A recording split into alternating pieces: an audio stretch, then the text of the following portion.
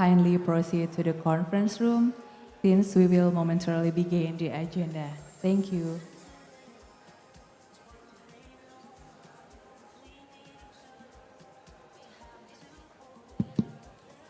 Ladies and gentlemen, for those of you who are seated in the back, please fill the tables available at the front as we will proceed to our agenda today in a few minutes. Please move to the tables still available at the front. Thank you.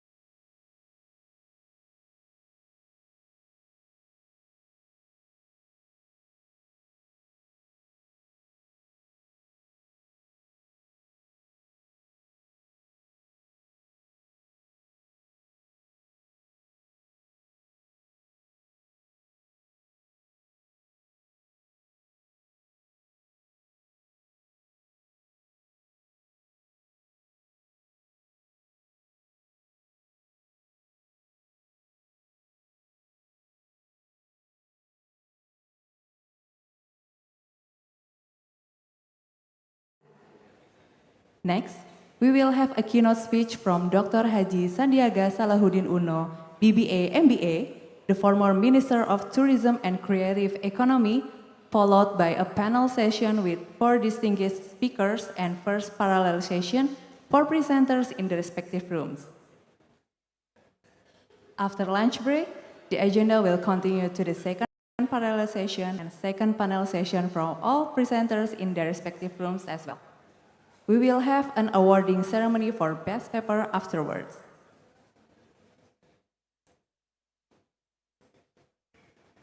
Excellencies Rector of Universitas Terbuka, Vice Rectors and Deans at Universitas Terbuka, Chairman and the Secretary of Senate of Universitas Terbuka, Ms. Hana Keraf, founder of Duanyam, Professor Dr. Liu Taiyang from National Taiwan University of Science and Technology, Dr. Nik Nurliati Fitri Muhammad Nur, PhD from University Science Malaysia, all esteemed officials at Universitas Terbuka, and all esteemed partners of Universitas Terbuka, also distinguished guests, ladies and gentlemen. Assalamualaikum warahmatullahi wabarakatuh. Om Swastiastu, Namo Buddhaya, Salam Kebajikan, Rahayu, Rahayu, Rahayu. Good morning, esteemed guests, distinguished speakers, and all participants. In a world increasingly shaped by globalization and rapid technological changes, our societies are called to embrace diversity and collaboration more than ever. To build a more equitable and inclusive future, we must break down barriers that hinder mutual understanding and also create spaces where every voice is heard. This conference, the 7th Open Society Conference, with the theme of Collaborative Digital Transformation for Social Inclusion, Innovations, Equity, and Global Lessons, is dedicated to fostering that dialogue and collective action. This symposium is proudly presented by the Faculty of Law, Social, and Political Sciences of Universitas Terbuka. Also, co-hosted by Universitas Mula Warman and University Science Malaysia. Sponsored by PT Paragon, PT Gramedia, PT Mortalendo, Bank BTN, Bank BRI, Bank Mandiri, Bank BSI, and PT Pos Indonesia. My name is Adrian. And my name is Dwi. It is our pleasure to be your host on this remarkable agenda. Ladies and gentlemen, to begin our beautiful occasion, let us rise for the national anthem of Indonesia, followed by the hymn of Universitas Terbuka. You are kindly requested to rise. All in attendance, please rise.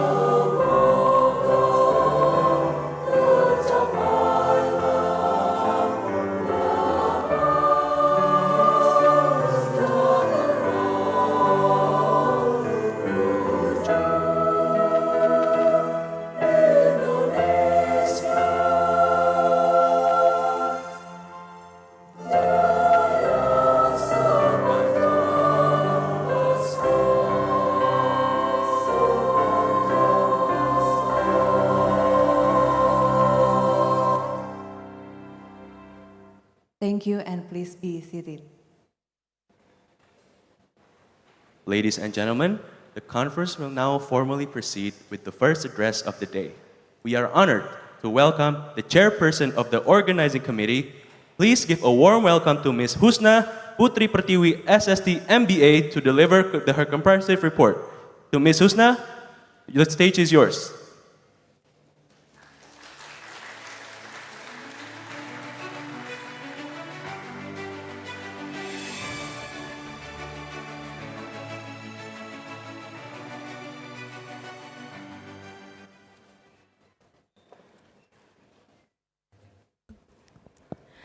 Assalamualaikum warahmatullahi wabarakatuh.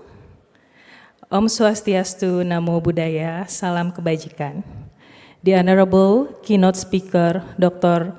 Haji Sandiaga Salahuddin Uno, BBA, MBA, the former Minister of Tourism and Economic Creative of Republik Indonesia, the Honorable Distinguished Panel Speakers, Professor Liu Taiyang from National Taiwan University of Science and Technology, Dr. Nick Norliati Fitri from University Science Malaysia, Professor Dao Menei, PhD from Cardiff University, Hana Karaf, the founder of Duanyam, Mr. Irving Hutagalung from Microsoft Academy, and Professor Dr. Darmanto MED from Graduate School of Universitas Terbuka. The Honorable Professor Dr. Ali Mutianto, SAMSE, Rector of Universitas Terbuka. The Honorable Professor Dr. Hanif Nurholis, MSE, the Chair of Academic Senate Universitas Terbuka.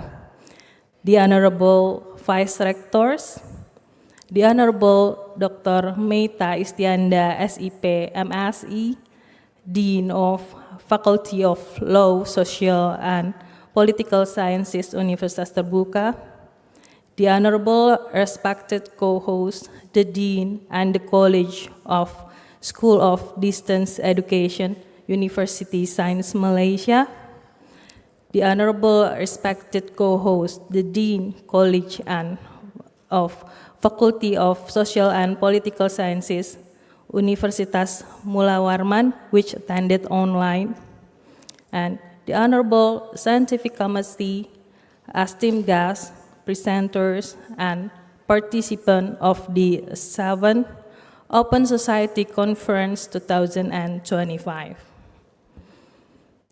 Ladies and gentlemen, on the behalf of organizing committee, it is our great pleasure and honor to welcome all distinguished keynote speakers, invited speakers, researchers, students, and participants to the 7th Open Society Conference 2025. It is an annual conference held by the Faculty of Law, Social and Political Sciences, Universitas Terbuka. This year carries the theme Collaborative Digital Transformation for Social Inclusion, Innovations, Equity, and Globalization. Envision a world without barriers where individuals and nations can overcome existing boundaries to foster collaboration, innovation, and progress in interconnected global society. A truly open society can only thrive if inclusivity is upheld as a core principle, ensuring that every voice, background, and perspective is valued in all aspects of life, from policymaking and education to governance and global discourse. The 7th Open Society Conference serves as an interdisciplinary forum that bridges scholars, practitioners, policymakers, and community from across the globe to share insights, exchange experience, and develop collaborative strategies for addressing pressing social challenges through the digital inclusions. The scope of research focus on 9 areas, namely, the first, inclusive urban digital governance; second, digital communication for social inclusive societies; third, legal frameworks for inclusive digital transformation; fourth, bridging communities through linguistic diversity and inclusion; fifth, business transformation in the digital era; and then promoting social inclusion through digital taxation initiatives; transforming libraries and archives for social inclusion; sustainable uncertainty politics in the digital age; and lastly, social community dynamics in the digital age.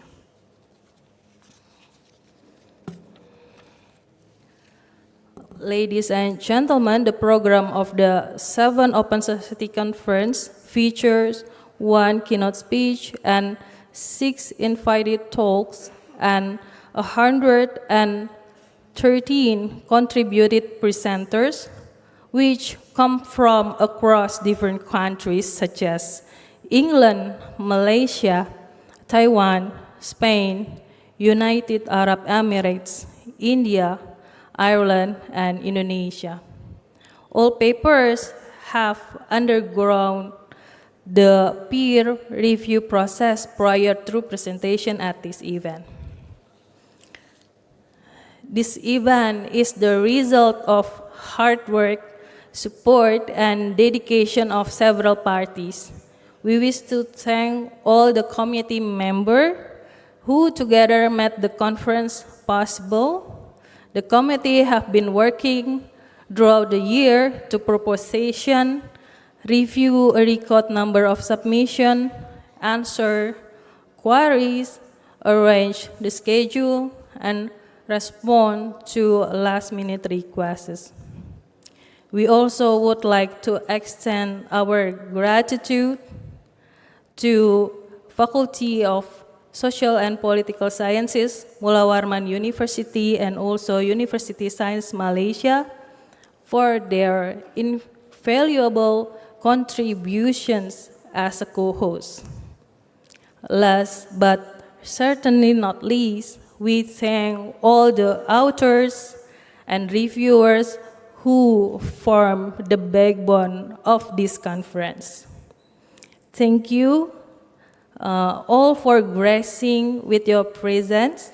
Your participation is highly valued, and we hope you truly enjoy the conference. The Committee of the 7th Open Society Conference 2025. Ladies and gentlemen, please give a round of applause for Ms. Husna Putri Pertiwi.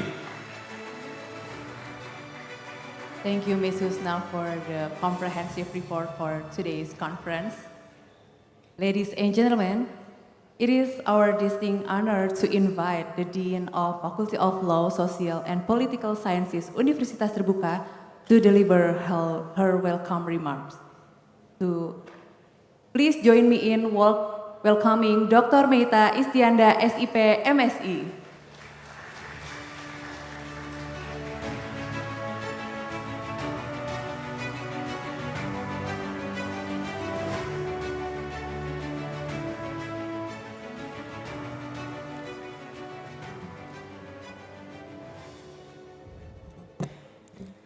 Assalamualaikum warahmatullahi wabarakatuh. Salam sejahtera untuk kita semua. Distinguished Rector of Universitas Terbuka, terima kasih Bapak sudah hadir bersama kami. Esteemed keynote speakers, respected deans, professors, and academics, honor researchers, students, practitioners, and policy makers. Distinguished representative from our co-host institutions, Universitas Mula Warman and University Science Malaysia. Ladies and gentlemen, esteemed guests both on-site and online, on behalf of the Faculty of Law, Social and Political Science Universitas Terbuka, it is my great pleasure and honor to welcome you all to the 7th Open Society Conference 2025. This conference has grown into a significant platform for dialogue, collaboration, and knowledge exchange, bridging together scholars, professionals, and policymakers from diverse disciplines and countries. For us at the faculty, hosting the event reflects our strong commitment to advancing academic excellence, promoting and contributing to solutions for the pressing issues of the era. The chosen term, collaborative digital transformation for social inclusion, innovation, equity, and global lesson resonates deeply with our mission. Digital transformation is not only about technology, it is about ensuring access, equity, and empowerment. Through collaboration and shared global experience, we can bridge divides and create opportunities that benefit all members of society. I would like to express my sincerest gratitude to our distinguished keynote speakers and paper presenters for enriching this forum with their expertise. My appreciation also goes to the Rector of Universitas Terbuka for continuous support, to our co-hosts, Universitas Mula Warman and University Science Malaysia for their valuable partnership, and to the organizing committee whose dedication has made this event possible. Let us this conference as more than an academic gathering. May it serve as catalyst for innovative idea, meaningful collaboration, and real impact in building more inclusive and sustainable digital society. With that, I warmly welcome you once again and wish you an inspiring conference. Thank you. Wassalamualaikum warahmatullahi wabarakatuh. We extend our heartfelt gratitude to Dr. Meta Istianda for her insightful and inspiring opening message. Now, we are also greatly honored by the presence of our academic partner all the way from Malaysia. Without any further ado, we would like now to invite the representation of University Science Malaysia to deliver her welcoming remarks. Ladies and gentlemen, please give a warm welcome to Dr. Nick Norlianti.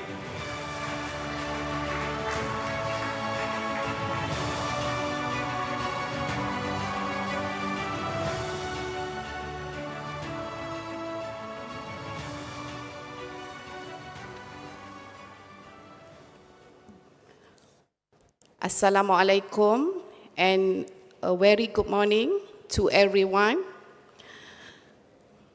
Rector, Universitas Terbuka, Profesor Dr. Ali Mukianto, SE, MSI, Wakil Rektor Bidang Akademik dan Wakil Rektor Bidang Research, Inovasi, Kerjasama dan Bisnes, Profesor Rahmat Budiman, SSM, HUM, PhD, Wakil Rektor Bidang Keuangan, Sumber Daya dan Umum, Andrian Sutawijaya, SE, MSI, Wakil Rektor Bidang Sistem Informasi dan Kemahasiswaan, Profesor Dr. Pakin Pandiangan, SSI, MSI, Ketua Senat Akademik Universitas, Profesor Dr.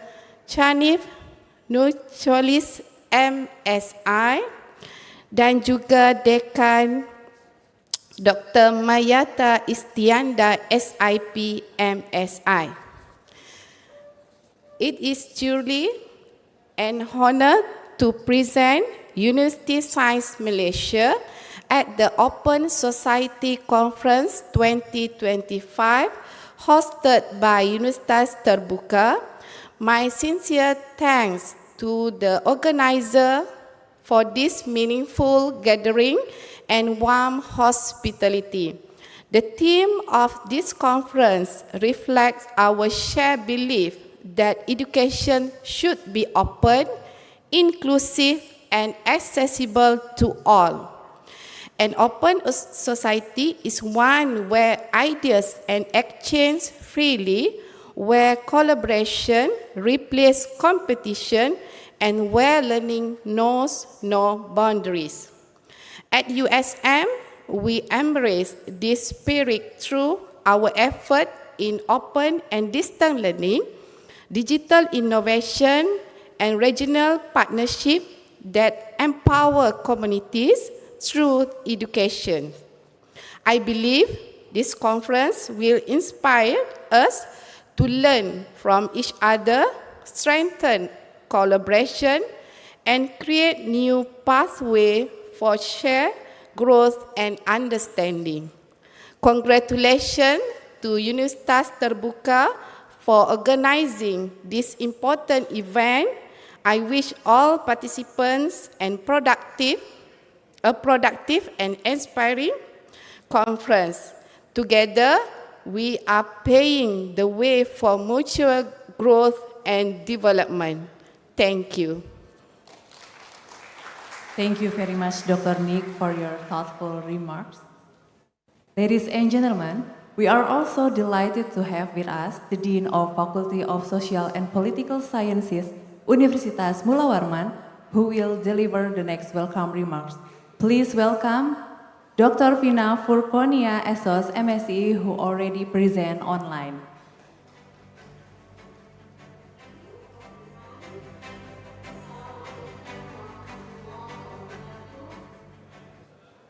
Good morning, everyone, in the place of conference in Jakarta and also in online. This is truly an honor for me on behalf of Faculty of Social and Political Science Universitas Mula Warman to be here today to joining Universitas Terbuka as a co-host for this meaningful conference. I would like to express my sincere appreciation to visit Universitas Terbuka for the initiative and organizing this important event and for the opportunity to collaborate in such a dynamic academic forum. This conference reflects our shared spirit, the spirit of collaboration, the spirit of innovation, and the pursuit of knowledge that transcends institutional boundaries. In today's rapidly changing world, social and political challenges require our work together, our exchange ideas, and learn from each other, and give feedback for another perspective. Through this conference, I believe we are not only also building bridges between university, between disciplines, and between generations of scholars who share the same vision for contributing to society. I hope this event become a fruitful space for discussion and inspiration, and that our collaboration today will lead this even stronger academic partnership between Universitas Warman, Universitas Terbuka, and also partners from Malaysia. Once again, congratulations for Physics Universitas Terbuka and all participants. Thank you for your hard work, your dedication, and your commitment in advancing social and political sciences for the betterment of our communities. My honor to the Dean of Physics UT, to the Rector and the Vice Rector of Universitas Terbuka, thank you for the opportunities for us, Physics Universitas Warman, joining and become the co-host for this conference. Once again, thank you. I'm sorry for not joining in Jakarta, but my heart for this conference is so wonderful. Thank you. Assalamualaikum warahmatullahi wabarakatuh. Please give a round of applause for Dr. Frina once again. Ladies and gentlemen, to officially commence the 7th Open Society Conference, let's hear the opening speech from, give a warm welcome to the Rector of Universitas Terbuka, Professor Dr. Ali Muktianto, S.A. MSc.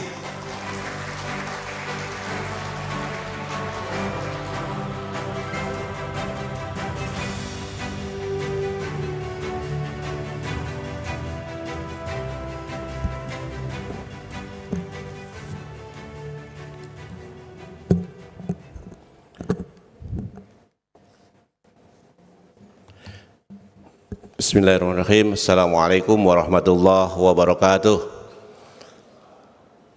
Very good morning. Salam sejahtera untuk kita semua. Om Swastiastu, Namo Buddhaya, salam kebajikan, Rahayu, Rahayu, Rahayu. An Honorable Chair of Academic Senate of Universitas Terbuka, Professor Hanif,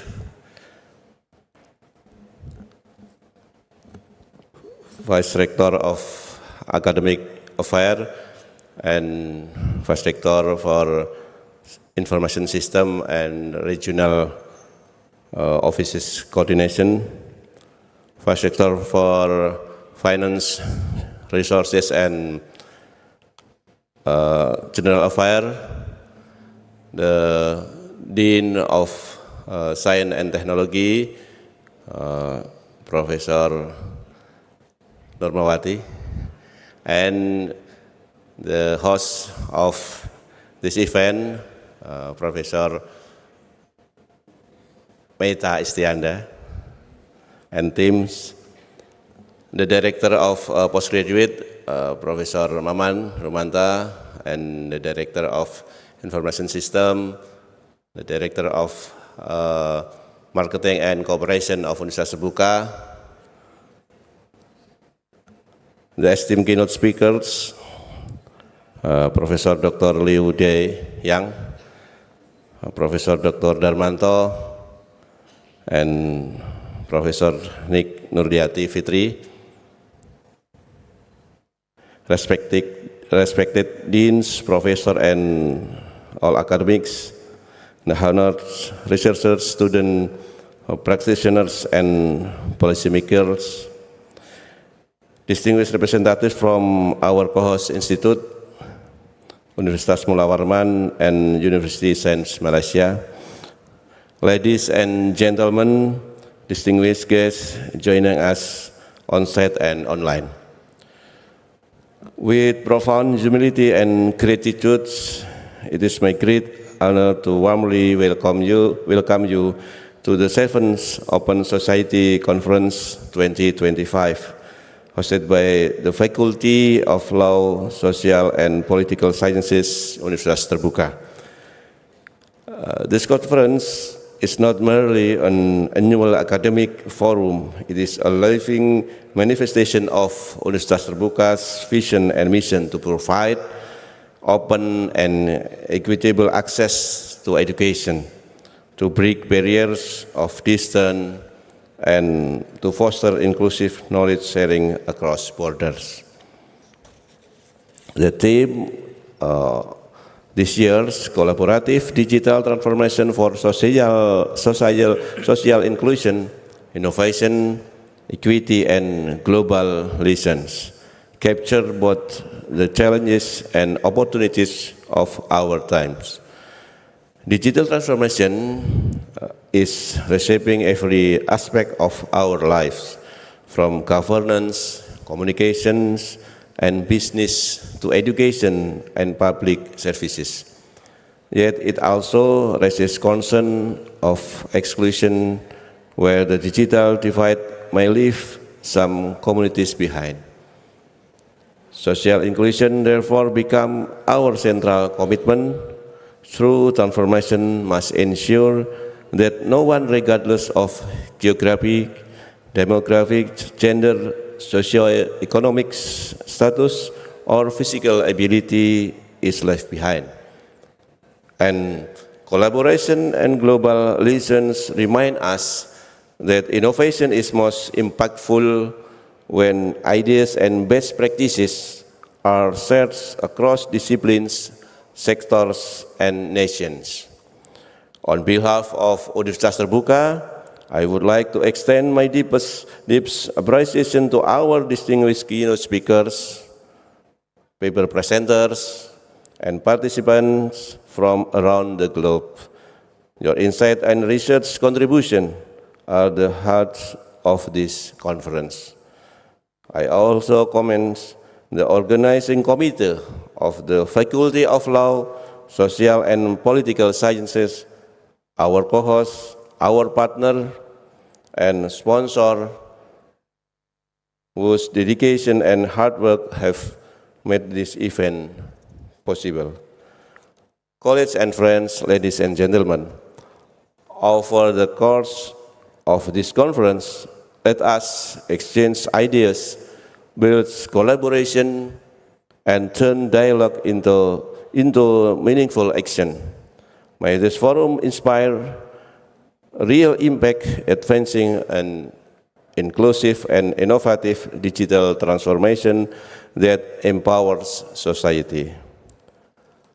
Ladies and gentlemen, with blessing of Allah, Bismillahirrahmanirrahim, I proudly declare the 7th Open Society Conference 2025 officially open. Thank you. Wallahu muwaffiq ila aqwamit thoriq. Assalamualaikum warahmatullahi wabarakatuh.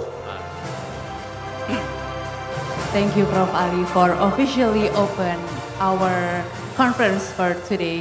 So once again, ladies and gentlemen, please give a round of applause for Prof. Ali. Ladies and gentlemen, as we gather here today, let us begin our honorable event by praying, seeking blessings for the activities we will embark upon today. The opening prayer will be led by Mr. Amut Sunaria, SPD MSI. To Mr. Amut, the podium is yours.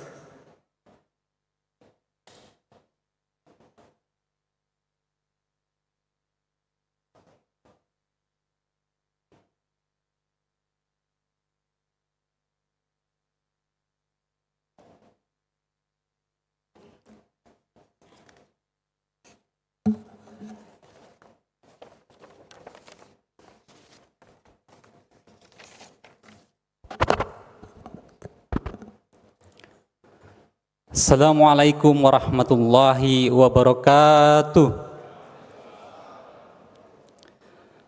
Ladies and gentlemen, blessed by Allah subhanahu wa ta'ala, let us take a moment to bow our heads and pray to Allah subhanahu wa ta'ala, that this event may be blessed and granted His mercy and guidance. I will lead the prayer according to the Islamic tradition. For those of other faiths, Please feel free to fly according to your own beliefs. أعوذ بالله من الشيطان الرجيم بسم الله الرحمن الرحيم الحمد لله رب العالمين حمد الشاكرين حمد النائمين حمد يوافي نعمه ويكافئ مجيدا يا ربنا لك الحمد كما ينبغي لجلال وجهك الكريم وعظيم سلطانك اللهم صل وسلم على سيدنا محمد وعلى آله وصحبه أجمعين. In the name of Allah, the most gracious, the most merciful, Ya Allah, Lord of knowledge and wisdom, we gather here today with hearts full of gratitude for the blessings of learning, reflection, and collaboration. Thank you for bringing us together in this place of knowledge to share ideas, exchange experiences, and strengthen our understanding of one another. Ya Allah, guide our hearts and minds throughout this conference. Fill our discussions with sincerity, respect, and wisdom. May every word spoken, every talk shall bring benefit not only to ourselves, but also to our communities, our nations, and the whole world. Bless all of participants, speakers, and organizers who have devoted their time and effort to this noble cause. Reward them for their sincere intentions and grant success to every initiative that promotes justice, inclusion, and peace. Ya Allah, make this conference a source of inspiration, a place of unity and understanding, and a step toward for building a more compassionate and equitable society. Forgive our shortcomings, strengthen the bonds of brotherhood and sisterhood among us, and shower your mercy upon us always. Allahumma ansur ikhwanana al-mazlumin fi Palestine. Allahumma ansur ikhwanana al-mazlumin fi Palestine. Allahumma ansur ikhwanana al-mazlumin fi Palestine. Allahumma ansur ikhwanana al-mujahidin fi Palestine. Wa fi kulli makan, wa fi kulli zaman, khususan fi Gaza, ya Aziz, ya Qahar, ya Rabbal Alamin. Allahumma inna nas'aluka salamatan fid din, wa afiyatan fil jasad, wa ziyadatan fil ilmi, wa barakatan fi rizki, wa taubatan qoblal maut, wa rahmatan indal maut, wa magfiratan ba'dal maut. Allahumma hawin alayna ya Allah fi syakaratil maut, tanazata minan nar wal afwa indal hisab. Rabbana taqabbal minna innaka anta tawwabur rahim. Rabbana atina fid dunya hasanah wa fil akhirati hasanah wa qina azabannar. Walhamdulillahi rabbil alamin. Wassalamualaikum warahmatullahi wabarakatuh. Thank you, Mr. Amud, for leading the prayers for today. So now as I think we enter 9:16 a.m., I think we need some entertainment, right? True. Yeah, because a lot of speeches in the morning, a lot of keynotes, but I think we need some entertainment. And I think it's our lucky day. Okay. Because we have a special dance, so let me tell a little bit about the dance first. Go ahead. Tari Garuda Nusantara is a traditional dance originating from the island of Java, representing the Garuda bird, which is a symbolic of the Republic of Indonesia.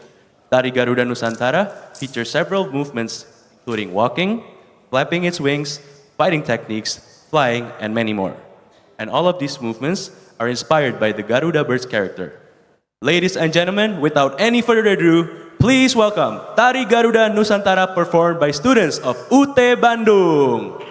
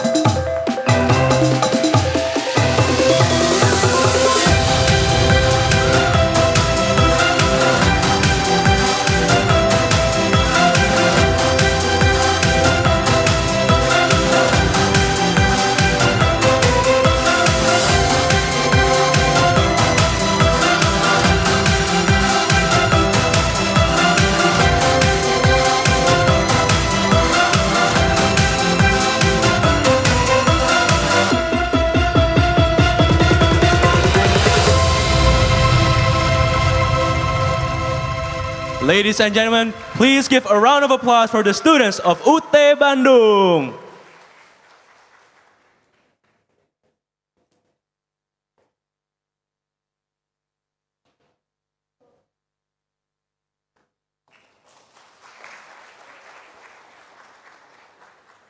Dwi, wasn't that an exciting entertainment? Yes.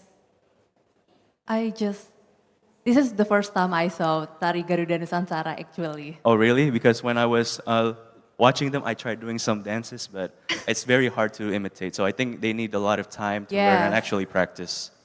So, respect for them for practicing so hard. Absolutely. Okay, ladies and gentlemen, the next one, I'm excited to introduce one of our distinguished speaker. Drawing upon his distinguished career as a successful entrepreneur and statesman, this figure is a prominent figure known for his passion for job creation and empowering micro, small, and medium-sized enterprises. As the former Minister of Tourism and Creative Economy, he championed an innovative economic approach centered on collaboration, adaptation, and data-driven policies to foster sustainable growth and social inclusion. Ladies and gentlemen, please welcome Dr. Haji Sandiaga Salahuddin Uno, BBA, MBA.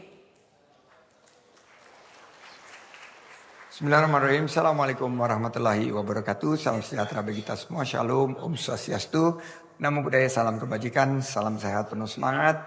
Rahayu, rahayu untuk Indonesia maju. Yang saya hormati, yang saya banggakan, Profesor Dr. Ali Muktianto, SA MSI, Rektor Universitas Terbuka, and all lecturers, students, and the entire academic community, both in Indonesia and abroad. Welcome to Indonesia. Thank you for inviting me to the Open Society Conference 2025, which is hosted by the great Universitas Terbuka. I'm very, very excited to be part of this conference, and I look forward for great inputs and resolutions from the conference by the greatest minds in order to help us achieve a better future. When I was minister in the cabinet of Pak Jokowi from 2020 to 2024, I'm thinking as a flashback that tourism and creative economy was having tough time dealing with COVID.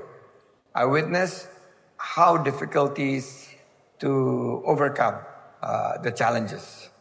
I witnessed also the firsthand how digitalization saved millions of micro, small, medium enterprises and creative workers during the pandemic.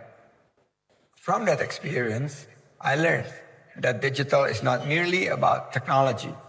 It's not just about how digital technology can save the economy, but rather it's about humankind. It is about inclusions. It is about empowerment. It is about diversity. And it is also about fair access to everybody. Indonesia has more than 60 million micro, small, medium enterprises, almost 65 million. It contributes more than 60% to the GDP of Indonesia and creating 97% of the jobs being available for the populations. Digital transformations can open doors to social and economic equity, creating new business opportunities and jobs availability. Universities such as Universitas Terbuka and many other universities are the knowledge catalysts, and the private sectors as innovations drivers, and the government as facilitators of an inclusive ecosystem, all working together to realize digital transformations from social inclusion. As a closing, I would like to make a call. Through the Open Society Conference 2025, let us become agents of change, strengthen across sectors and across countries. Let's do more collaborations and build innovations that are not only advanced but also socially impactful for better humankind in the future. Thank you very much. Assalamualaikum warahmatullahi wabarakatuh. Please give round of applause once again for Sandiaga Salahuddin Uno. Okay, now we've arrived at a very special moment of our today's agenda as we will be presenting the symbolic awarding certificates of appreciation. First and foremost, we would like to give the certificates for our speakers who are not able to join us here but already have shown the video or online. First, for Mr. Sandiaga Salahuddin Uno, can we please show the certificate? A round of applause, ladies and gentlemen. Up next, we have the online certificate for Universitas Mula Warman.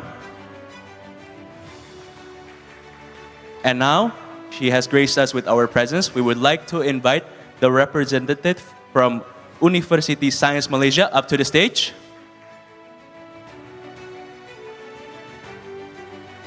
Up next, we would also like to invite the rector of Universitas Terbuka, also appointed by the Dean of the Faculty of Law, Social and Political Sciences of Universitas Terbuka, up to the stage to commemorate this amazing moment. A round of applause, ladies and gentlemen.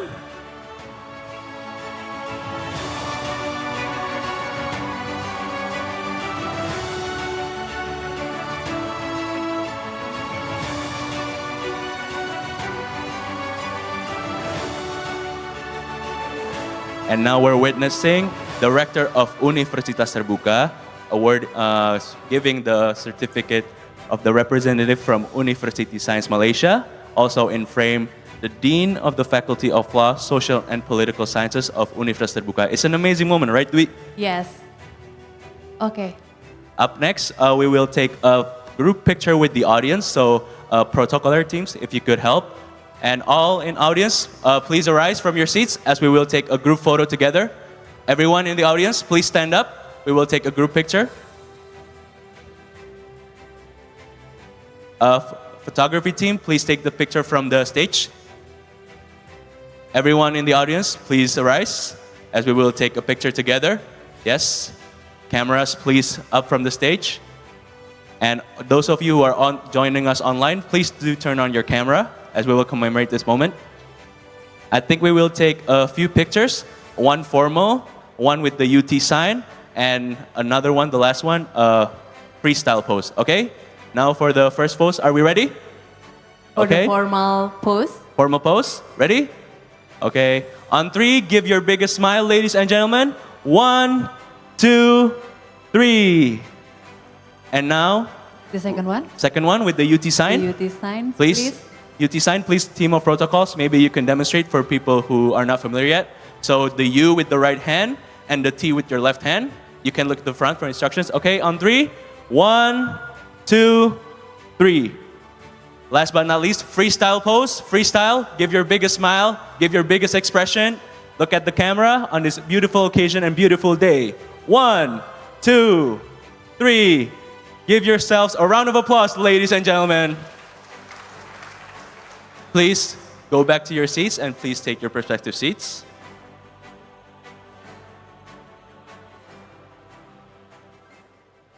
So, we've had a lot of things happen already this morning. Correct. We've had speeches, we have co-host speaks, we've had people joining us online, we've had people joining us here at UTCC.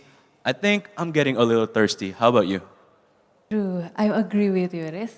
Yeah, I A think. little bit thirsty here. Yeah, some people need tea, some people need coffee, some people need water. So I think we're gonna take a little bit of a coffee break on Okay. this wonderful morning. I'm sorry, at 9:31. I thought it was already 12. I'm already hungry, so I It's thought it was 9:32 9:31. actually. Okay. So we will have 15-minute break.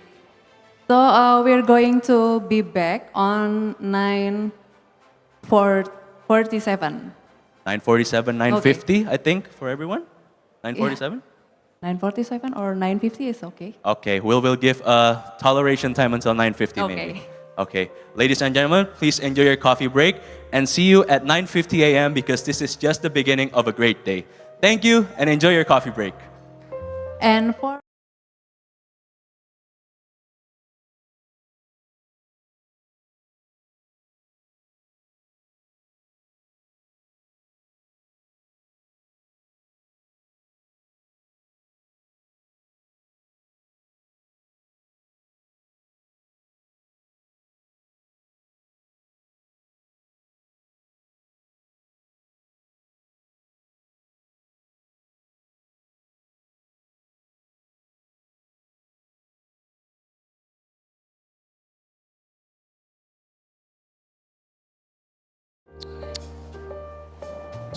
cheek.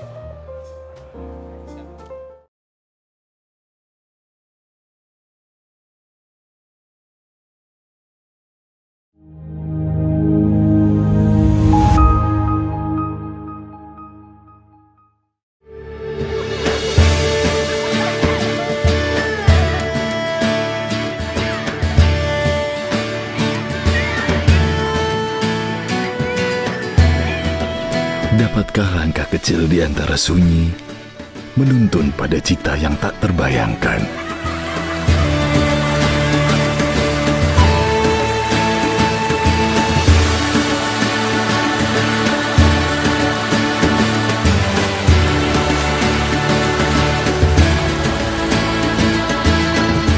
Dari sebuah cermin yang memantulkan mimpi dari seorang anak yang tumbuh dan mulai mencari jalan hidupnya. Dunia yang dulu terasa jauh, kini ada di genggaman.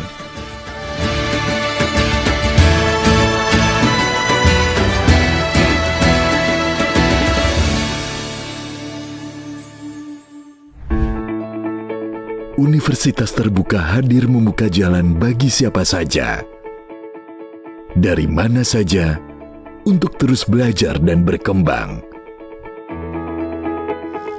UT menawarkan fakultas dan jurusan yang beragam untuk menjangkau segala minat dan potensi.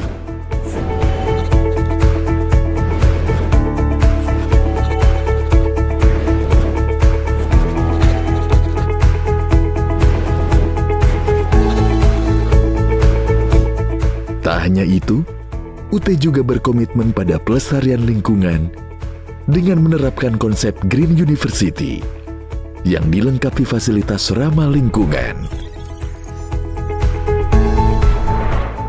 Ribuan mahasiswa tersebar di berbagai wilayah, dari Sabang sampai Merauke, bahkan hingga luar negeri. Ini membuktikan bahwa di UT, belajar bukan lagi soal tempat atau waktu, melainkan tentang kesempatan yang terbuka luas untuk semua orang. Di Universitas Terbuka, teknologi bukan sekedar alat, tapi jembatan yang menghubungkan mimpi dengan kenyataan. Berbagai inovasi pembelajaran dihadirkan, mulai dari tutorial berbasis AI, siaran radio, UT TV, hingga dunia virtual dan metaverse.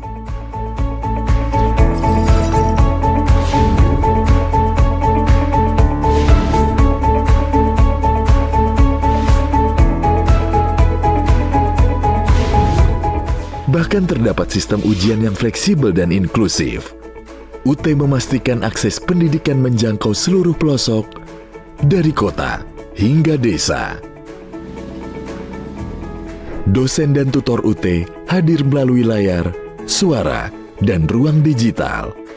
Dengan teknologi, menjangkau yang jauh, menguatkan yang ragu, membimbing setiap mahasiswa menuju ilmu tanpa batas waktu, tanpa jarak yang menghalangi. Universitas Terbuka memiliki 775 dosen tetap yang tersebar di seluruh Indonesia, serta memiliki 35 profesor dengan target peningkatan 2,5% per tahun. UT juga didukung oleh ribuan tutor aktif yang memfasilitasi pembelajaran. Setiap langkah kecil yang konsisten, lambat laun menjelma menjadi pencapaian besar. Universitas Terbuka tak hanya tumbuh, tapi terus membuktikan kualitasnya. Prestasi demi prestasi diraih. Penghargaan dan akreditasi menjadi bukti bahwa kualitas tak pernah diragukan dan komitmen terhadap pendidikan terus dijaga.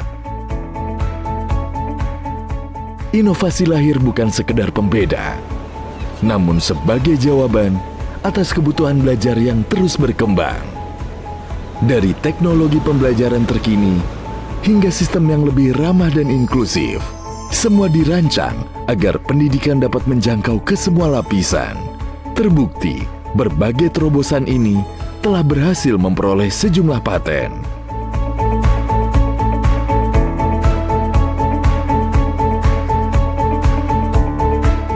Pendidikan adalah kehidupan yang terus hidup. Mari kita jadikan ilmu sebagai bentuk eksistensi diri kita sebagai manusia yang terus ingin belajar. Semoga cita-cita kita semuanya untuk menjadi mahasiswa yang menempuh pendidikan di Universitas Terbuka ini akan lahir sebagai manusia-manusia yang hebat. Harapan saya buat mahasiswa UT jangan pernah kecil hati dan jangan pernah patah semangat, dan mudah-mudahan membuat kita komit untuk bisa menyelesaikan perkuliahan di UT. Semangat terus! Harapannya semoga Universitas Terbuka di era globalisasi ini dan juga di era digital tetap berkualitas dan tetap menjangkau yang tidak terjangkau. Pendidikan berkualitas di Indonesia terus merambah kemana-mana.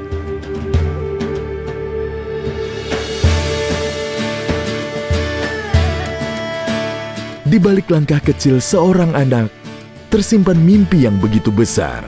Bukan tentang kemewahan, bukan tentang harta, tapi tentang ilmu, cahaya yang mampu mengubah masa depan.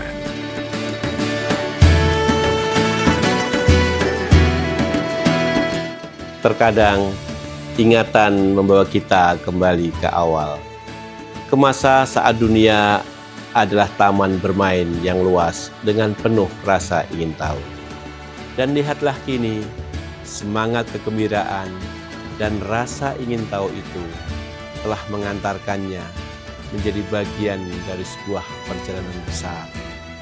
Perjalanan yang ia jalani di Universitas Terbuka, tempat impian dan potensi tak pernah berhenti bertumbuh.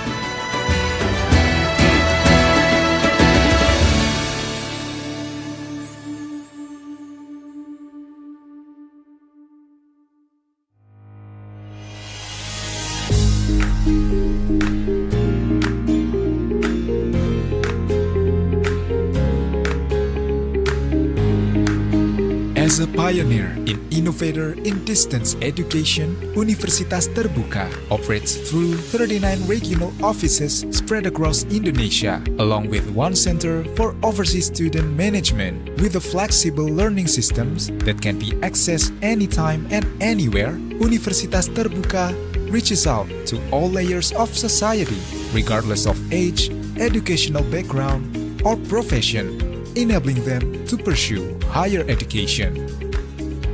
Welcome to the undergraduate program of Business Administration, Universitas Terbuka, where we not only acquire knowledge, but also design a bright future ahead. Since its establishment in 1984, the undergraduate program of Business Administration has been the flagship initiative pioneered by Universitas Terbuka. The establishment of this program aimed to create a high-quality offering in the field of business administration that is easily accessible through open and distance higher education. The undergraduate program of business administration at UT not only teaches but also shapes future leaders.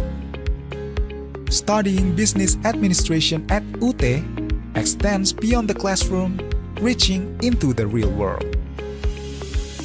Full support from experienced faculty and modern facilities ensure the best learning experience.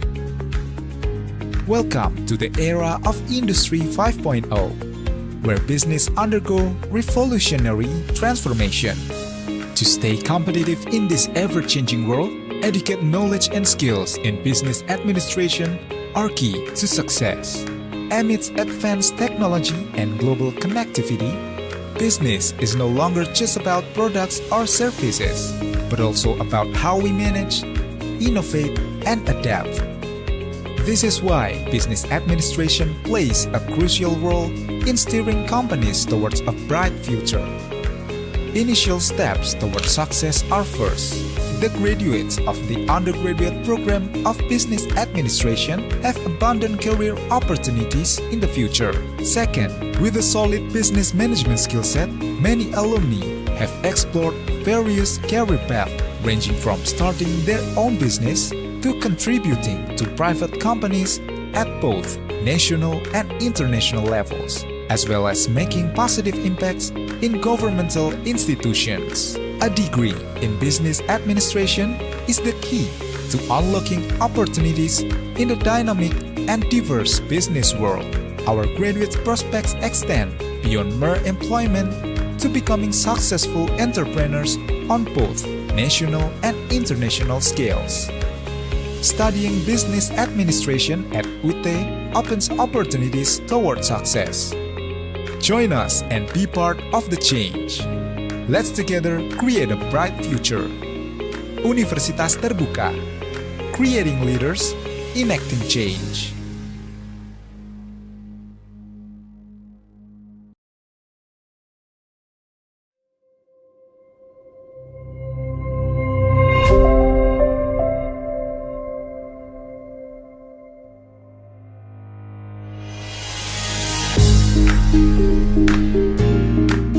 The undergraduate program in public administration, the Faculty of Law, Social and Political Sciences at Universitas Terbuka, was established on July 11, 1990.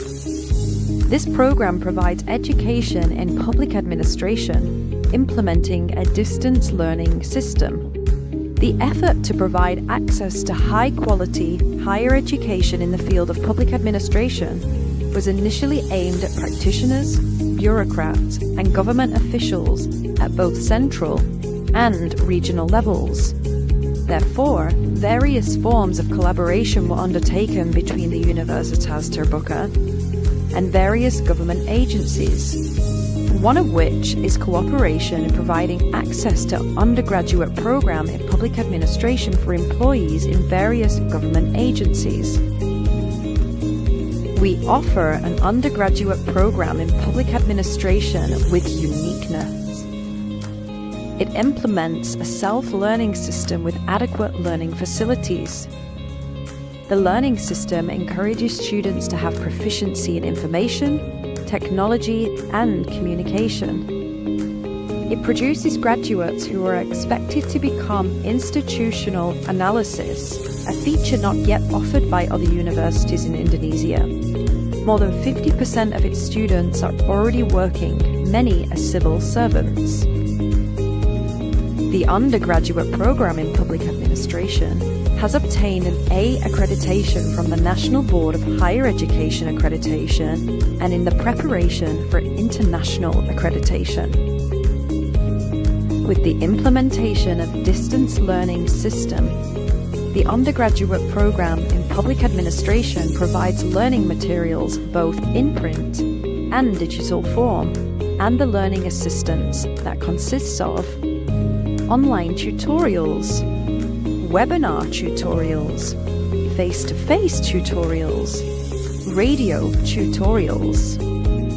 Graduates of the undergraduate program in public administration have been proven to be employed.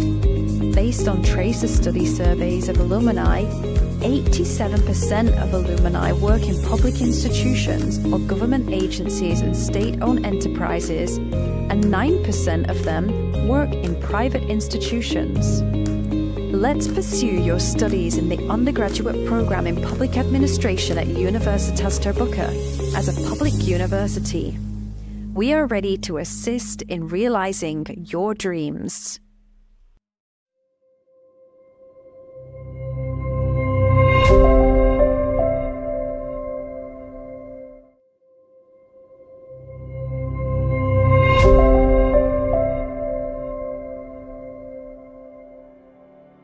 As social beings, individuals naturally require relationships with others to fulfill their needs. Here, individuals interact with each other, often giving rise to social dynamics within a society. In observing the social dynamics occurring within society, the role of sociology as a discipline, studying the development of society, social structures, social processes, and their changes is crucial. The Sociology Study Program at Universitas Terbuka was first established in 1999. The Sociology Study Program at Universitas Terbuka has its uniqueness in terms of its distance learning education system, which at that time, in 1999, was considered innovative in the field of education. This served as one of the foundations for the establishment of the Sociology Study Program at Universitas Terbuka. The faculty members in the Sociology Study Program currently consist of 12 expert lecturers in the fields of sociology, sociology of education, social research methods, and gender studies. The number of students we have currently exceeds 5,000 students from all over Indonesia and abroad. To date, the Sociology Study Program at Universitas Terbuka has produced more than 1,480 graduates who possess strength and resilience in various professional fields.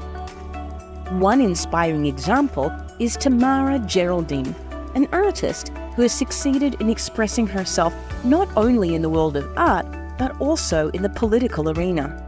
Many graduates of the Sociology Program at UT have demonstrated their skills and intelligence on the professional stage. They are spread across various sectors, ranging from government, the private sector, the education sector, to entrepreneurship. Moreover, a number of alumni have also successfully crossed international boundaries as Indonesian workers abroad, creating a track record of achievements that strengthen UT's global reputation internationally. Hello everyone, I am Shanshuja Adiyunata, and today I would like to share my amazing experience as a student of Universitas Terbuka's Sociology Study Program. One of the most remarkable moments I experienced during my study is when I was chosen to be an awardee of the ISMA program, or Indonesia International Student Mobility Awards, at ISMA Korea University, or KU. This program gave me a chance to gain knowledge from the best social experts at KU, while also exchanging experiences with other students and expanding my valuable professional network. We continue to develop an inclusive and high-quality educational experience, leveraging cutting-edge online facilities as a proactive step in developing the Sociology Study Program at Universitas Terbuka. The success of the program in obtaining accreditation A 2021 to 2026 at the national level marks an important milestone that provides a solid foundation for us to strive towards higher levels of accreditation, in line with the program's vision and mission of world-class quality. For those who wish to understand and analyze social phenomena and aspire to acquire skills in the field of social research, the Sociology Study Program at Universitas Terbuka targets individuals from all walks of life without exception, offering no age limit, affordable tuition fees, flexible learning schedules, accessibility from anywhere, whether within Indonesia or abroad. We aim not only to cultivate successful professionals, but also to empower agents of change who can make positive contributions to society through their roles in various layers and sectors of life. Sociology at UT. Inclusive, adaptive, transformative.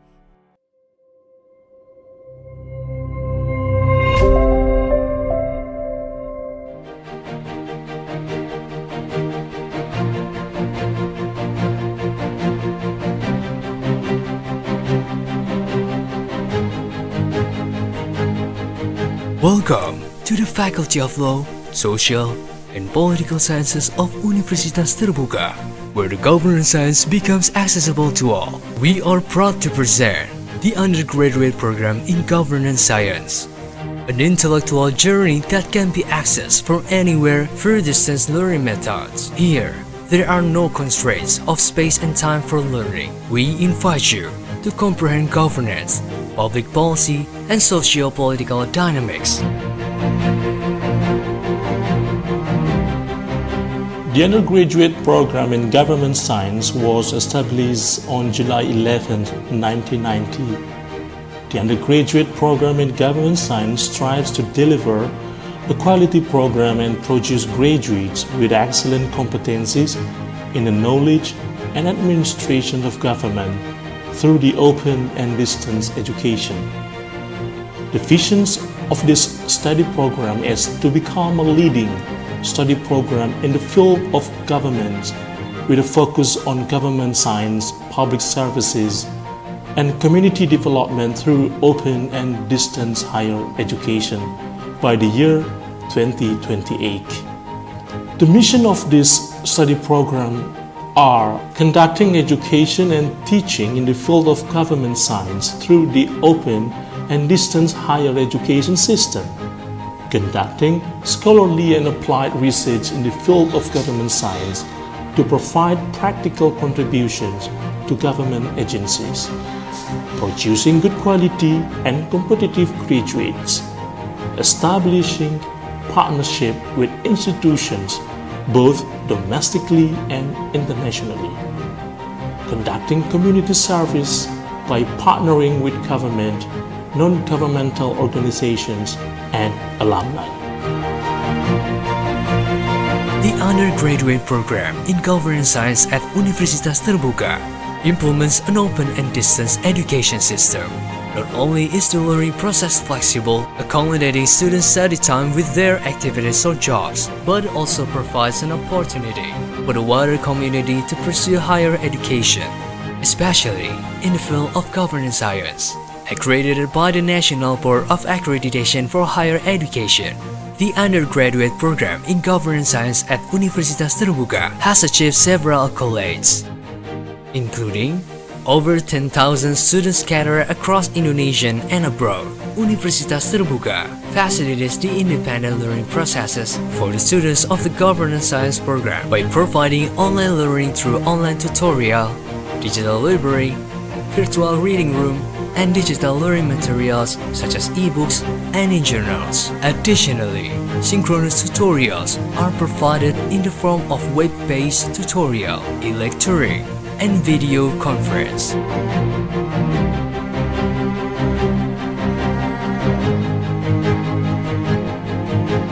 The study program of government science maintains its quality by revising teaching materials every 5 years, by inviting experts and conducting workshops. The program also consistently conducts tracer study to evaluate the quality of education, enhance education quality, develop alumni network, and monitor labor market needs. In addition, the government science program collaborates with several domestic and international universities, local government, and the industrial world. Faculty members in the government science program routinely engage in collaborative research with faculty from domestic and international universities, also involving students in every research activity. The government science program consistently and sustainably contributes to society through community service program aimed at improving social welfare, enhancing environmental conditions, advancing education, or contributing skill and knowledge to assist individuals or communities in need. Let's join the undergraduate program in governance science at Universitas Terbuka, making higher education open to all.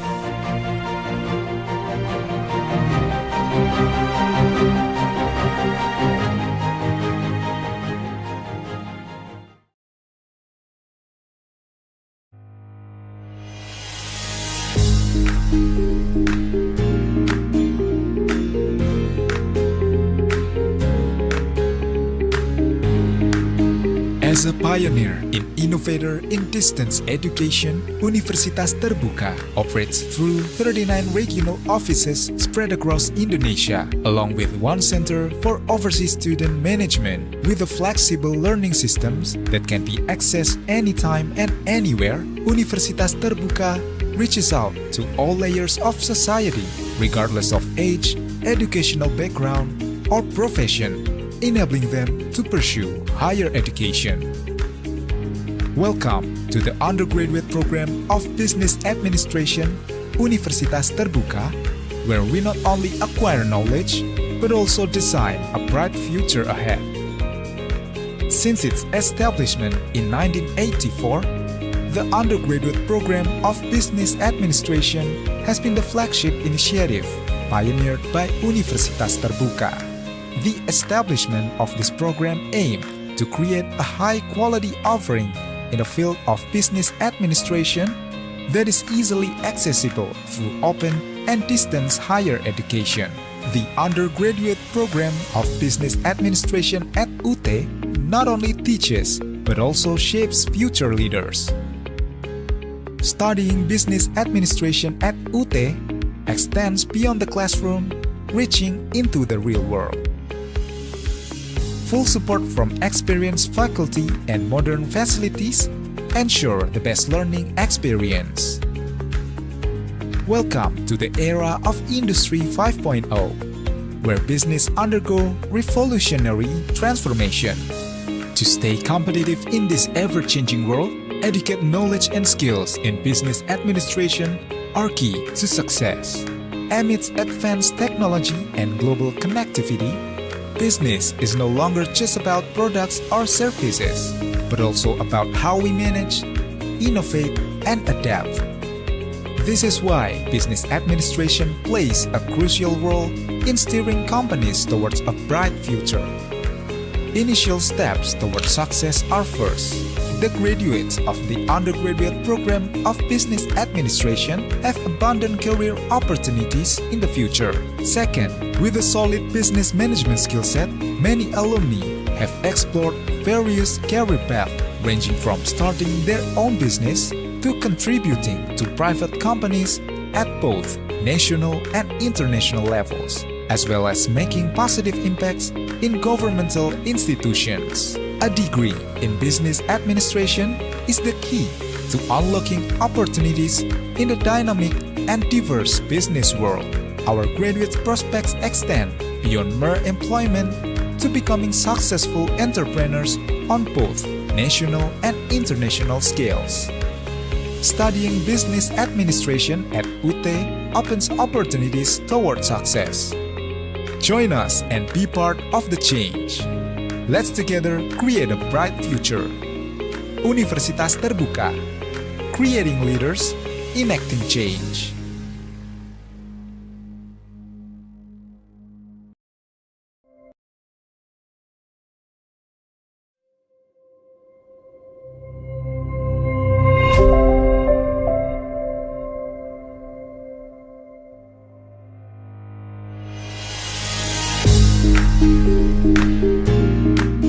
The undergraduate program in public administration, the Faculty of Law, Social and Political Sciences at Universitas Terbuka, was established on July 11, 1990. This program provides education in public administration, implementing a distance learning system. The effort to provide access to high-quality higher education in the field of public administration was initially aimed at practitioners, bureaucrats, and government officials at both central and regional levels. Therefore, various forms of collaboration were undertaken between the Universitas Terbuka and various government agencies, one of which is cooperation in providing access to undergraduate program in public administration for employees in various government agencies. We offer an undergraduate program in public administration with you. To continue our agenda for today, so for those of you who haven't taken a seat, please fill in the seat and table in the front row first. Izin Bapak Ibu bagi yang sudah di ruangan dan masih di belakang boleh maju terlebih dahulu mengisi meja dan kursi yang masih kosong karena kita akan masuk ke sesi panel pertama pada pagi hari ini yang sangat luar biasa. Terima kasih.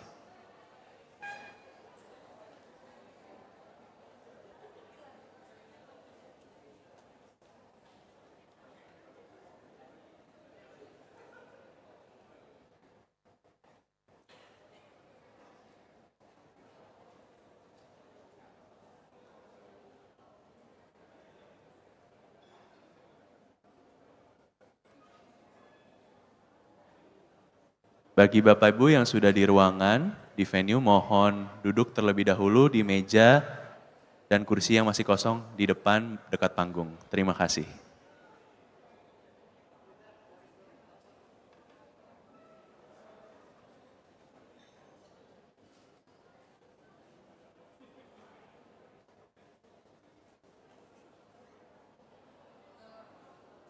Welcome back, ladies and gentlemen. Has everyone had their coffee yet? I think yes. I think they already had Yes. coffee or they already had tea, maybe even some snacks from Holland Bakery, right? I think? Yes. Yeah. Not our sponsors, but okay. Yeah, not sponsored. Hopefully, one day Holland Bakery could sponsor events at Universitas Terbuka as well. Now, Dwi, I would like to begin this wonderful morning already with the first panel session. As we're moving on to the next agenda, which will present the best experts in their fields. But we're not alone for this session. As a moderator, will lead us and guide us through this insightful discussion with the theme of Digital Equity as Policy, Integrating Infrastructure, Culture, and Innovation for Inclusive Development. This moderator is a faculty member at Universitas Terbuka who specializes in public administration, governance, and higher education policy. She's someone with a strong record in strategic planning and international collaboration. Holding a doctorate in public administration from Universitas Indonesia and degrees in international relations from Universitas Gadjah Mada. She has contributed extensively to national policy making and institutional development higher education, and she is also my former manager. For a fun fact, everyone, without any further ado, please give a warm welcome to Dr. Vivi Indra Amelia Nasution, MA.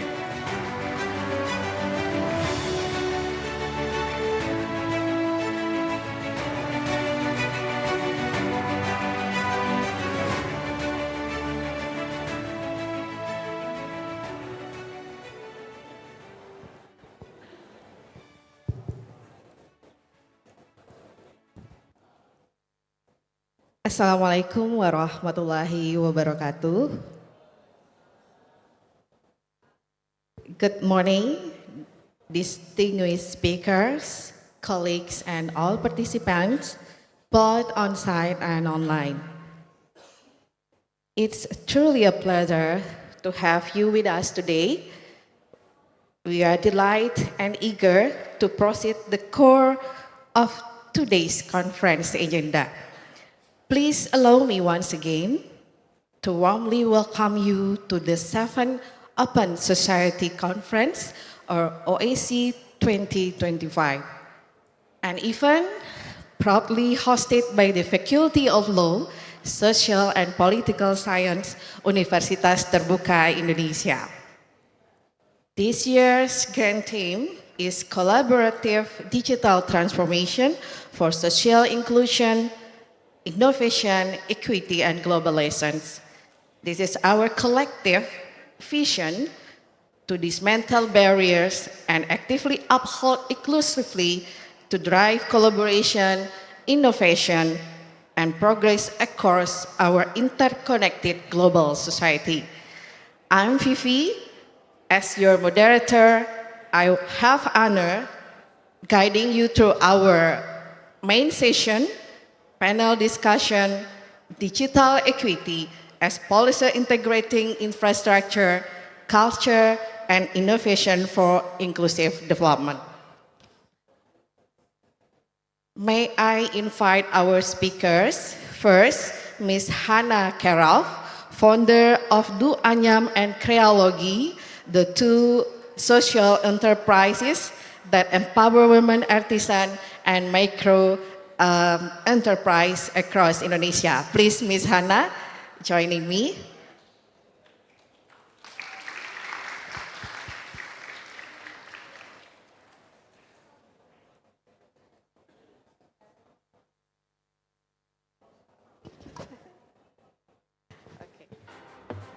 Second, Professor Liu Dayang from the National Taiwan University Science and Technology, NTUST.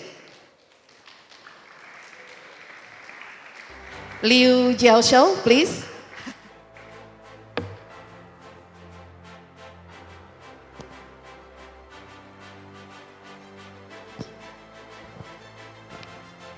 And Professor Darmanto from Graduate School of Universitas Terbuka. Silakan, Pak.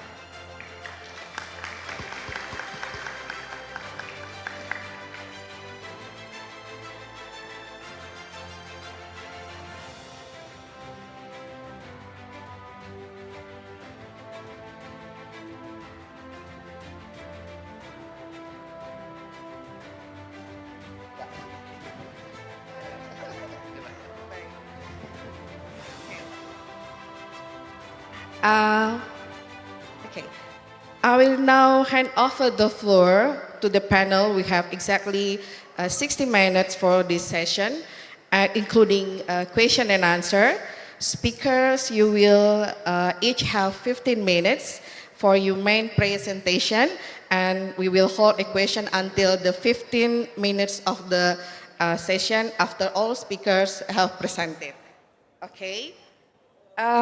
Let's begin with Ms. Hannah Carroll. Before that, please allow me to share a brief introduction about her.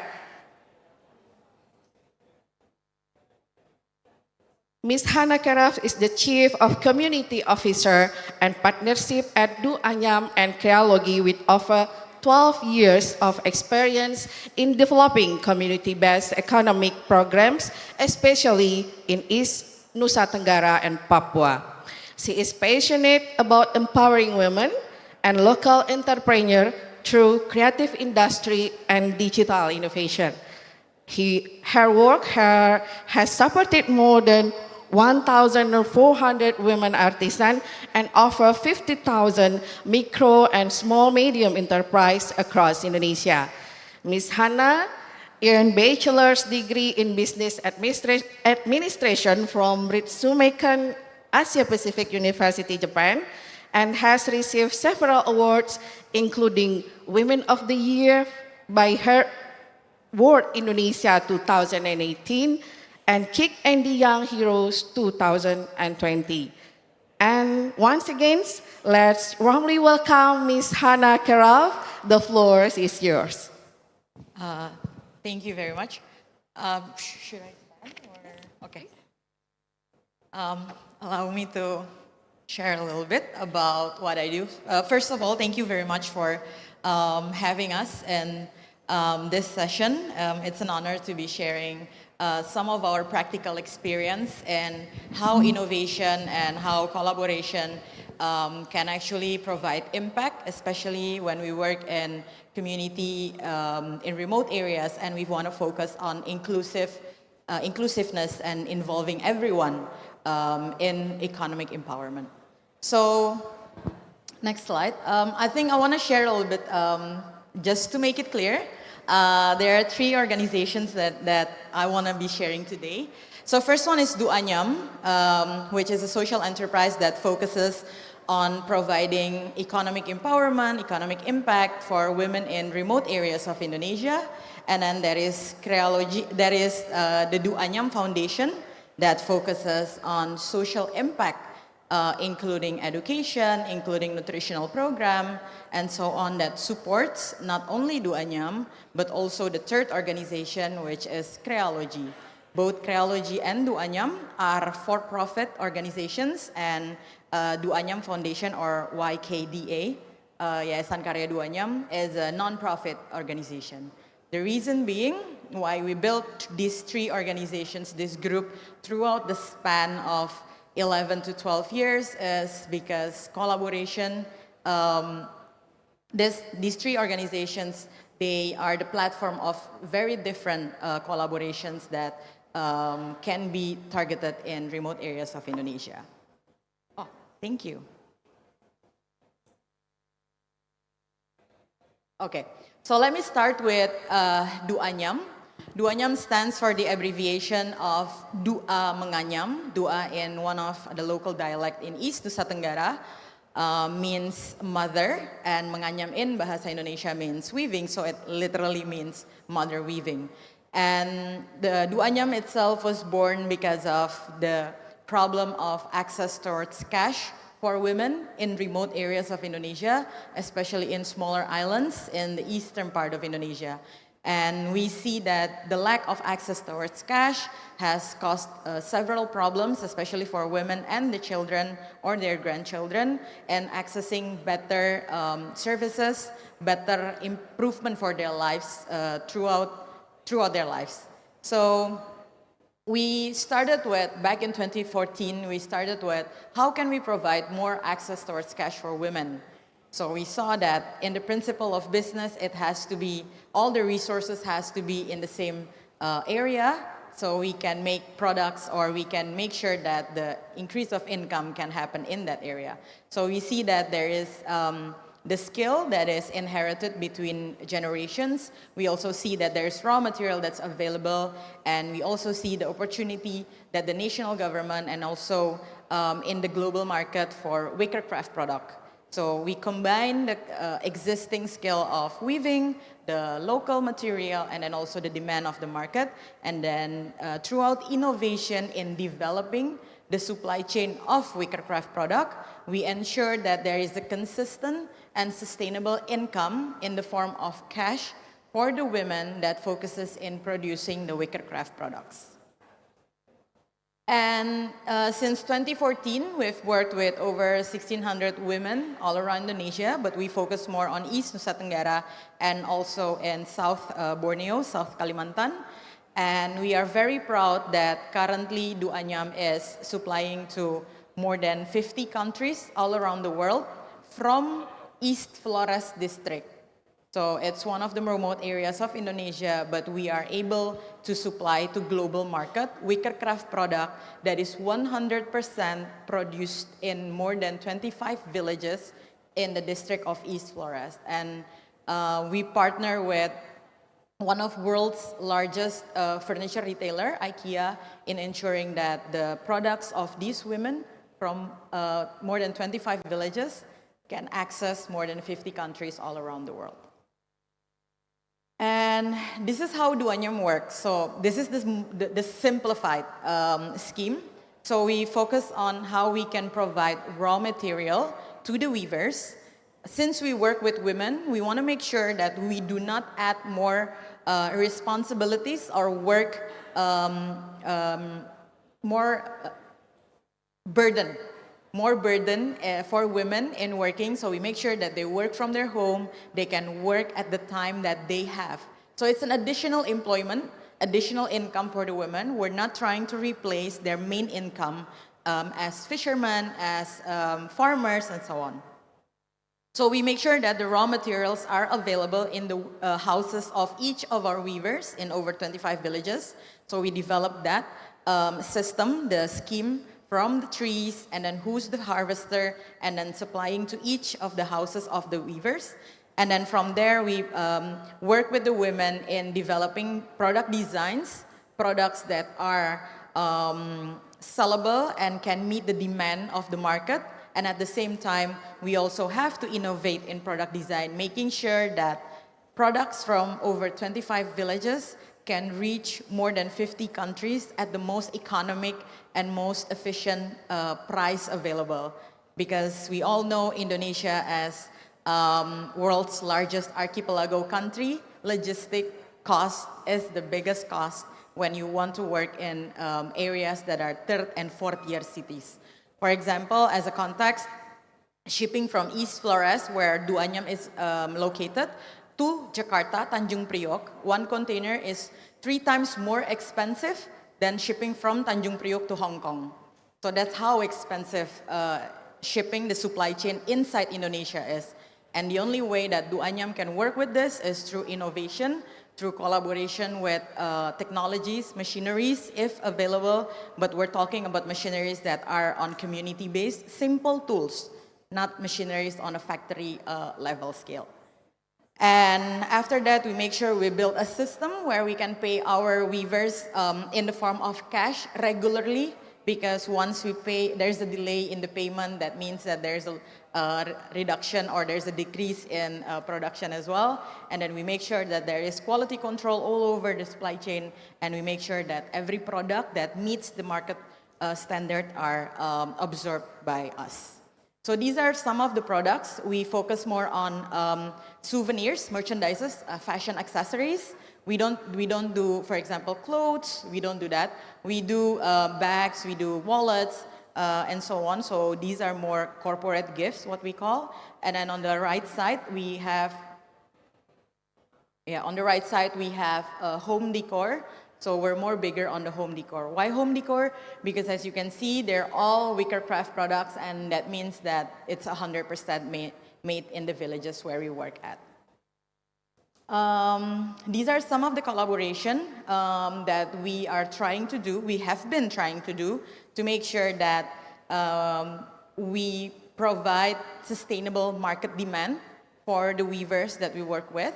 We try to switch the perspective that wicker craft products are village products, are low quality product, there is inconsistency in quality control and so on, by working and collaborating with bigger brands, global level brands, national level brands, and by working with these brands, we can elevate the standard of quality of Du Anyam, and then we can make sure that all the buyers that purchase Du Anyam's product doesn't buy because of the story, but they purchase because of the quality of the product that we have.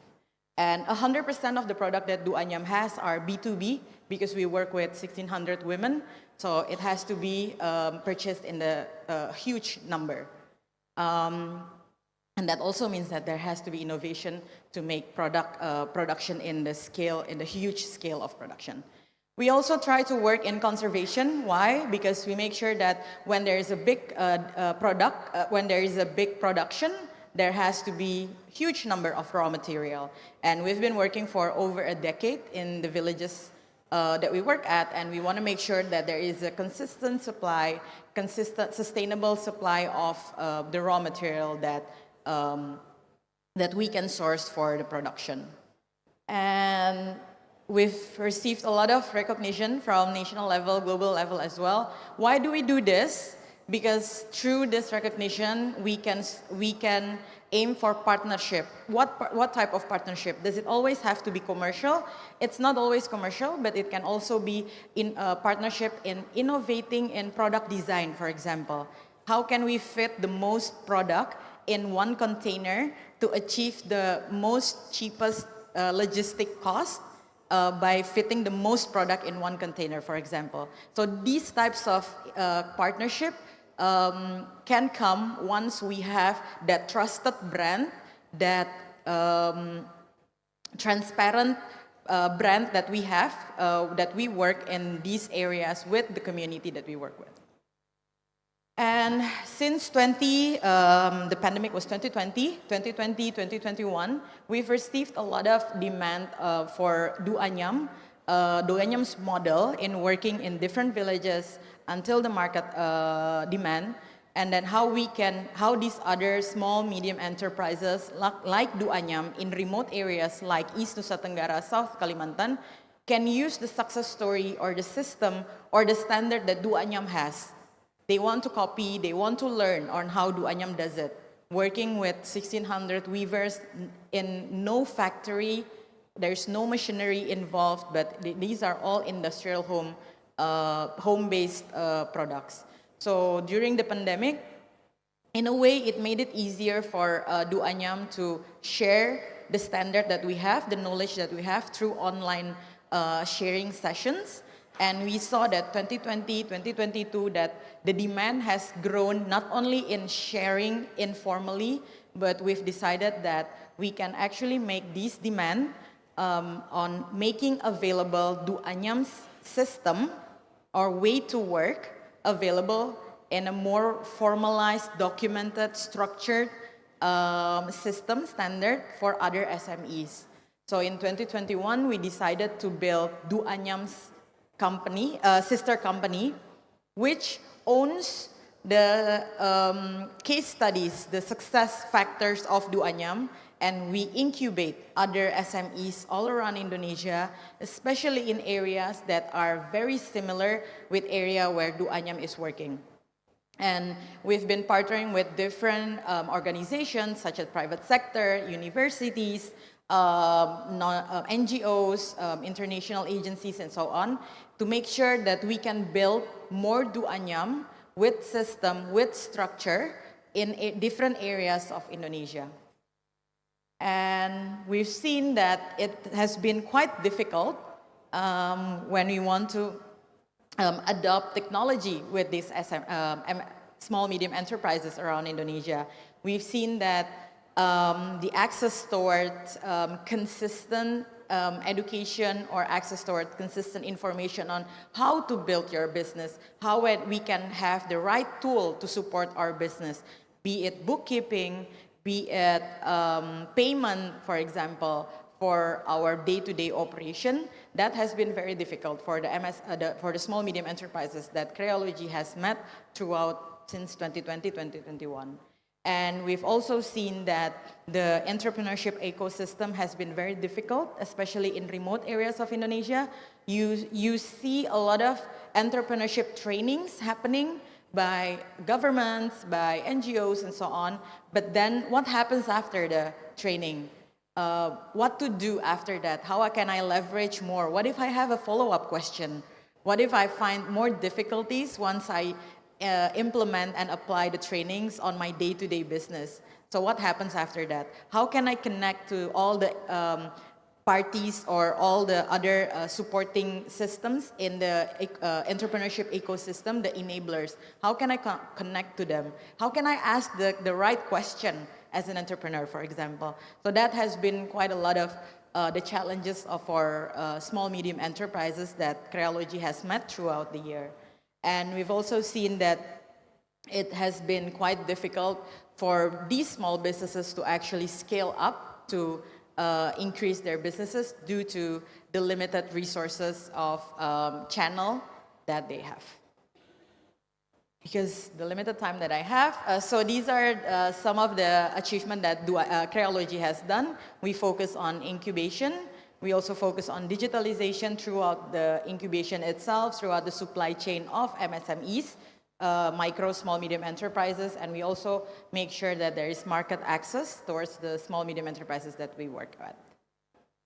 For example, this is one of the small, medium enterprise that we work at in South Kalimantan. It's with Purun Bag, which is a weaving product as well. It's not only about one-time training, but we make sure end-to-end there is a technical assistance that we provide end-to-end for these Purun SMEs that work with Creology. This is also for the Palmyra supply chain. We work end-to-end. We provide innovation. For example, it's not always technology on your phone, digitalization, but we also work in technology, for example, solar panel drying for the raw material. And for example, in seaweed, we also partner with different organizations in providing cold storage warehouse for seaweed because of the fisheries in the coastal area needs to have that preservation, cold storage preservation before shipping to a further market. And then the last, this is what the foundation does. The foundation supports both Creology and Duanyam and a more social impact, more in fulfilling the SDG goals that both Duanyam and Creology is potentially, can potentially aim, but is not, can be done through the foundation itself. I think that's it, and thank you very much. I went through a little bit.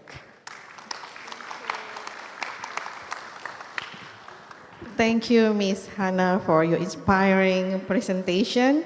And it's wonderful how the collaboration and digital innovation empower women and local communities in Nusa Tenggara and across Indonesia. Thank you. Now, moving to a broader perspective, our next speaker will address the insightful role of international cooperation and infrastructure. Allow me to read Professor Liu's brief curriculum vitae. Professor Liu Deyang, Professor Emeritus at the National Taiwan University of Science and Technology, or NTUST. He earned his PhD and Magister Economy from Tulane University, USA, and has over 30 years of experience in academia and leadership. Prof. Liu previously served as Vice President of NTUST and Director of the Center for Innovation and Entrepreneurship. He also served as a board member of major institutions, including the Bank of Taiwan and Taiwan Tobacco and Wine Company. His research focused on corporate governance, strategic management, and innovation with many international publications. He currently serves as chairman of the Taiwan Taichung Saudi Friendship and Happy Family International Consulting Group. So, Professor Liu Deyang will present on building inclusive infrastructure through regional and global collaboration. Liu Jiaoxiu, please proceed your presentation. Thank you very much.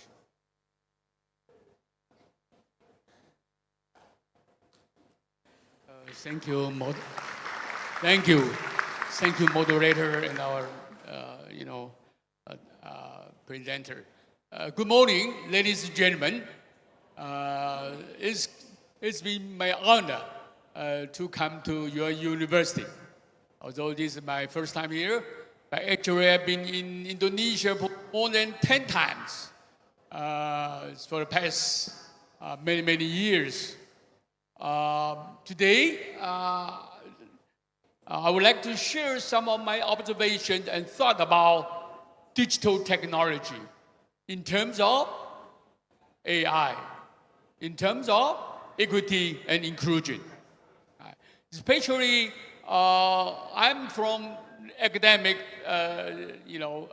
circle, but I've been working with the businesses, the industry, and government, and so on. So I might just jump over, the academic, perspective to give you an overview and different perspective on these particular issues. Before I move on, I think my background, this is my academic background. After I received my PhD 36 years ago in the US, I immediately returned to Taiwan to teach at the National Taiwan University of Science and Technology.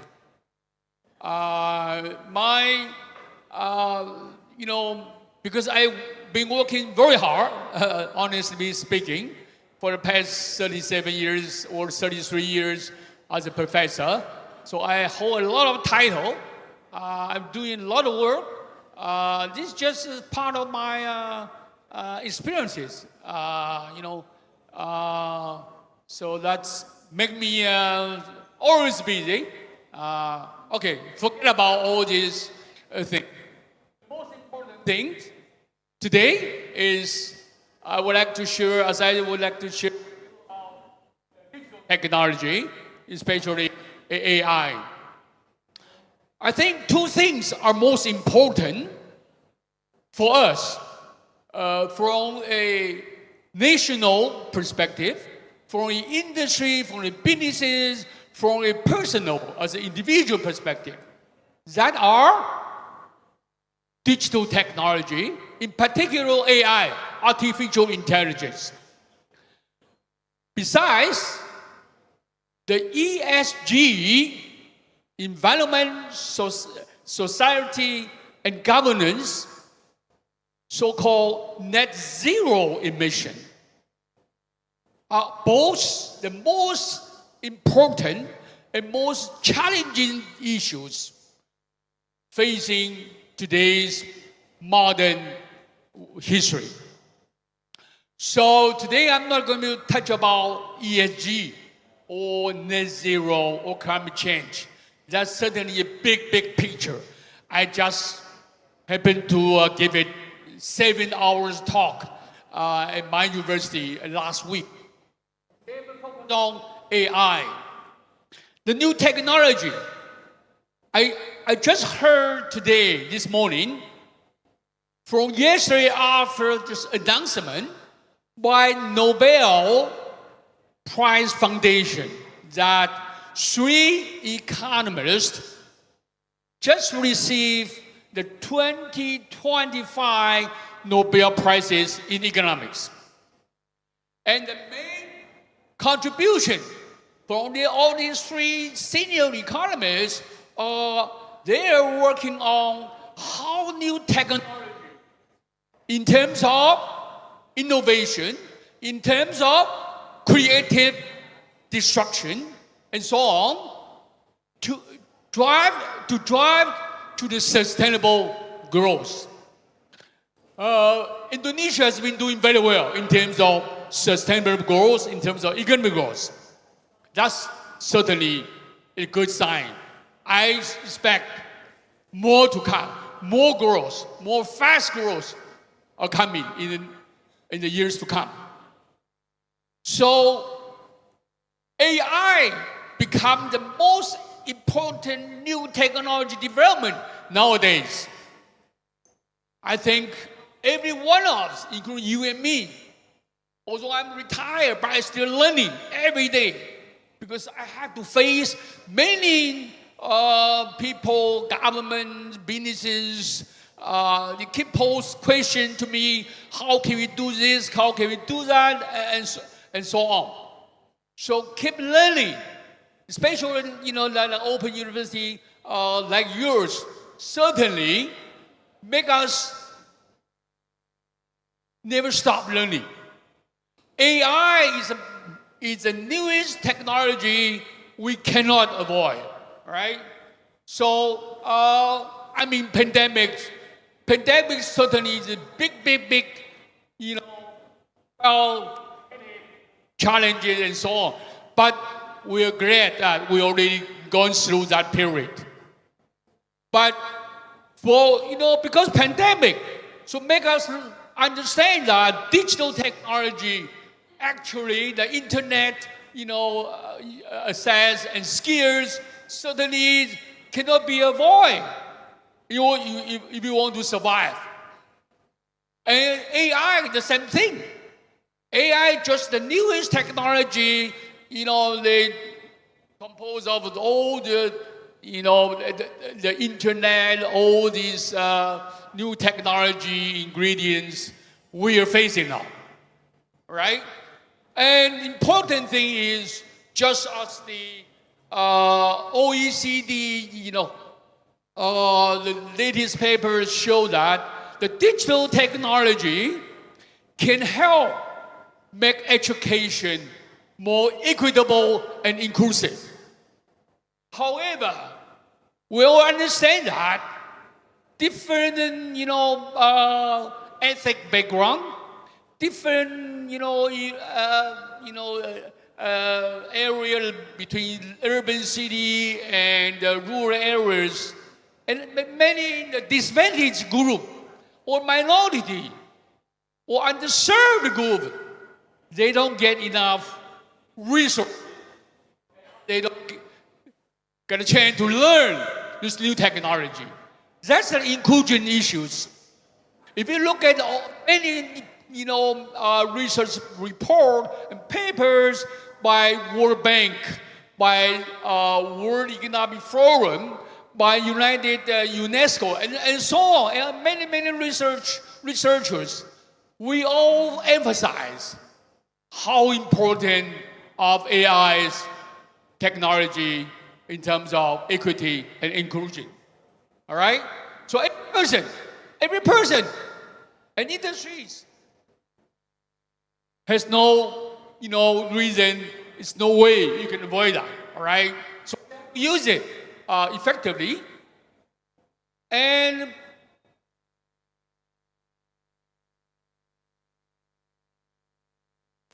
so I mentioned that the digital technology, the AI, is so important in every aspect.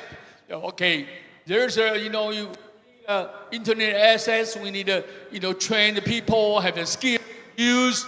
We need devices, and certainly we need everybody on board. That's most important, and that's certainly the difficulty. All right. If you look at the news, for example, from CNN, every day there's a lot of news on AI, ChatGPT or whatever. All right. There are many new developments. Even not just we can have a new movie star, which is coming out of the AI, ChatGPT's video. All right.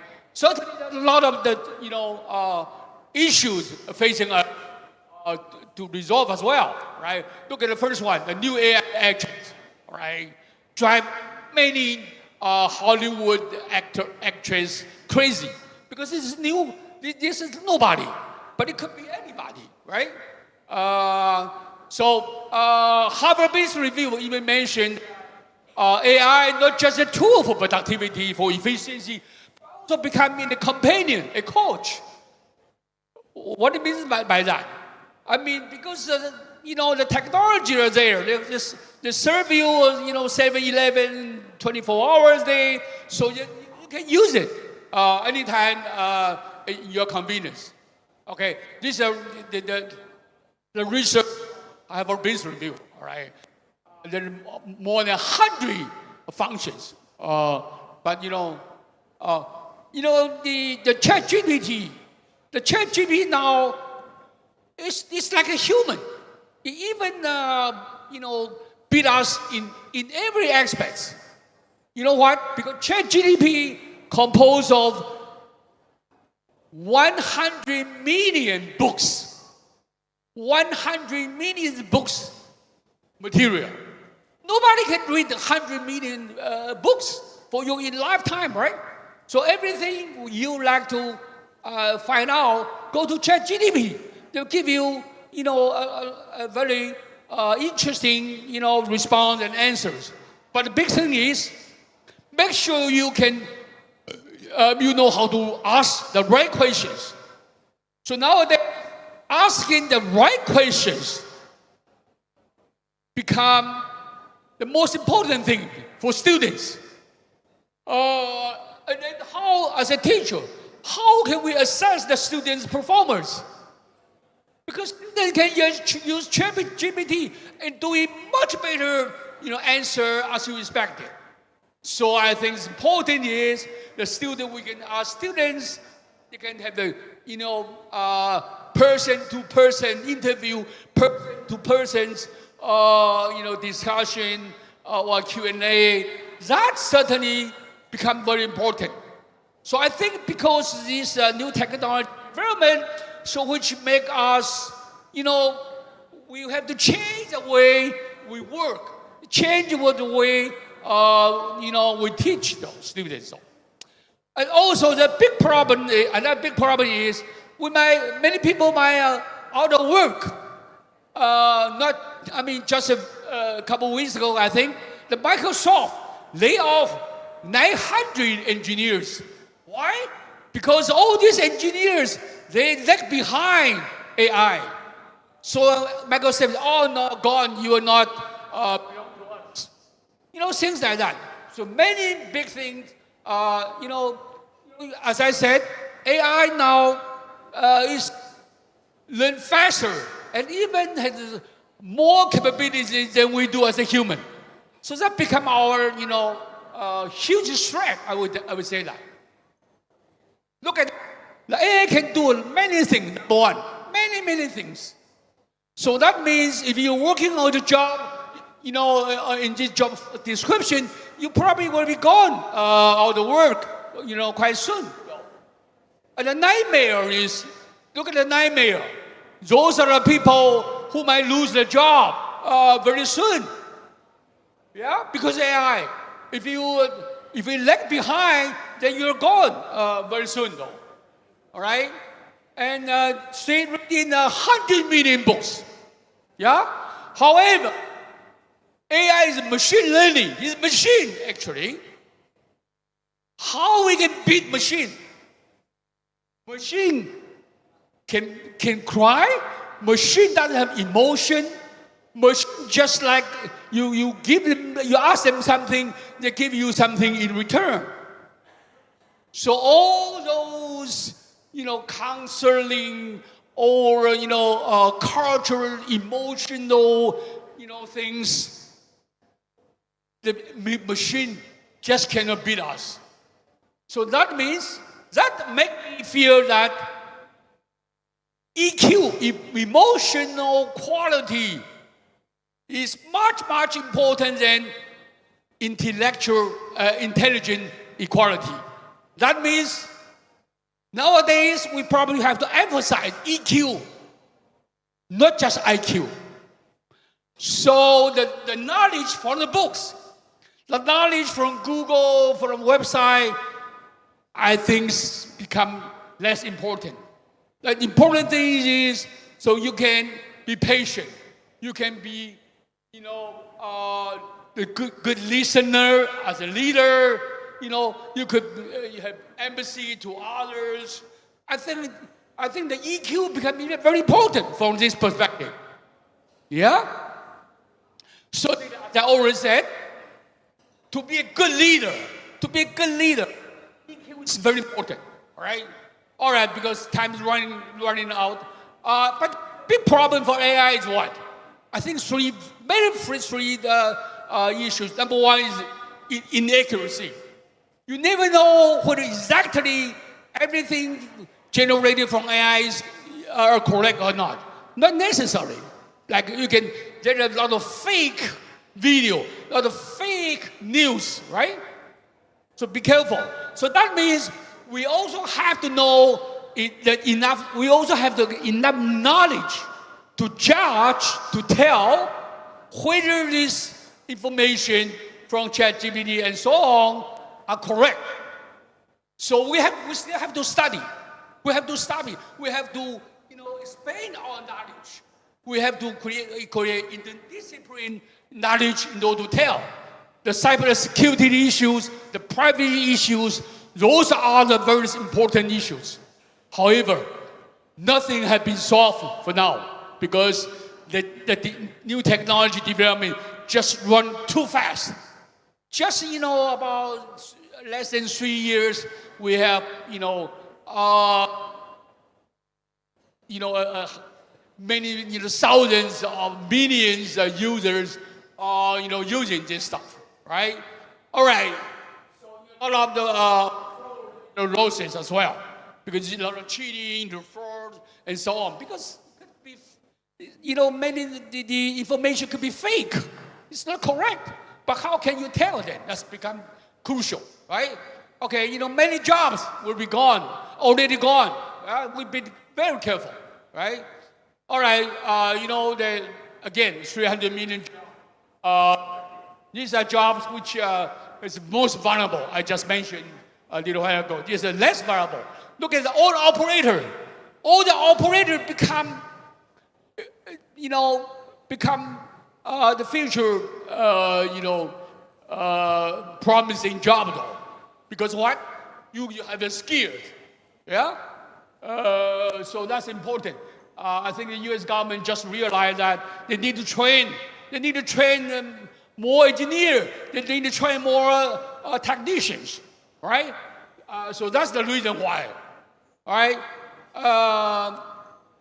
I think that there's many other things. I think I don't have time to go on because there's so many pages. But in conclusion,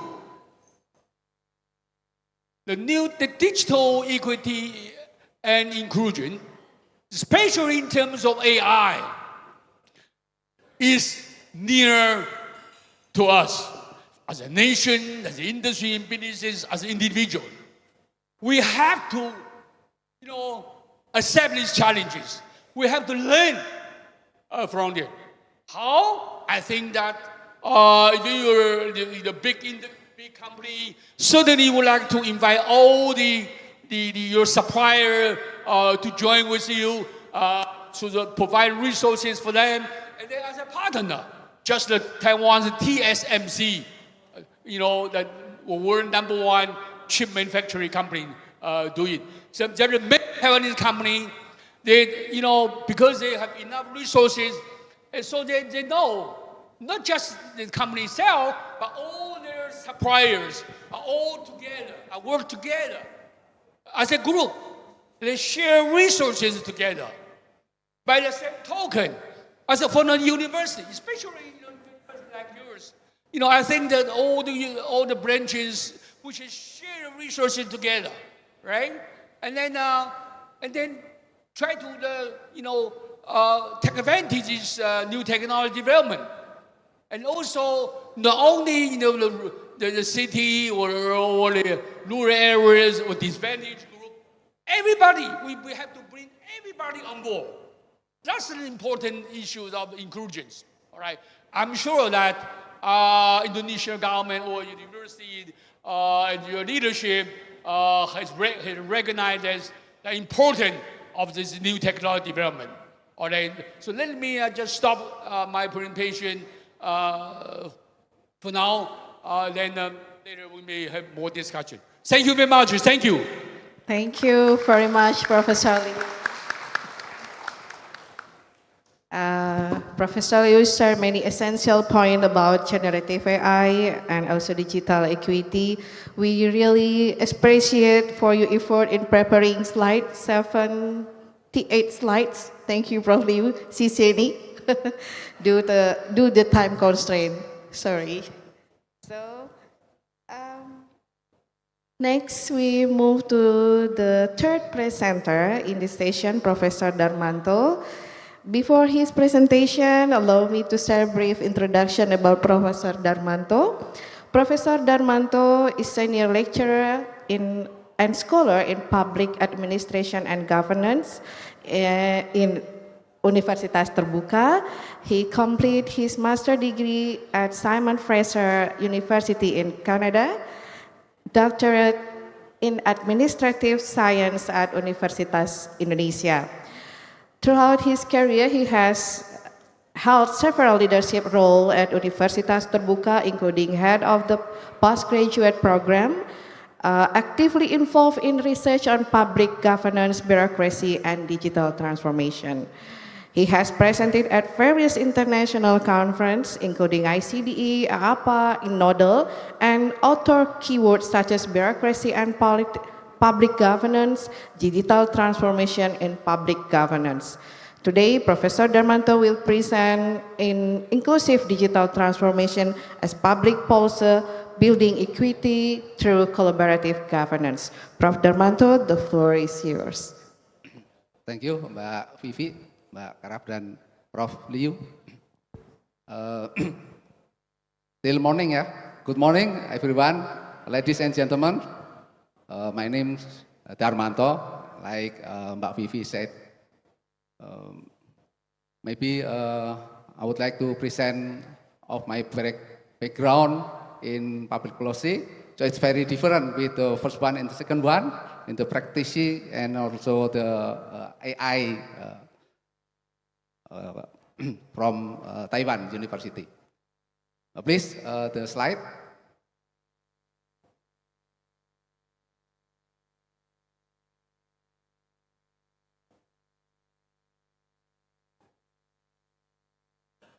Yeah, I would like to say the connection between government and also the global context and also in Indonesia, and especially also Universitas Terbuka.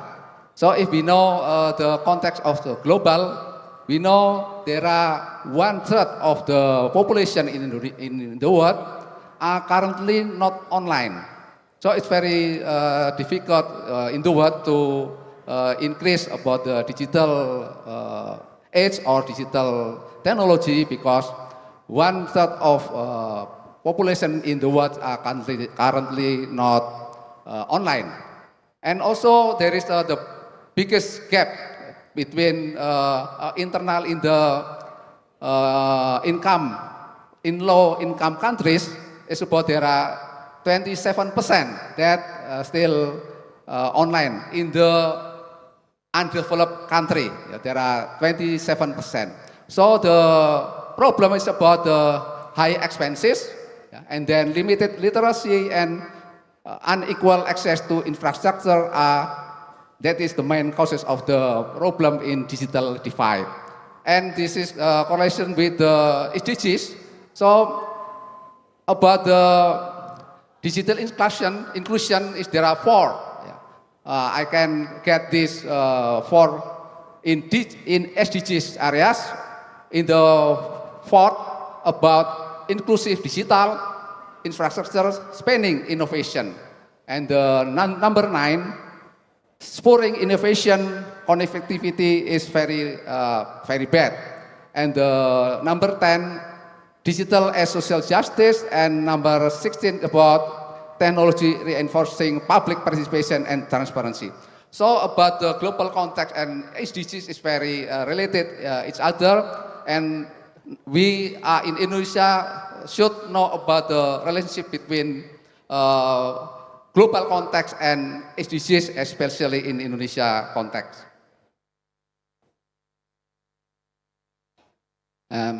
About the level of Indonesia, especially in the internet in ASEAN, only in ASEAN, not in the world.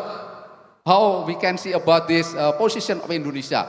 Indonesia is under several countries, something like also Vietnam. Vietnam is the newest in the ASEAN countries, different with like Malaysia, like Singapore, and something like that. But Indonesia still in the is lowest than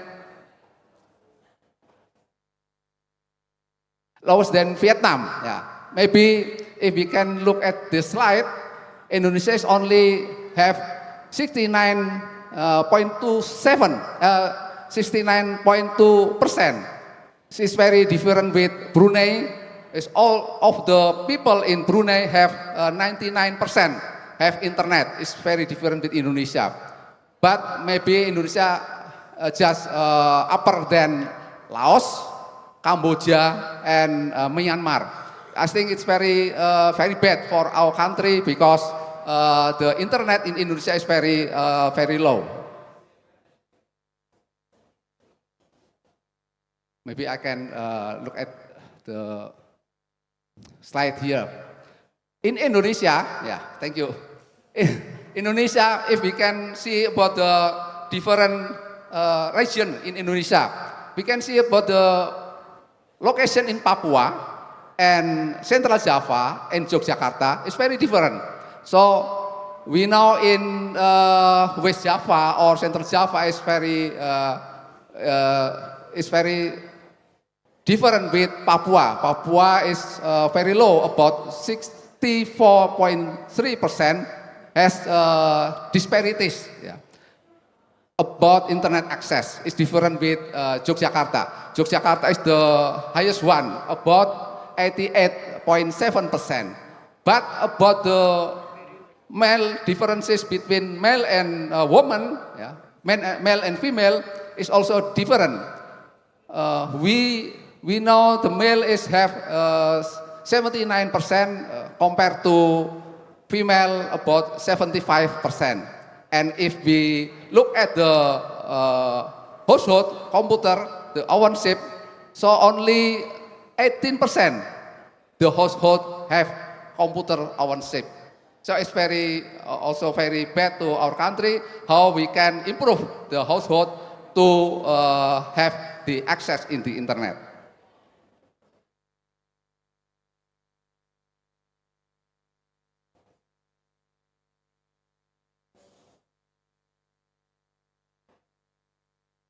Yeah, I would like to look at the perspective, the policy perspective in Indonesia. For the theory by Lowy or by UN Escape, so it's very important to knowing about the policy in redistributive policy. Redistributive policy is about how the resources about the autonomies can go to the rural area from the central to the rural area. And then we know about DAN policy.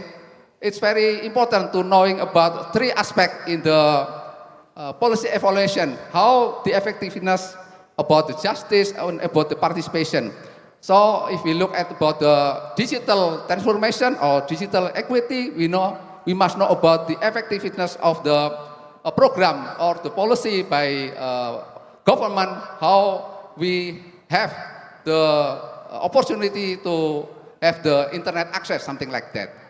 And also we have several rules or several in the government program, like we have number 95 in 218 about electronic based government system, ABGs.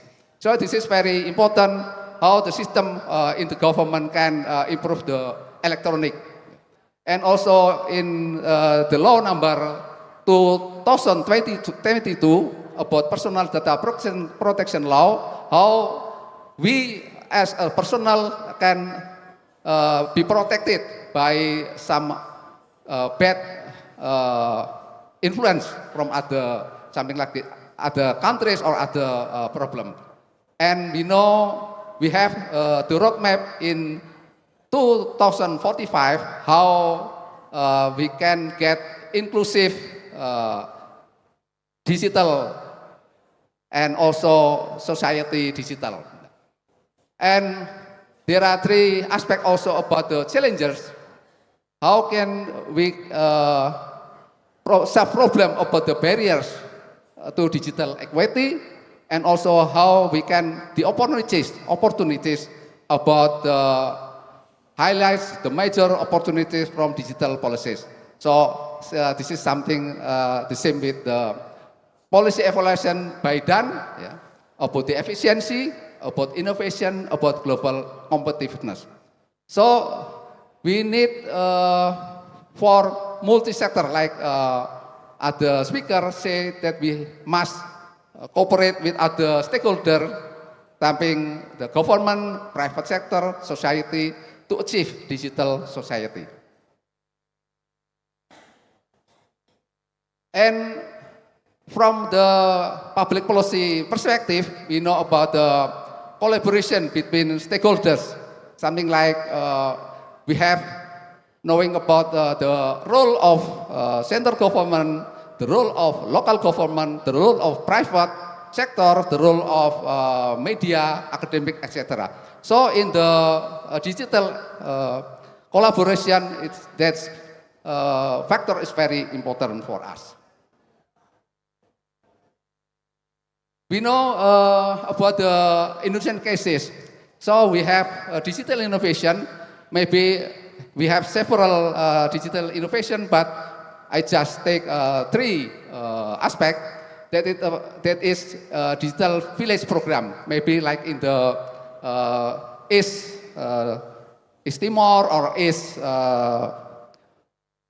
Kupang and etc. So we know that in the village we have digital literacy and MSME, for example, for micro, small, and medium enterprises. And then we have the law or rule about smart city. Smart city is for the citizen. The aim is for participation for the citizen. And the other one is about solar power plant. So in Sumba and Southwest Sumba, government put the 7 off-grid communal solar power plant location. So this is very important for the people in the rural area, especially in the Sumba and Southwest Sumba. So about the digital equity, we have some strategic recommendation for digital equity. So there are 4 aspects about the infrastructure and energy, digital literacy, data protection, and collaboration. This is the 4 aspects is very important in the strategic for digital equity.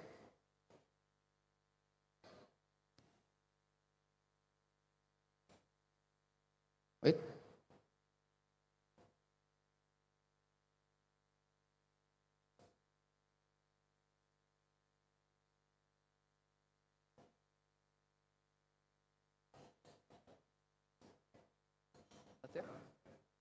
Oh yeah.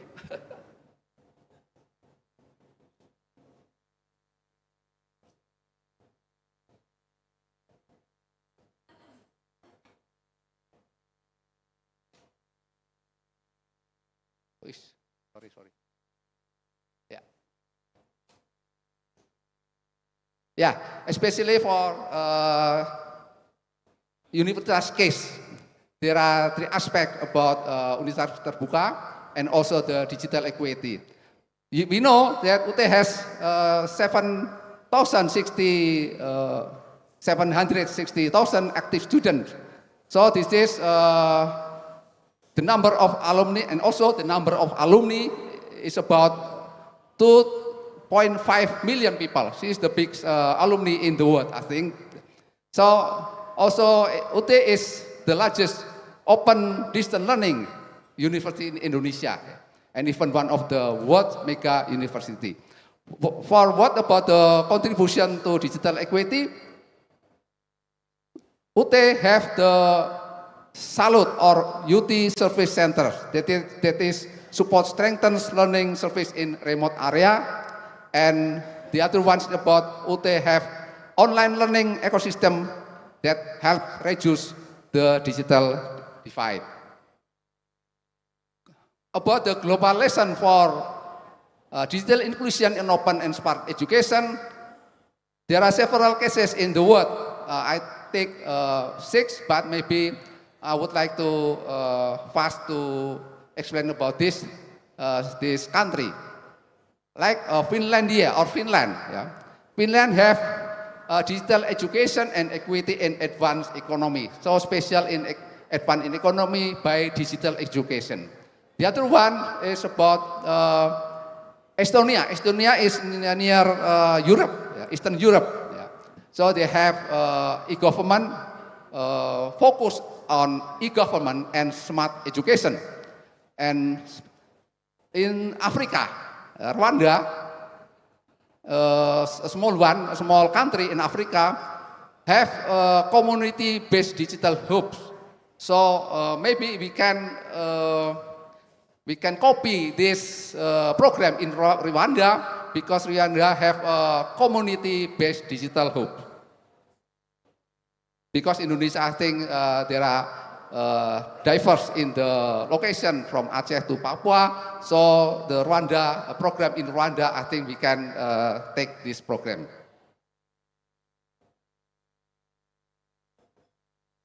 And about the policy and government implication for digital equity, so there are multi-stakeholder collaboration, and digital literacy and lifelong learning, bridge digital divide, about 3 regions, policy alignment with global standards, and Indonesia's or DGL as a global model.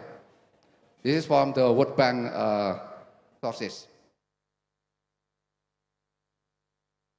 I think it's enough. So the last one about transformation roadmap to 2045. So I think I take 4 points about the roadmap to 2045. The first one is about the vision.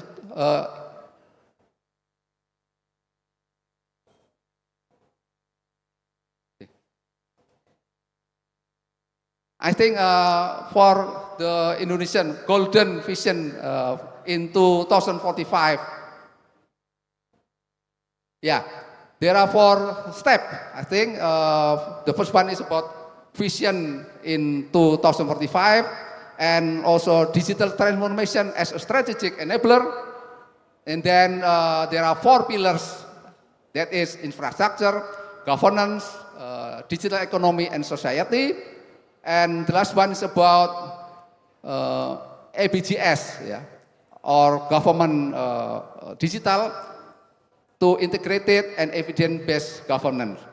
I think the time is up, so thank you very much for your attention. Thank you. Thank you, Prof. Darmanto. Applause for Prof. Darmanto for your insightful presentation.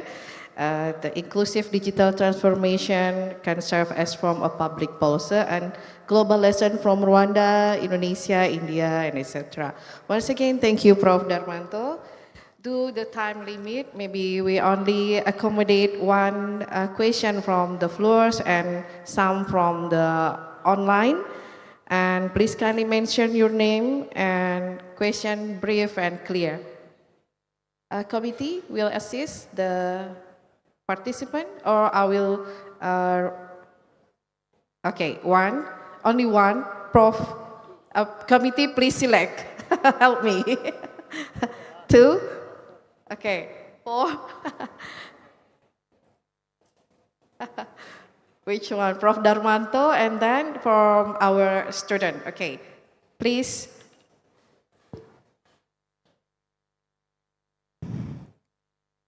Thank you for the opportunity.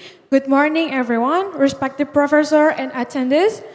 So, my name is Safira Puspita Isnaini, student of the Bachelor of Law program from the Faculty of Law, Social, and Political Sciences, Universitas Terbuka. Earlier, Ms. Hannah Keraf mentioned that lack of resources and support system are major challenges for women entrepreneurs. From a policy perspective, what kind of collaboration between the government, private sectors, and educational institutions would be the most effective to overcome these barriers? Thank you. Thank you. And then maybe one from Prof. Darmanto. Please assist the microphone. And only two questions. Yeah. Okay, Please, Pak Darmanto. thank you, Mbak Vivi. I'm Daryono. I'm the Prof. Daryono, sorry. I'm Daryono. I'm the lecturer from the Faculty of Law, Social and Political Sciences. First, I think I give a comment to and question to Hannah. You have done a very impressive works. I think it's very amazing. Hannah, learning from your lessons, working with the elders in remote area, for example, you mentioned. What have you learned on that kind of people? You trying to scaling up the capacity? What have you learned that could be shared with us? And the second one, are you intending to work with the youth? The youth is very important for sustaining the development in the many rural area in Indonesia. And a comment to both of Professor Darmanto and Professor Ryu. My view, internet access is a fundamental right of the people. And I think UN now is trying to give the internet access as part of the fundamental human rights. And for me, I think I agree that one. Do you agree that this is a duty of the government to fulfill the fundamental rights of the people who have an access to the internet? Thank you. Okay, thank you, Prof. Daryano. So please, Ms. Hannah and Prof. Liu and Prof. Darmanto, for the first question about the most effective form of collaborative governance, and from Prof. Daryono about the youth engagement, and then please, Ms. Hannah, nanti Prof. Daryono. Thank you very much. Allow me to answer the first two questions. The first one is you asked about the solution and collaboration for providing enabling ecosystem for small medium enterprises in remote areas, correct? Yeah. So I think it depends. I think like what Professor Darmanto shared in one of his slides as well. There are different local contexts or cases that can be applied depending on what the local context in that area is. Again, I have to remind that Indonesia is a very diversified and a very huge country. Prof. Darmanto also shared about the disparity between, for example, if I was not mistaken, it was Papua and Yogyakarta. So the solution, I believe, in Yogyakarta and in Papua, for example, Jayapura, would be very different to one and another. So what I've learned throughout the years is there cannot be one solution fit all for every area in Indonesia, especially we're very divided geographically, island to island. It's not only that we are one landlocked or one island country divided into district or different provinces, but we are divided physically, geographically, we're divided, separated from one area to another area. So it really depends on which area that we work at. We have to understand the local context, which you shared before. We're very happy AI cannot replace understanding the local context. And the collaboration between partners in specific area will be very different depending on who are the stakeholders in each area. For example, I think in Central Java, we have more enabling ecosystem like the Solo Digital Tech Hub, I believe, which is quite huge because there's a lot of private sector companies that supports that technology hub. But it would be very different in areas like, for example, Makassar or even Ambon and other areas. So to understand, I think one of the key is to understand that Indonesia is very diversified. And what I think I have learned throughout the year is to always work with local stakeholder. Sorry, because local stakeholders ranging from private sector, local government, and most importantly, universities, research center. I've only worked closely with universities in the past 2 to 3 years, which I really regret. I wished I've done it earlier, since Duanyam started in the beginning. Is very important. Then we can gather all the local context and we can have a local fit solution for enabling the ecosystem for small medium enterprises, especially with digitalization as well. In Java, probably the problem will be literacy, but maybe in Kupang, the problem would be as simple as ownership of a smartphone, for example. So it's very different for the problem itself.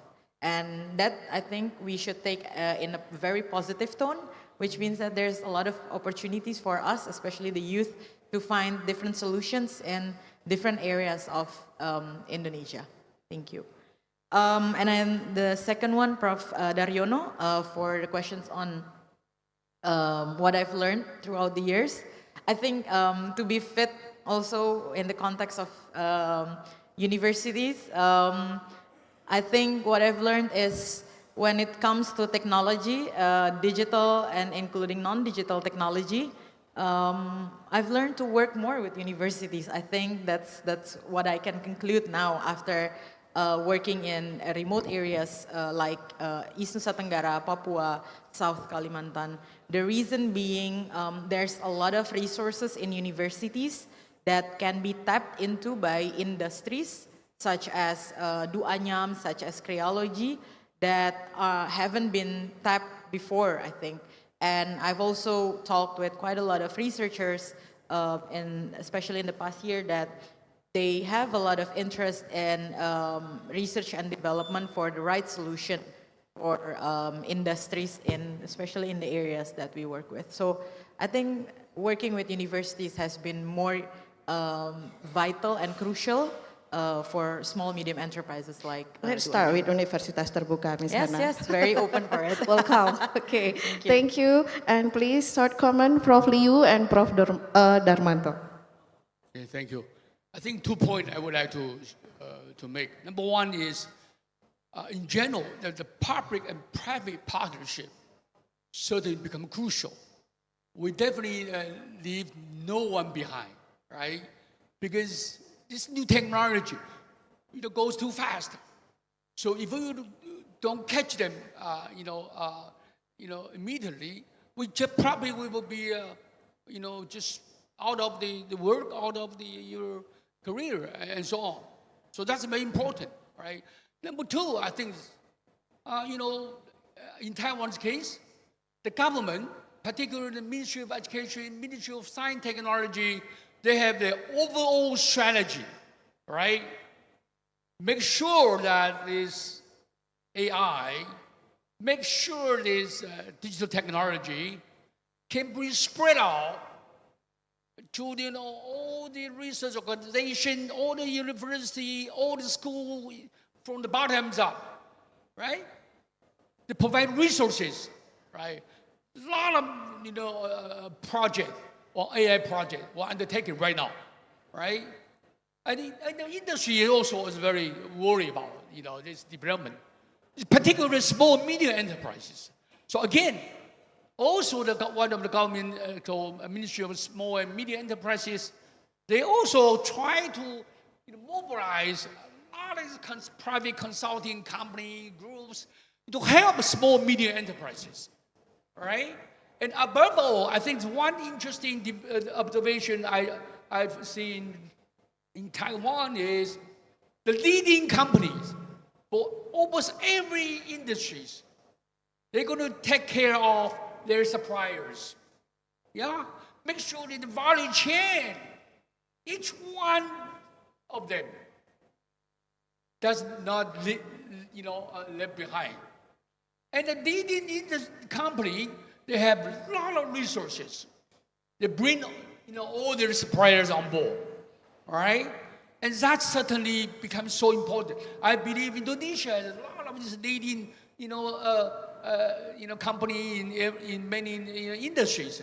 They should actually take the responsibility to lead this, the collaboration to bring all their suppliers on board. I mean, that certainly. Why? Because even for leading company, if they want to compete, if they want to produce goods which is can up to the standard by the European Union, by the US, and all the advanced economy, they make sure their product is up to a certain standard. So from the original material all the way through the final product, they cannot leave any one of them behind in terms of AI development. So that's crucial. I think that the government may try to mobilize all those leading companies to work together. That's certainly a powerful way to get resolve our AI challenges. Thank you. Thank you, Prof. Liu. Short comment, Prof. Darmanto. Thank you. Thank you very much for your good question, Mas Daryono, about the fundamental of using internet. Yeah. I just read about the newspaper here about the decline of the student in private university because there are some problems when they want to go to the private university. And also the other one is when I going around the location in Indonesia, especially in Eastern Indonesia. So internet is very important for us, and I think government must focus on the policy to improve or to optimize the using of internet, especially in the remote areas. Because not only for the university, but also maybe for the basic education, yeah, for maybe for sekolah dasar or junior high school, something like that. So maybe the using internet for the next one is very important also, not for the student of university, but also for the junior school, high school, junior high school, etc., something like that. Thank you very much. Thank you. We sincerely apologize, not all of the questions can we accommodate for this panel. So dear speakers, colleagues, and all participants on site and also in online, this concludes our panel 1 discussion for this today agenda. We have heard valuable insight on how inclusive digital transformation and collaborative governance can promote equity and strengthen public policy. Thank you once again, Professor Darmanto, Professor Liu, Ms. Hana. May today's dialogue inspire us to make digital transformation truly inclusive and empowering to all. Thank you, everyone. Thank you. We next to the parallel session. Please, MC. For all speakers, please remain on the stage because we will give a token of appreciation to all of the speakers. I would like to invite Ibu Dr. Meita Istianda, Ibu Dr. Irsanti Widuri Asi, and also Prof. Daryono as the advisory board of the Open Society Conference today to give the certificate to all the speakers.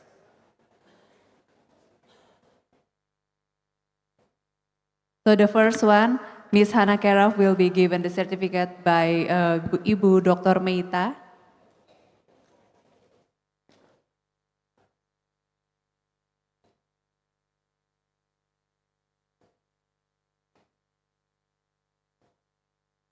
Please give a round of applause, ladies and gentlemen.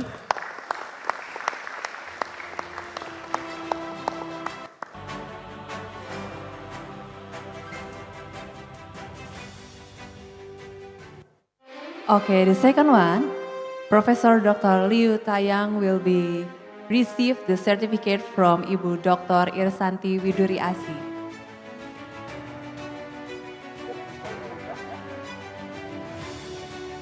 Please give round of applause once again to Professor Liu Tayang. And last but not least, Professor Darmanto will be receive the certificate from Professor Daryono.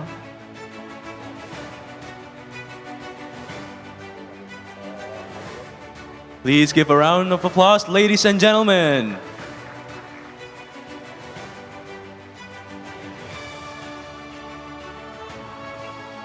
And we also thank our moderator for the first panel session, Ibu Dr. Vivi, who already lead very greatly and the first panel session. And the next one, we will take a group photo for the first session.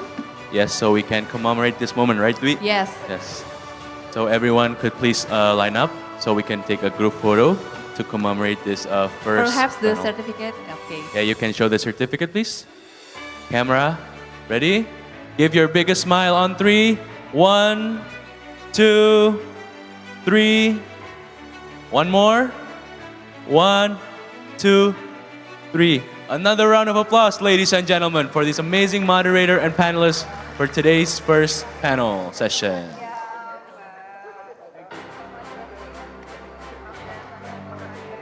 So Adrian, what's our next agenda for today? I was thinking about the same thing, Dwi, but I think it's still almost 11:30, so we're not just ready for lunchtime, but actually based on the conversations and dialogues that we just saw on stage, I think it's important to embark upon more discussions. So without any further ado, this was a very, very wonderful session we just had. And the discussions have certainly enriched our perspectives, and we're grateful to our esteemed panelists and moderator for their valuable contributions. Now, as time dictates, we will proceed to the parallel session 1. Kindly follow your assigned rooms as indicated in the conference guidebook available to all of you. After the parallel session ends at 12 p.m., which is, by the way, lunchtime, we will take a break until 1 p.m. so everyone can have lunch, do their prayers or any sorts of means, and we will return to the main venue at 1 p.m. sharp. So don't miss it because we still have a long day and a lot of great things happening, right, Dwi? True. Thank you and enjoy your sessions. See you at 1 p.m.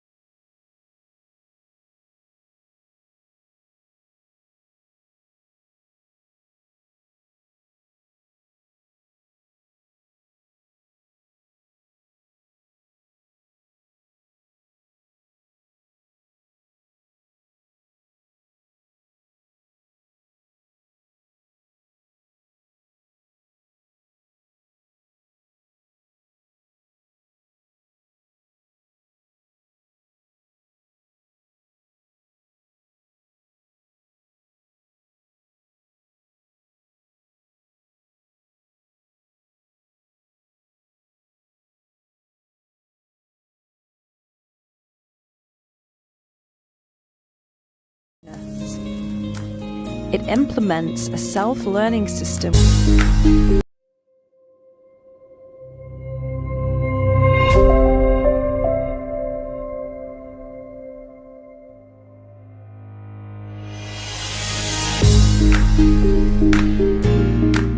The undergraduate program in public administration, the Faculty of Law, Social and Political Sciences at Universitas Terbuka, was established on July 11, 1990. This program provides education in public administration, implementing a distance learning system.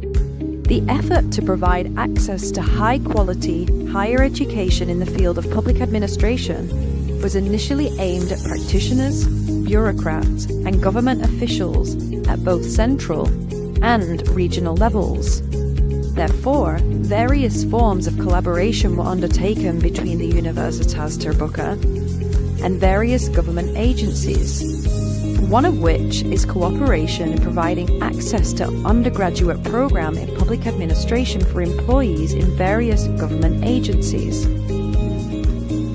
We offer an undergraduate program in public administration with uniqueness.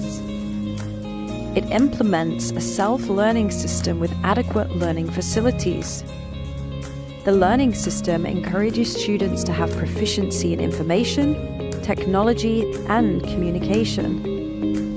It produces graduates who are expected to become institutional analysis, a feature not yet offered by other universities in Indonesia. More than 50% of its students are already working, many as civil servants.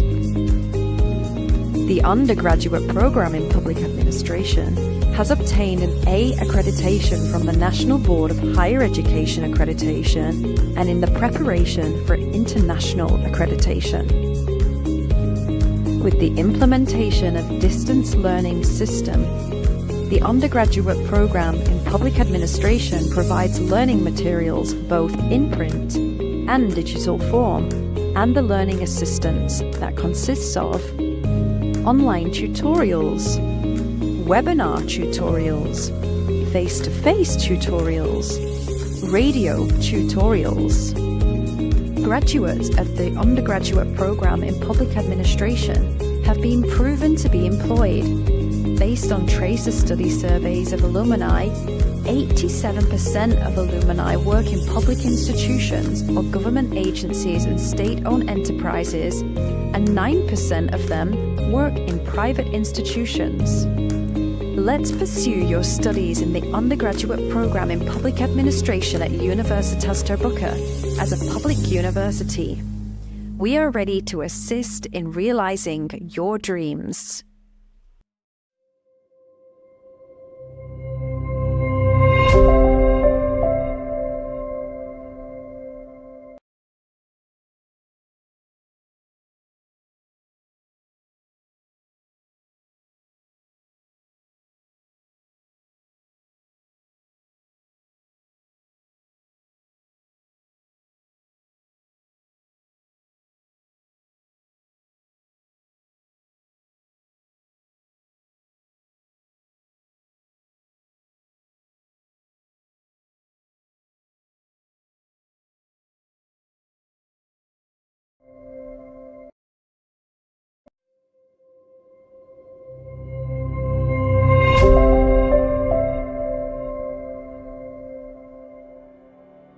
As social beings, individuals naturally require relationships with others to fulfill their needs. Here, individuals interact with each other, often giving rise to social dynamics within a society. In observing the social dynamics occurring within society, the role of sociology as a discipline, studying the development of society, social structures, social processes, and their changes is crucial. The Sociology Study Program at Universitas Terbuka was first established in 1999. The Sociology Study Program at Universitas Terbuka has its uniqueness in terms of its distance learning education system, which at that time, in 1999, was considered innovative in the field of education. This served as one of the foundations for the establishment of the Sociology Study Program at Universitas Terbuka. The faculty members in the Sociology Study Program currently consist of 12 expert lecturers in the fields of sociology, sociology of education, social research methods, and gender studies. The number of students we have currently exceeds 5,000 students from all over Indonesia and abroad. To date, the Sociology Study Program at Universitas Terbuka has produced more than 1,480 graduates who possess strength and resilience in various professional fields. One inspiring example is Tamara Geraldine, an artist who has succeeded in expressing herself not only in the world of art, but also in the political arena. Many graduates of the Sociology program at UT have demonstrated their skills and intelligence on the professional stage.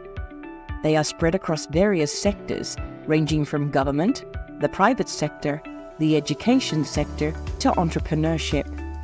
Moreover, a number of alumni have also successfully crossed international boundaries as Indonesian workers abroad, creating a track record of achievements that strengthen UT's global reputation internationally. Hello everyone, I am Shanshuji Adiyunata, and today I would like to share my amazing experience as a student of Universitas Terbuka's Sociology Study Program. One of the most remarkable moments I experienced during my study is when I was chosen to be an awardee of the ISMA program, or Indonesia International Student Mobility Awards at ISMA Korea University, or KU. This program gave me a chance to gain knowledge from the best social experts at KU, while also exchanging experiences with other students and expanding my valuable professional network. We continue to develop an inclusive and high-quality educational experience, leveraging cutting-edge online facilities as a proactive step in developing the Sociology Study Program at Universitas Terbuka. The success of the program in obtaining accreditation A 2021 to 2026 at the national level marks an important milestone that provides a solid foundation for us to strive towards higher levels of accreditation, in line with the program's vision and mission of world-class quality. For those who wish to understand and analyze social phenomena and aspire to acquire skills in the field of social research, the Sociology Study Program at Universitas Terbuka targets individuals from all walks of life without exception, offering no age limit, affordable tuition fees, flexible learning schedules, accessibility from anywhere, whether within Indonesia or abroad. We aim not only to cultivate successful professionals, but also to empower agents of change who can make positive contributions to society through their roles in various layers and sectors of life. Sociology at UT. Inclusive, adaptive, transformative.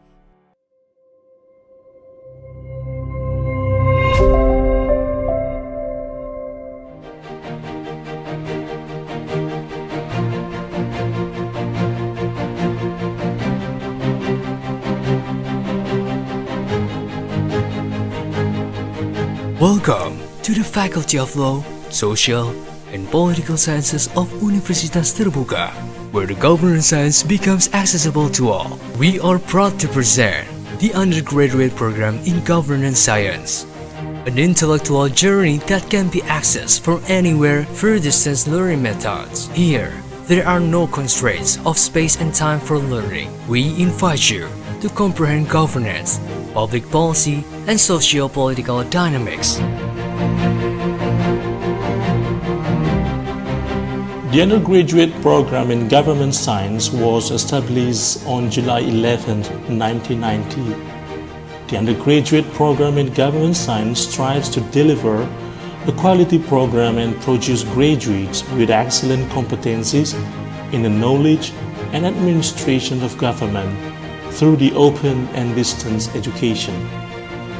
The vision of this study program is to become a leading study program in the field of government with a focus on government science, public services, and community development through open and distance higher education by the year 2028. The mission of this study program are conducting education and teaching in the field of government science through the open and distance higher education system, conducting scholarly and applied research in the field of government science to provide practical contributions to government agencies, producing good quality and competitive graduates, establishing partnership with institutions both domestically and internationally, conducting community service by partnering with government, non-governmental organizations, and alumni. The undergraduate program in governance science at Universitas Terbuka implements an open and distance education system. Not only is the learning process flexible, accommodating students' study time with their activities or jobs, but also provides an opportunity for the wider community to pursue higher education, especially in the field of governance science. Accredited by the National Board of Accreditation for Higher Education, the undergraduate program in governance science at Universitas Terbuka has achieved several accolades, including over 10,000 students scattered across Indonesia and abroad. Universitas Terbuka facilitates the independent learning processes for the students of the governance science program by providing online learning through online tutorial, digital library, virtual reading room, and digital learning materials such as e-books and e-journals. Additionally, synchronous tutorials are provided in the form of web-based tutorial, e-lecturing, and video conference.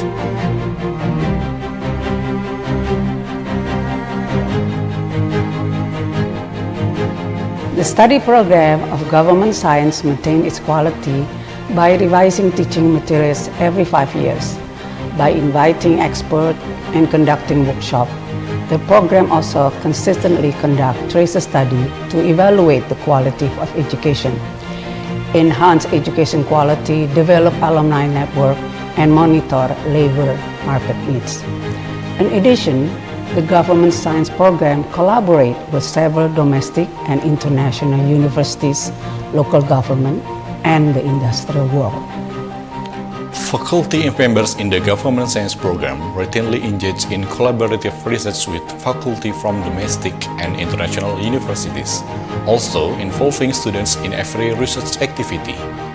The government science program consistently and sustainably contributes to society through community service program aimed at improving social welfare, enhancing environmental conditions, advancing education, or contributing skill and knowledge to assist individuals or communities in need.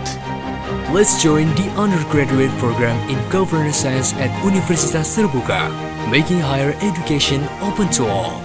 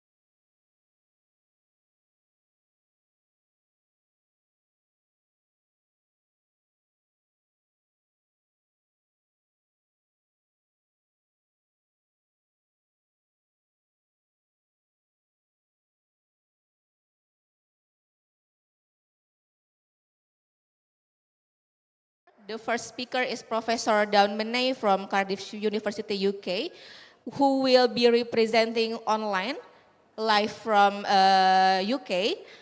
And the second one, please welcome Dr. Nick Norliati Fitri from University Science Malaysia.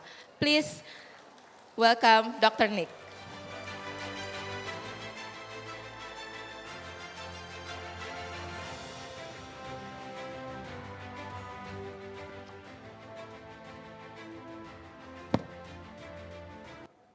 Okay. The third one is Mr. Irving Arnaldo Hutagalung from Microsoft Indonesia.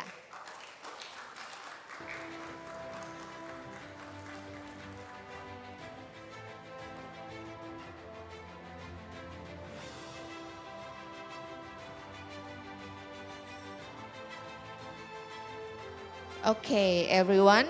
So I will brief you through this second panel session. This session will takes about 90 minutes. With the first speakers is Professor Menay, who will be represented online. And then continue with the first Q&A session for Professor Menay. And then we will continue to the second speaker, to Dr. Nick for 15 minutes, and then to Mr. Irving, 15 minutes, and then we will have the Q&A for around 15 minutes. So now I am trying to connect with Professor Dawn Menay from Cardiff University, UK. Professor Menay, are you there? Can you hear me? Yes, I can hear you. Can you hear me?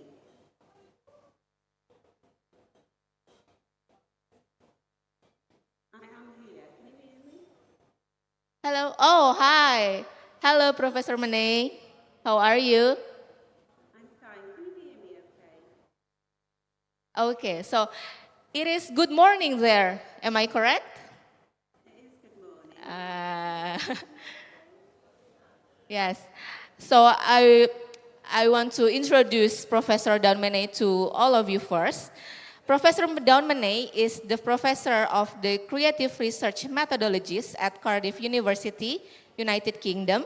Professor Menay is widely recognized for her pioneering work in qualitative, visual, and creative research methods, which bridge the disciplines of sociology, education, and psychology. Her research is deeply participatory, centering the voices of underrepresented communities, particularly care-experienced children and young people.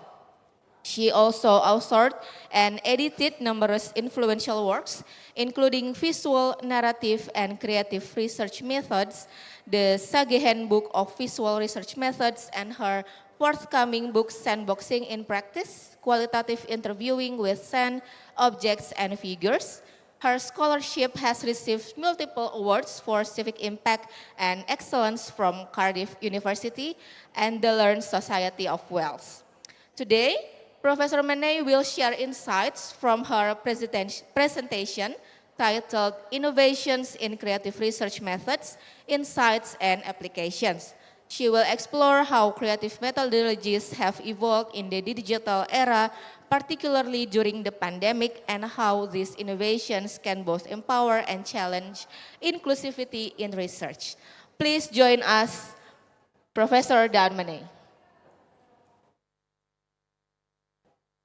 Thank you very much for that introduction, and thank you for inviting me. I'll try and share my screen and see if I can do that.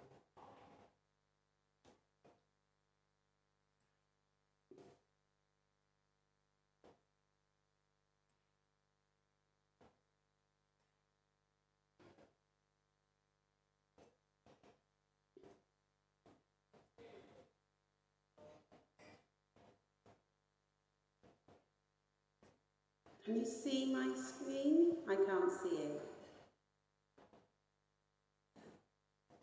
Can you hear me? Yes, we can hear you, but we cannot see your screen.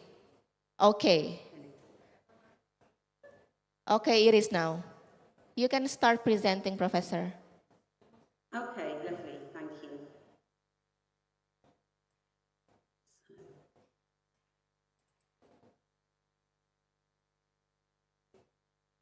Okay, lovely. Hopefully you can all see this. I can't see it on my screen, but I'll try and click through and hopefully you'll see the same things as me. So, thank you for that lovely introduction and thank you for inviting me to the conference. So the title of my talk is Innovations in Creative Research Methods, Insights and Applications. So I just wanted to start off by saying thank you very much for the invitation. I would have loved to come and join you, but unfortunately I had teaching and other commitments, but it's still lovely to join you online. So thanks to all the team for assisting me to come here today. And today I'm going to think about connections with creative methods. I'm going to think about creative methods without the use of digital technologies, but also their value and importance. I'm going to think about the ways in which COVID changed a lot of the way that I work with communities, but also, as well as thinking about the affordances of the digital, also touching on some of the related inequalities. And then I'm going to think about where we go next. So I've had a long sort of interest in creative methods. So even from my master's research, I was interested in how we can draw on lots of different creative ways to generate data with participants, but also to get the messages out from research. So creative and visual methods have always been part of my research. But I've also always been very interested in inequalities. So a lot of my work has been with families in poverty, marginalised communities, and children and young people who've been in the care system. So they're the sort of two dominant strands in my work, methodologically, working creatively, and then substantively looking at inequalities in society. So a lot of the creative data generation I've done wouldn't be seen as technological. So I've used a lot of hands-on activities such as mapping, drawing, collaging, sandboxing, so you can see in the photographs.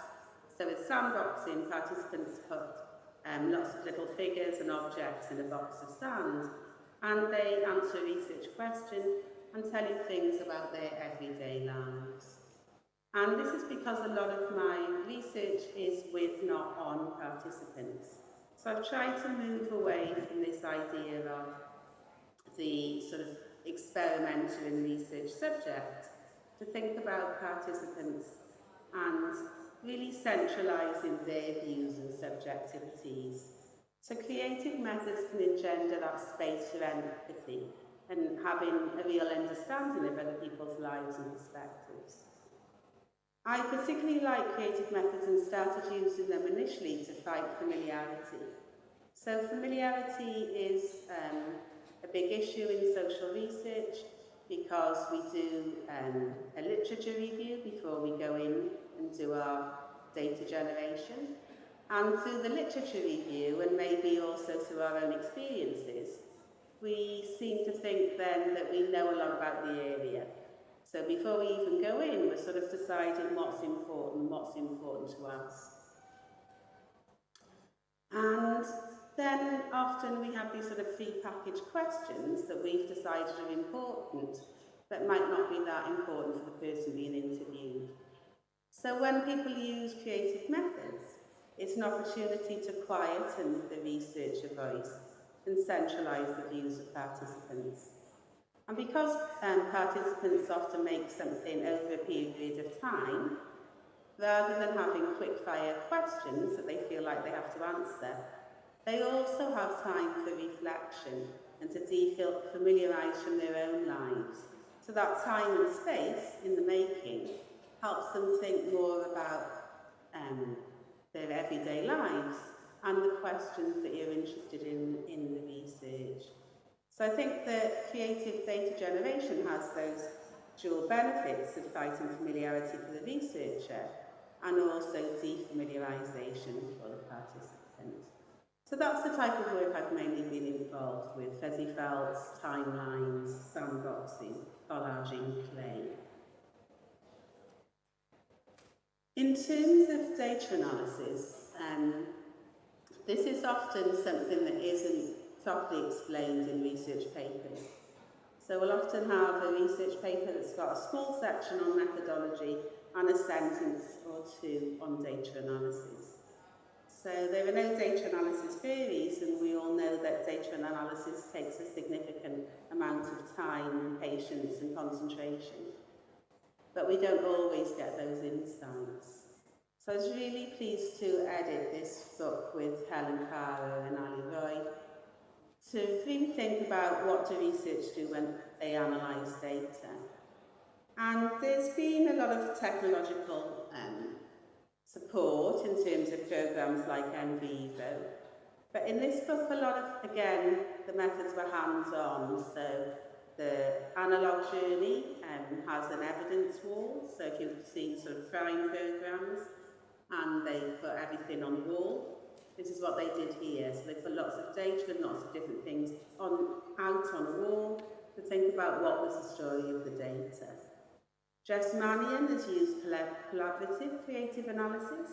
So she analysed the data with the participants, and in that analysis used things like Lego and sandboxing and drawing to really think about what the key stories were in that data. Naomi Clark has used slow stitch, so she used sewing and sewed stitches for every participant, and every stitch meant something about their lives, so she'd have time to reflect fully on the data. Kate Krakus-Thomas made a graphic novella from survey data, and Karen Hammond and Nick Fuller have done work with shamanism to get into a full state of reflexivity.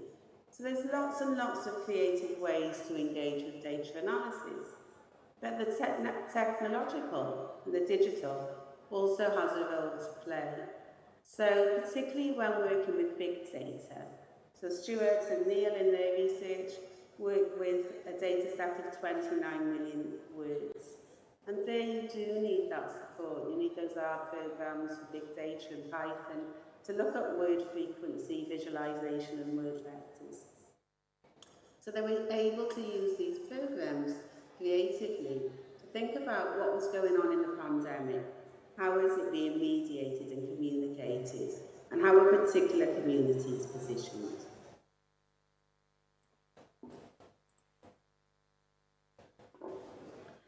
The other important thing about the creative is in terms of dissemination. So many researchers do lots and lots of important work with participants, and then in terms of outputs and publications, we have our reports and our books and our journal articles. And these are all really important outputs, but we need to consider how much impact they have. Can they actually negotiate change in the real world? So often when we're doing a project and we do the literature review and then we do our study, we find that we're uncovering the same problems, the same inequalities, the same issues with policy and practice. So a lot of good research is being done, but we're just not seeing those changes. So a lot of academic dissemination is positioned as sort of passive. So it's accruing benefits to the researcher. So the researcher might get a promotion if they write a good book. So the researcher is receiving accolades from that study, but it's not directly benefiting the participants who took part or those wider communities. And my board talks about this in terms of sort of researcher as a vampire. We go in and we get all our data, and then we sort of disappear, never to be seen again. But now there's far more emphasis on making that impact. So making sure that the research that you're involved with can have a positive impact on society. And the creative and the technological is really important here. So I think it's important to move beyond those reports, books and journal articles and think about how can we connect? How can we connect with policymakers, practitioners, social workers, teachers, and try and make some accessible outputs that can reach those viewers. So there's a lot of work around this. So Susan MacDonald and Lucy Gurrell-Barnes, from their research on racism, made books for children. And Lucy's books now are in all Church of England schools in England and all Church of Wales schools in Wales. So a 5-year-old or 6-year-old is not going to read a journal article, but these types of outputs are something that children can engage with, that can maybe shift their perspectives about how they see other children and contribute to reducing racism. People have also used billboards. In my own work, I've used lots of different outputs. So I've used posters, films, music videos, websites, and social media is also an important site to get our message out to new audiences. So I think the creative and the technological is essential now in disseminating our research. If we want to see change from our research, and if we want our research to connect with busy social workers or teachers or foster carers or children and young people, we have to find ways to connect with them that resonate with their everyday lives and that are accessible and interesting. So the creative and the technological can marry really well to ensure that the research that we do has a positive impact on society. Going back to consider creative data generation. So as I was saying earlier, this is something I've generally done in a face-to-face context with individuals, groups and communities, where we've all been in the same room. But with the onset of COVID, we had to think differently about the way we worked, and we had to rely much more on digital technologies. So in this project, the Walking Tour project, it was a really nice project because we were just interested in how children want to share their views. So it wasn't a project with a research question as such that needed answering.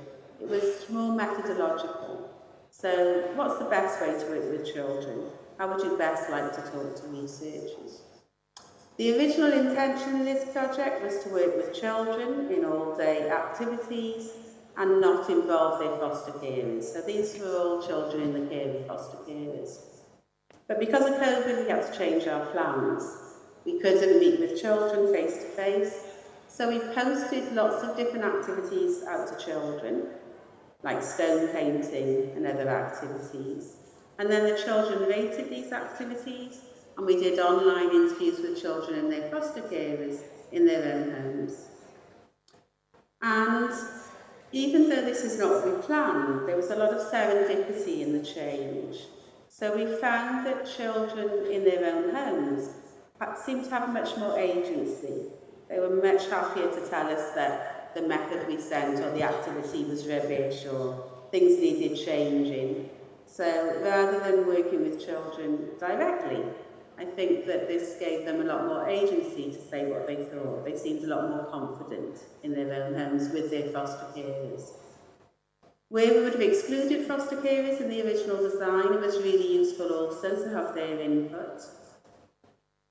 And as a side to this project, what came out from this project was that foster carers found these activities really useful to get to know children. So the fostering network, who we worked with in this project, now have made a pack, and when a child goes to foster carers, a child that they don't know, a new child that they're looking after, they now work through these activities. So moving the project online did have benefits and different outcomes than we would have had if we'd have continued in a sort of face-to-face in-person mode. Another project that I did in COVID-19 was with young people coming out of the care system. And they were facing lots and lots of inequalities. So in their lives and also visible through the project. So we made new forms of connection with young people, and young people had asked for us to undertake this research to make visible the barriers that they were experiencing. And a lot of them were experiencing digital exclusion. So a lot of care leavers are on a very low income, they can't have continual data and Wi-Fi, so they were sort of excluded. So they could have been excluded from the research, but we were able to provide data and provide phone credits. But they were also excluded from services, so if they needed something and they didn't have data, they couldn't make contact. So some of these care leavers couldn't even access basic everyday things like enough food, enough heating. So I think that COVID really made visible that digital divide and the differential experiences from people who are affluent and have got funds and those that haven't got funds. So it gave us real insights. And in this project, we had to be really flexible. So we had to do things by telephone, by Zoom, by Teams, by messages, and try and reach young people in a way that they could be reached. And some young people also sent us poems. This young person made a model to show how the COVID virus had overshadowed their whole community. But without use of technology, we wouldn't have been able to hear these people's stories. But at the same time, it makes visible that we can't assume that everyone always has access. Professor Mene, you have 1 minute left. Okay. So the other thing I was going to say is about mental health support, so I'll quickly whisk through this. If a person is good, you can have mental health and wellbeing support systems, but there are also issues with this because we can't be with the people. So if a person decides to switch their camera off, we can't see them. And it's much easier to hide things when you're online than in person. And again, there's that digital divide. So if we switch to that sort of wellbeing support, not everyone can access it. There are also lots of digital dangers, and we need to remember that social media companies are there to make a profit. So when we're working with social media as researchers, we need to really think carefully about that. So we're so used to social media now and it being all around us and other digital forms, we often see them as a good thing. But there are lots of issues with digital divides, digital privacy, and AI being decision makers. So to finish, because I need to finish now, I think there are lots of opportunities for creative data generation, analysis and dissemination, as well as for challenging inequalities. But whilst digital innovations can be transformative, it's important to continually question their inclusivity, appropriateness and value. Rather than being caught up in chasing the new and the novel, we just have to step forward slowly and cautiously in this world of ever-changing technological advances. So thank you very much. Sorry I couldn't get it through everything with the sort of delays to uploading. But diolch yn fawr and thank you. Thank you, Professor Mene. Please give a round of applause. Now we will continue to the first Q&A session for Professor Mene. Do we have any questions from the audience here at UTCC? Or do we have any questions from the online participants?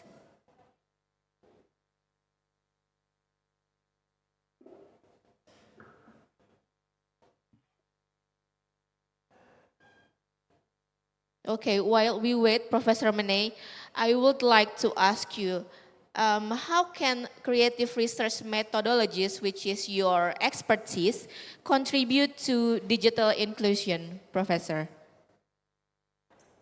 I think in terms of flagging the issue, so I think in terms of getting that message out that there are communities that aren't included, we can use creative methods and not just rely on reporting in journal articles, but get those messages out to policymakers, to practitioners in ways that they find accessible. So I think we can use social media and films and other creative products to have a sort of campaign voice, to have an activist voice in academia and get those messages out about that digital exclusion for some communities. So I think in terms of getting messages out, creative methods are really useful for that. I think creative methods can also be used to find out about this, but at the end of the day, once those messages are out and those messages are communicated, it's how then that's financed. So I think there's a responsibility of researchers, but there's also a responsibility of governments and policymakers to ensure more equitable societies.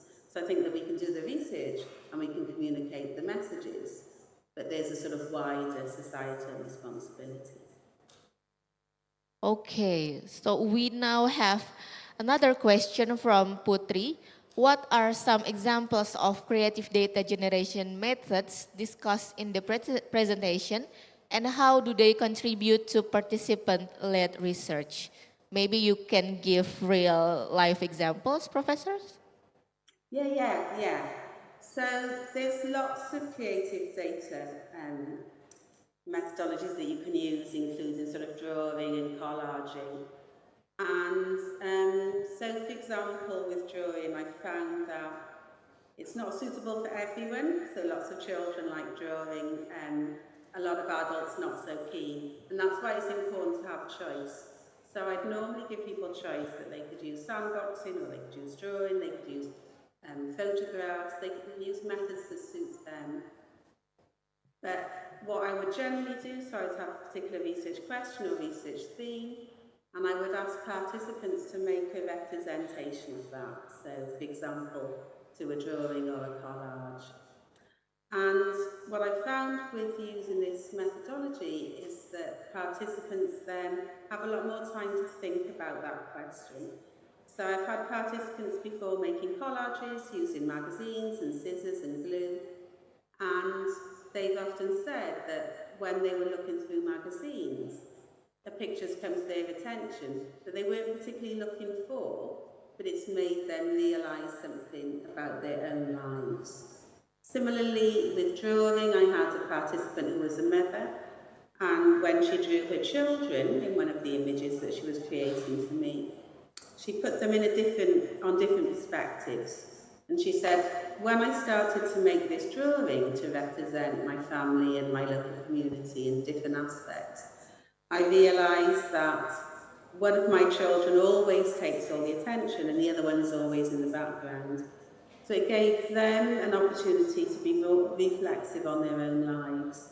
And it's particularly important for quietening the research voice, because when we go in with a list of questions, we're already framing this knowledge that can be generated. When participants get to make things and then share them with you and lead those conversations, they have a much, much more active role in that. So I think that's the real sort of benefit of using creative approaches. And if anyone wants to, I know this is only a short session, but my email should be on the slides, and if anyone wants to follow up and is thinking about using creative data in their research, I'm always happy to have a quick Zoom or Teams with you. Okay then, thank you, Professor Mene, for your time today. We know that you have another agenda for today, so we really thank you to be here with us, joining us and sharing your insights with your expertise. And now we will move on to our second speaker. Thank you. Yes, thank you, Professor Mene. Okay, now we will move on to our next speaker. Is Dr. Nick Norliati Fitri Nur, a senior lecturer at the School of Distance Education's University Science Malaysia. She is specialized in demography and aging populations with an extensive research portfolio on community support systems, active aging, urban poverty, and digital inclusion for older adults. Dr. Nick has led and collaborated on numerous national and international research projects funded by Malaysia's Fundamental Research Grant Scheme and Community University Engagement Programs. She has received multiple innovation and civic engagement awards from University Science Malaysia, and is also a panel assessor for the Malaysian Qualifications Agency. In 2025, she has been invited as a keynote and guest speaker in international forums in China, Indonesia, and Thailand, highlighting her thought leadership in aging and digital transformation. Today, Dr. Nick will present her talk titled Reimagining Inclusion, Bridging Social Creative Research and Human-Centered Technology. Her presentation will explore how creative research and digital innovation can reduce the digital divide, particularly for older adults, and ensure that no one is left behind in our rapidly digitalizing world. Please join me in welcoming Dr. Nick Nurliati Fitri Nur.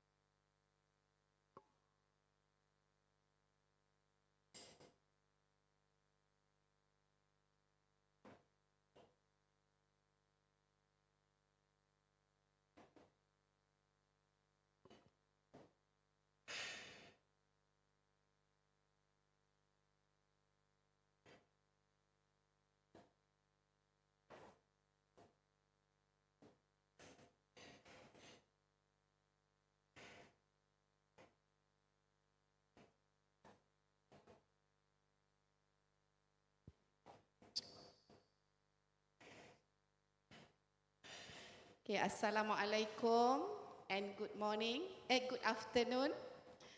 Okay.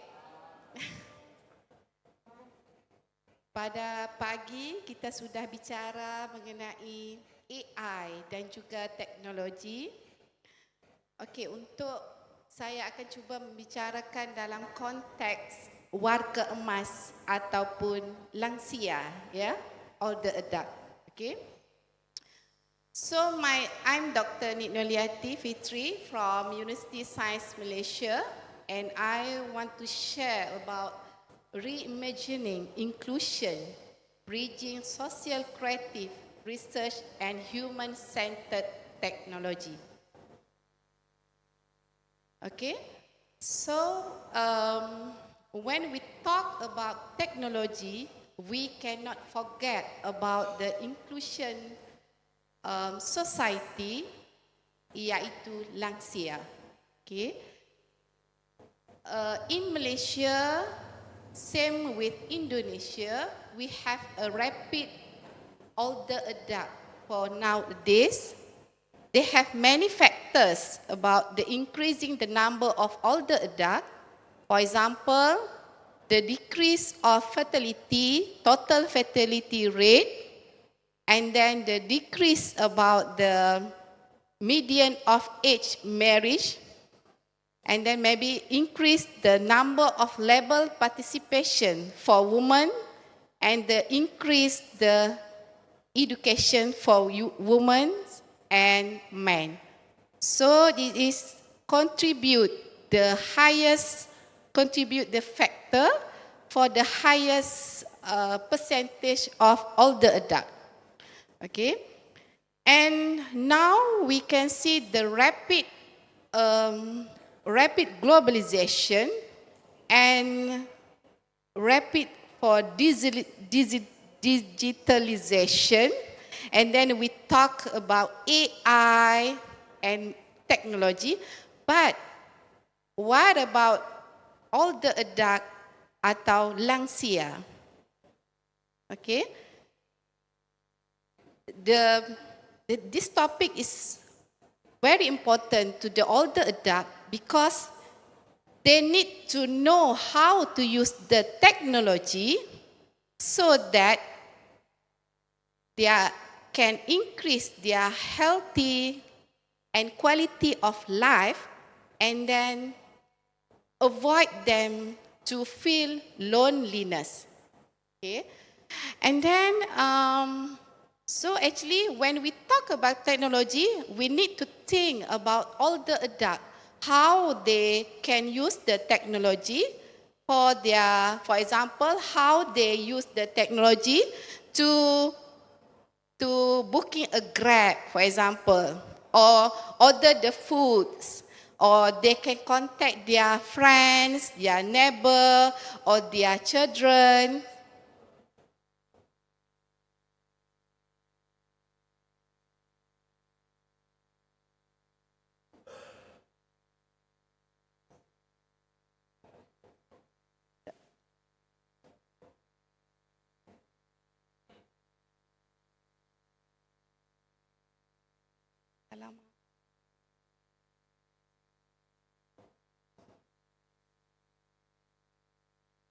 Okay, what true inclusion means? Okay, actually we have 5 key terms. The true inclusion means one, for access, how they, the older adult have stable internet, and then for installations, the installation, the software is friendly or patient, technical support, and 3, about their knowledge, how the older adult ongoing digital literacy training builds, and then the design, how they are design the software to older adult user, and then for the trust. Okay. And then the aging reality, why older adult matter globally. Okay. Jadi dari semalam dan hari ini, saya sudah bicara sama Prof. Darman ya, berkenaan dengan peningkatan warga emas. Jadi, bila membicarakan tentang teknologi, kita tidak boleh melupakan lansia ya. Kalau di Malaysia kita panggil warga emas. Okay, jadi disebabkan oleh peningkatan warga emas ini, jadi sebenarnya pihak pemerintah dan juga stakeholders tidak boleh melupakan lansia. Jadi perisian ataupun apps yang ingin dibangunkan perlu mengambil kira tentang kebutuhan lansia. Okay. And then our research found that 5 key barriers in bridging the digital divided. 1 is fear of technology. 2, low digital literacy for older adult. 3, complex design. Maybe some of the apps is complex for older adult to use. And economic constraint, maybe high cost of device and so for their access, and then social and psychological isolation. Okay, so when we do a research, we need to get their opinions and then what they feel about the technology. Okay, based on our research, we need to engage with the older adult. And then we need to do a collaboration to need their opinions and then their support. And then maybe for the community-based participatory research, applies collaborative methods with all the adults. And then we as a university or docent, we need to do many community engagement project with the community so that we know that what their problem, and then we as a lecturer or we have expertise to help them how to help them to solve their problem. For example, how to do using technology. In Malaysia, we have what we call, we have a service we call Let's Auntie atau Jom Makcik.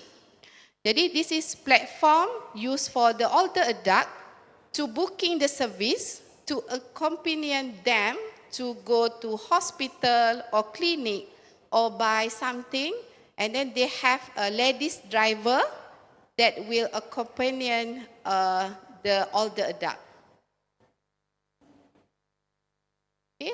What research reveal? Connection, confidence, and change. So actually, the older adult want to stay connected with the technology.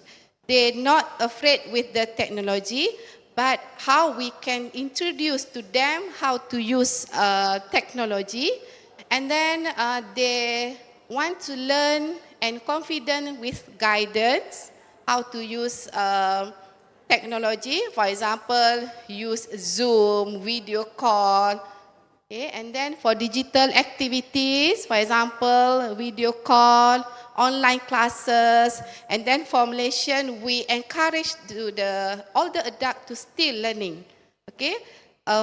In UT, we have online learning, so in Malaysia, we encourage all the adults to still learn, okay, using via online to make sure that they active aging, and then avoid them from loneliness. Okay, a world for all age. So actually, technology should adapt to human, not other way around, and be designed to meet the unique needs of all the adults. So when you create a technology, we need to meet what all the adult wants and how they can use the technology, and then we must create a age-friendly environment, okay? And then digital inclusion strengthens independent social connection and well-being to ensure that no one is left behind in a world for all age. So hopefully they can accept the technology, and then they can use correctly to avoid from loneliness, and then for their quality of life, and then for their active aging. So that's all. Thank you. Thank you, Dr. Nick. Very interesting. Digitalization and aging society. I mean, my mother herself cannot use mobile phones to book something, maybe just to book an agenda for the hospital or anything, because it is too difficult, as you said before.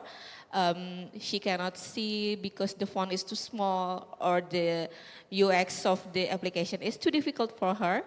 So it is very interesting for us to discuss about this later on with Mr. Irving Hutagalung from Microsoft. Who will be our third speaker today.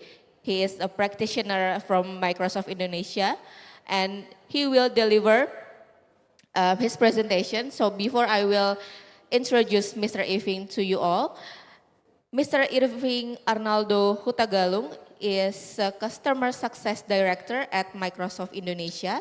He has been with Microsoft since 2008 and now serves as part of the senior leadership team overseeing cloud adoption, customer value strategy, and cross-sector digital transformation across Indonesia. He has more than 25 years of experience in the technology industry and held roles spanning engineering, evangelism, and leadership across Asia Pacific.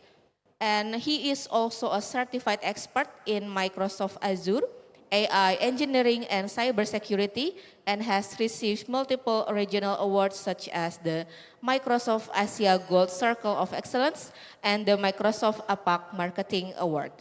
He will share his insight on how AI can be a powerful tool for accessibility and inclusion, highlighting Microsoft initiatives such as AI for Accessibility, AI for Earth, and AI for Good. Please join me in welcoming Mr. Irving Arnaldo Hutagalung. Thank you.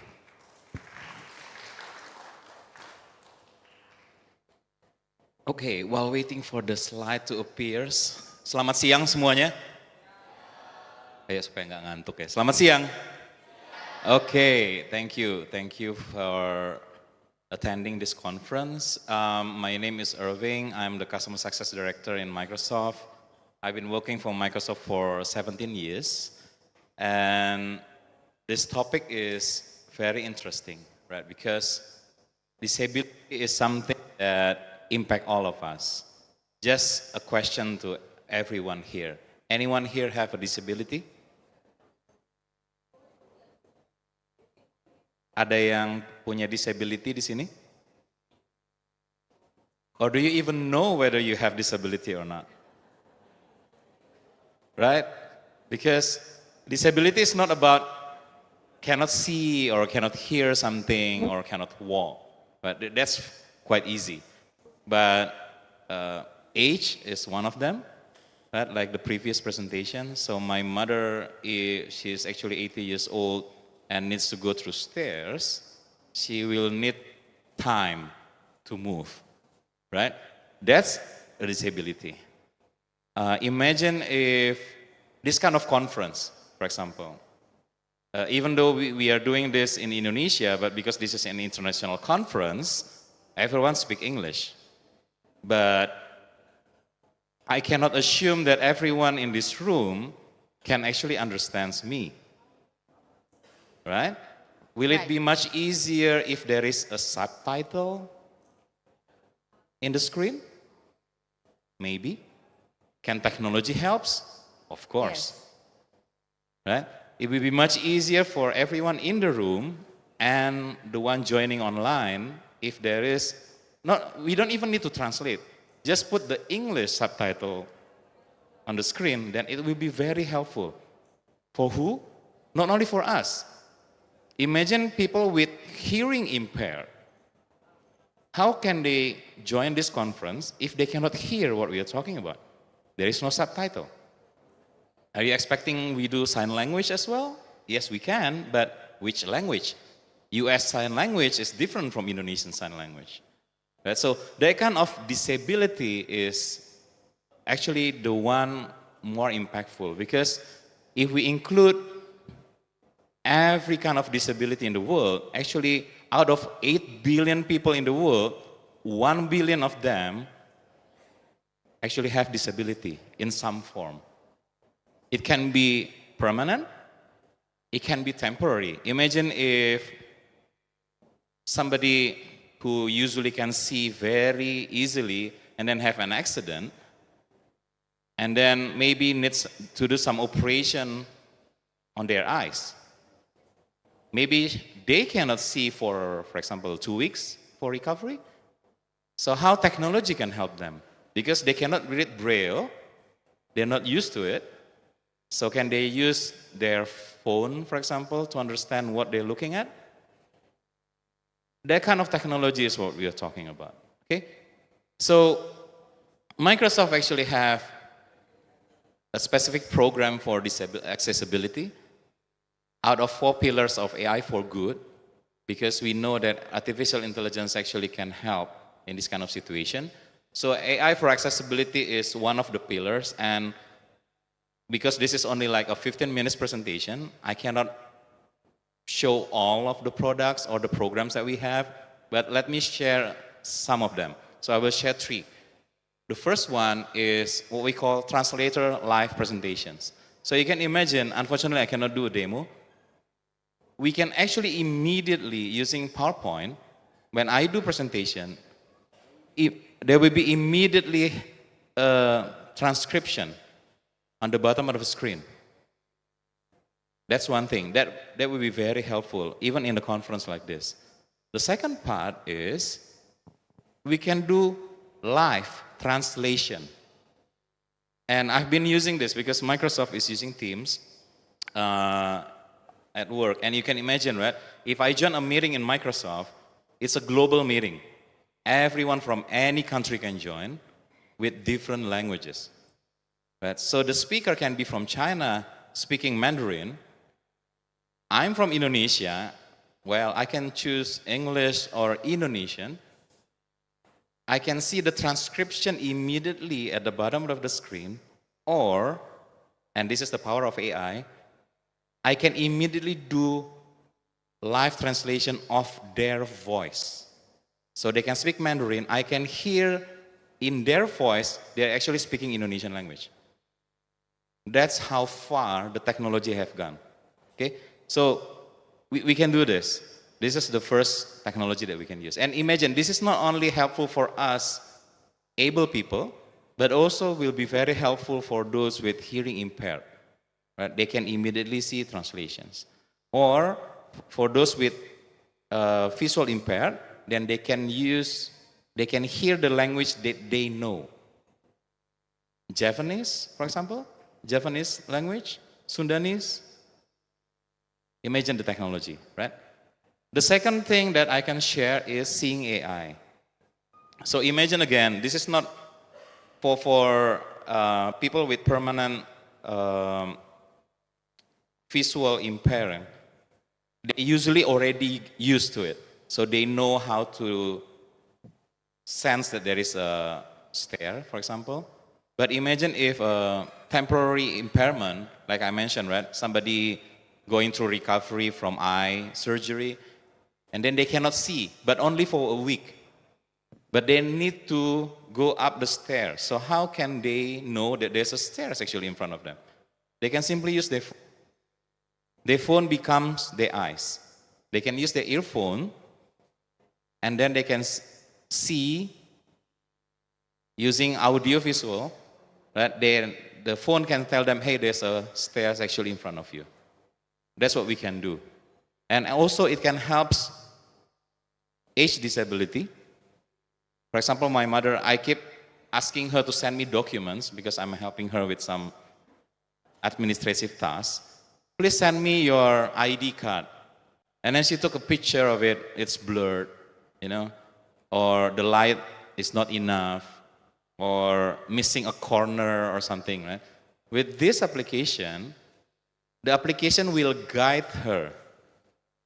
Move your phone a bit up or to the left, you know, and then the application will take a picture and then send it to me. That will be very helpful, right? The third application from Microsoft is, this is from AI for Earth, is FarmBits. This is actually coming from Microsoft Research. You can try to find it. There's a lot of AI technology used here, and a lot of pattern recognition. So this will be helpful in the social inclusion part, not the disability part, but the social inclusion. Imagine farmers, in Indonesia, we have a lot of farmers, right? So they need to know what kind of crops that they need to plant.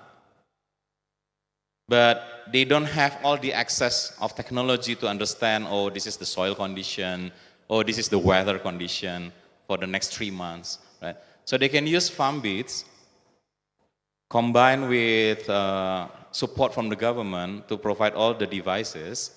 Then they can plant crops depending on the season, depending on the situation and everything, depending on the status of the soil, for example.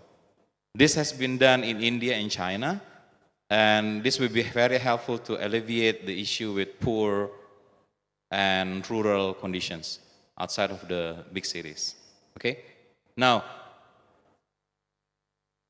technology doesn't always solve everything. I keep telling people that technology is a sword with two blades, right? So in this one sense, it can be used for good, but on the other hand, it can also harm.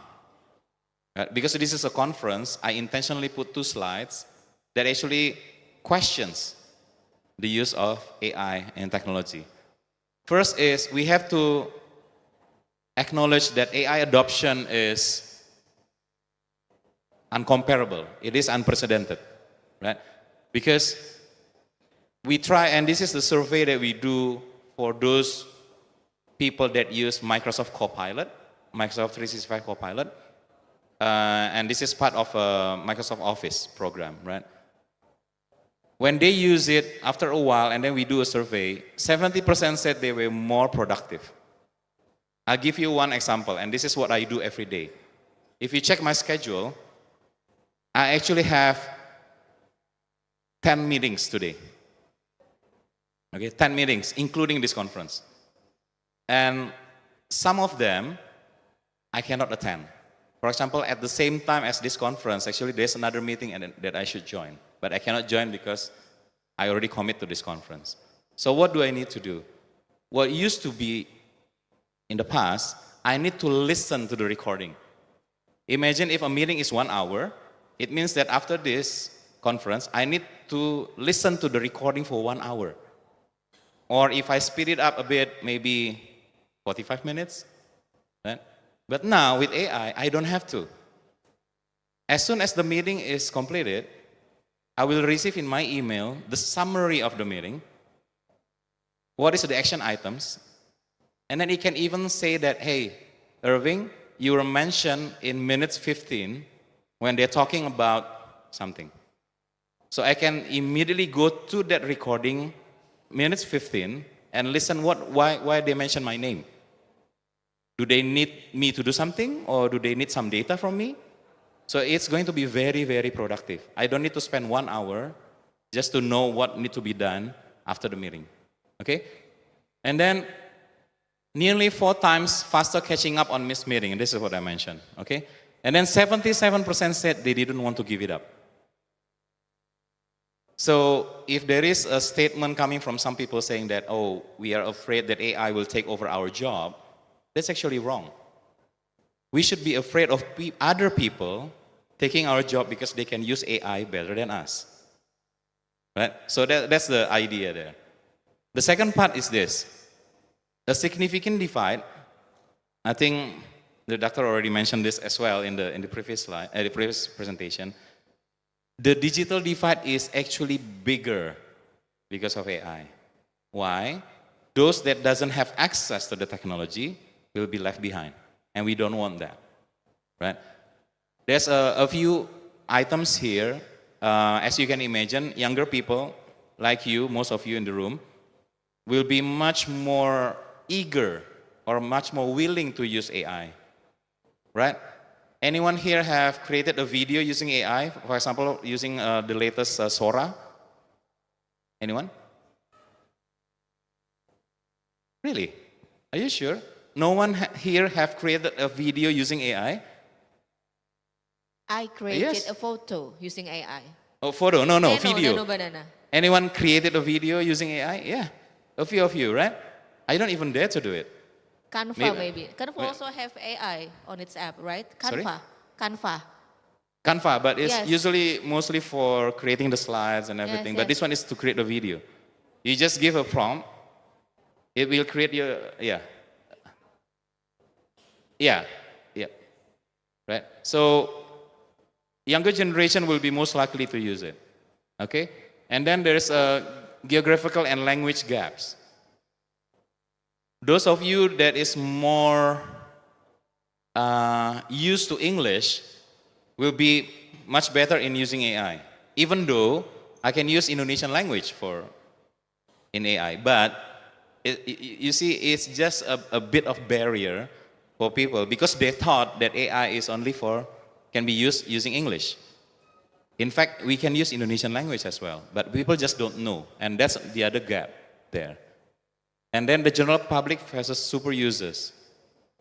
The more you use AI, actually it will push you to use it more and more.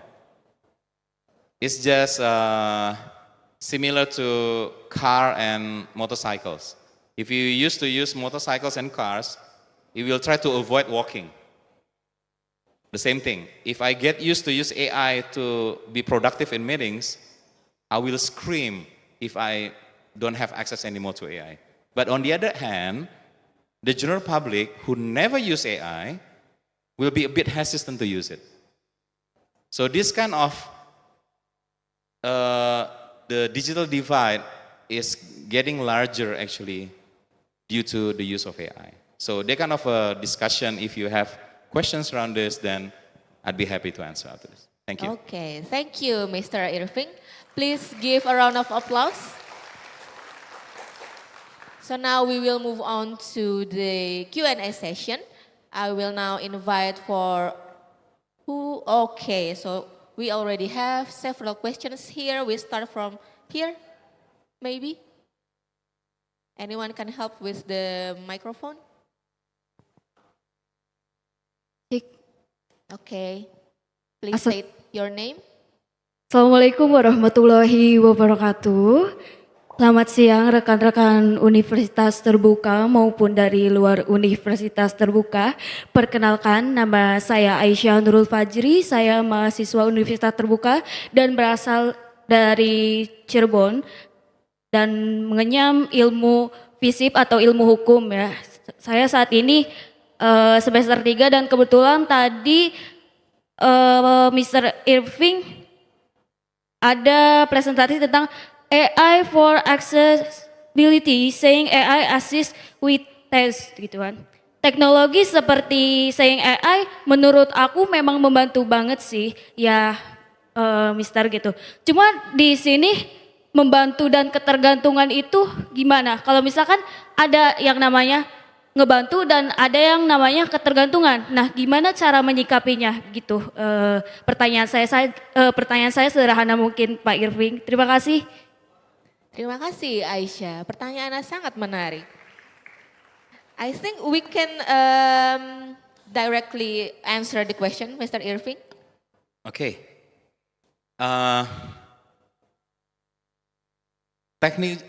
Again, right? Technology is a double-edged sword. Right? Teknologi itu pedang bermata dua. At one side, we use technology to help our lives, to make it better. Right? I'm much more afraid to leave my phone at home compared to my wallet. Why? Because I'm much more dependent on my phone.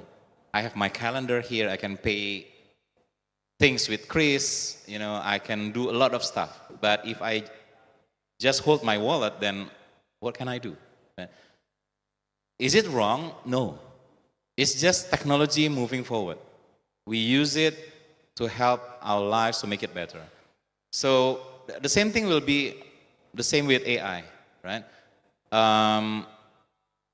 You can imagine that, like the example that I give, that I can do a summarization of meetings very easily. I will be dependent to it, I have to admit. Right? If I have to switch to another company and they don't have it, maybe I will not join that company because of it. You know, so that kind of dependency is, I cannot say it's wrong. It's just that we need to acknowledge actually that we need it, and then we have to ensure, and this is the most important one, we need to ensure that everyone have access to it. Right? So it makes everybody, because we don't want to have another digital divide. We don't want to make people left behind again because of this, right? So how to make sure that AI can be accessible to everybody? That's a question that we need to answer actually together. Okay? Okay, so it is interesting. I will now follow up to Dr. Nick. How is it the case in Malaysia?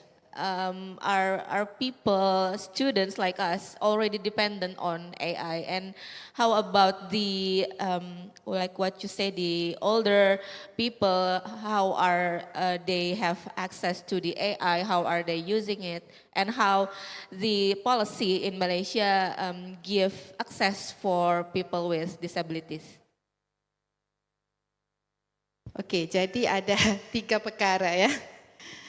Okay, first, for students, I think there are a lot of opportunity to use AI. For example, if you get the task to do assignment, for example, yeah, I know you can prompt ChatGPT or other AI to do your assignment, but how to ensure that you produce, that AI produce, that it is aligned with your dosen perlukan. Jadi menggunakan itu harus bijak, ya. Memang kita boleh menggunakan AI, tetapi bagaimana kita sebagai mahasiswa dan juga sebagai dosen juga ya, bagaimana kita untuk memastikan apa yang diberikan oleh AI itu adalah benar. Okay. Jadi itu memerlukan kebijakan dan juga kepandaian kita bagaimana untuk menggunakan AI. Okay, jadi AI ini saya sebagai dosen juga, AI ini banyak membantu dalam kerja-kerja seharian. Tetapi bagaimana kita sebagai mahasiswa dan juga sebagai pengguna AI untuk menggunakan AI ini dengan cara yang bijak. Okay. Yang kedua, untuk all the adult, they not use, for example, AI. They just use the technology. Okay, for example, the apps, how to booking the transport, how to booking the foods, yeah. Not to use how to prompt, how to create a video, not for all the adult. So we as a docent, yeah, we need to teach them, we need to encourage them to do the technology, how they can use the technology to avoid them to feel loneliness. Actually, they can use for now we can see that many older adults, they make a video call with their grandchild, with their children. Okay, so it is can feel that, can avoid them to feel loneliness, and then they are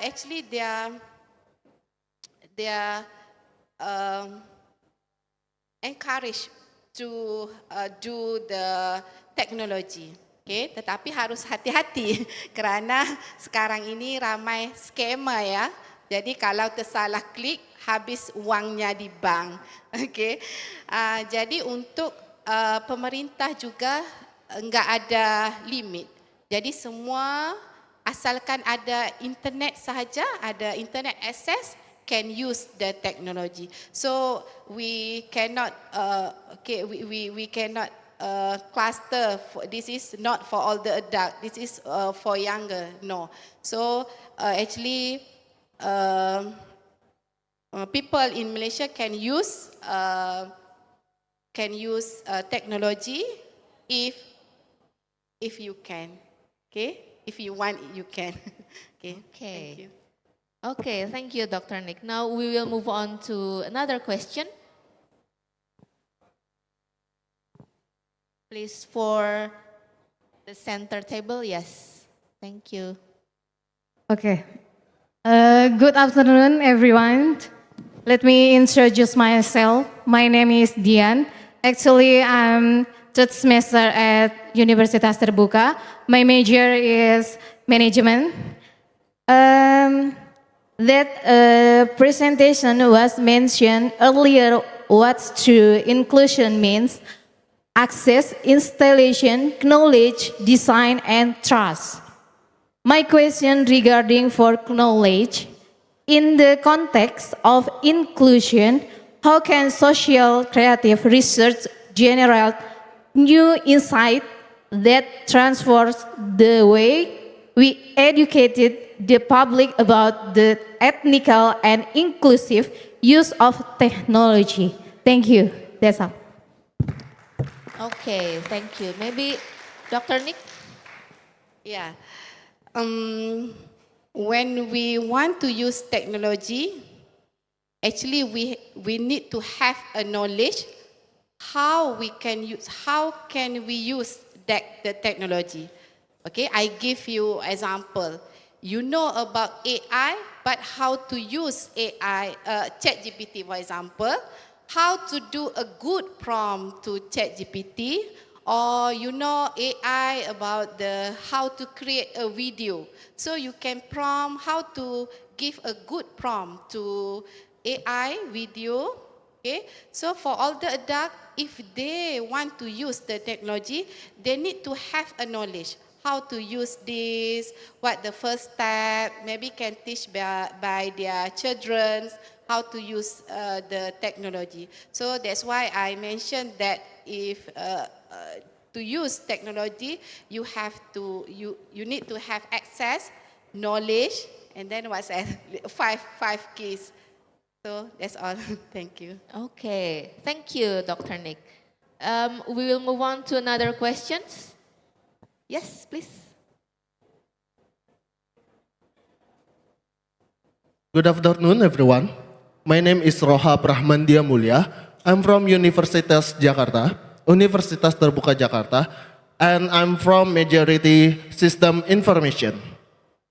What I can ask, if we know the AI is useful, good to everyone, that's right, but sometimes we must be care to about the crimes to AI, like some who's the one of all called by your son with AI.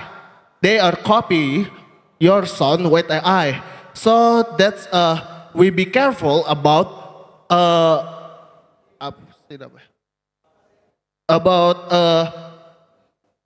yourself with the evidence if you didn't wrong. How to be careful and to safety and comfort if you scared to with AI. Thank you. Okay, I think it is best for Mr. Irving to answer how to be cautious and be careful in using AI. Okay, again, this is like something that I keep repeating, right? Technology is a double-edged sword, right? So, and this is actually aligned with what you mentioned as well, doctors, that knowledge is important, right? When we are using a technology. So,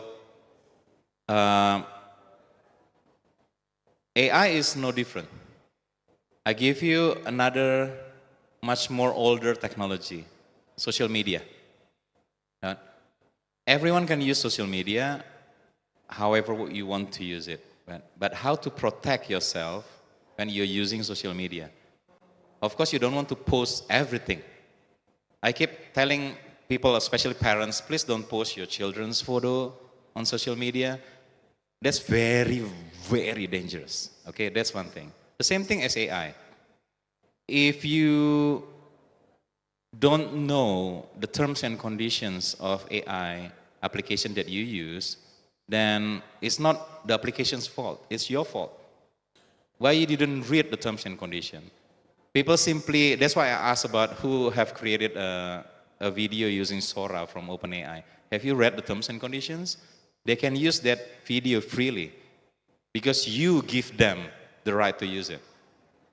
When you try to create something and then you post your photo, that for example, right, you send a photo to some AI application and then they create something video, right? And then I think one of the most viral one is you give two photos and then the video is hugging, right? Yes. Did you read the terms and conditions?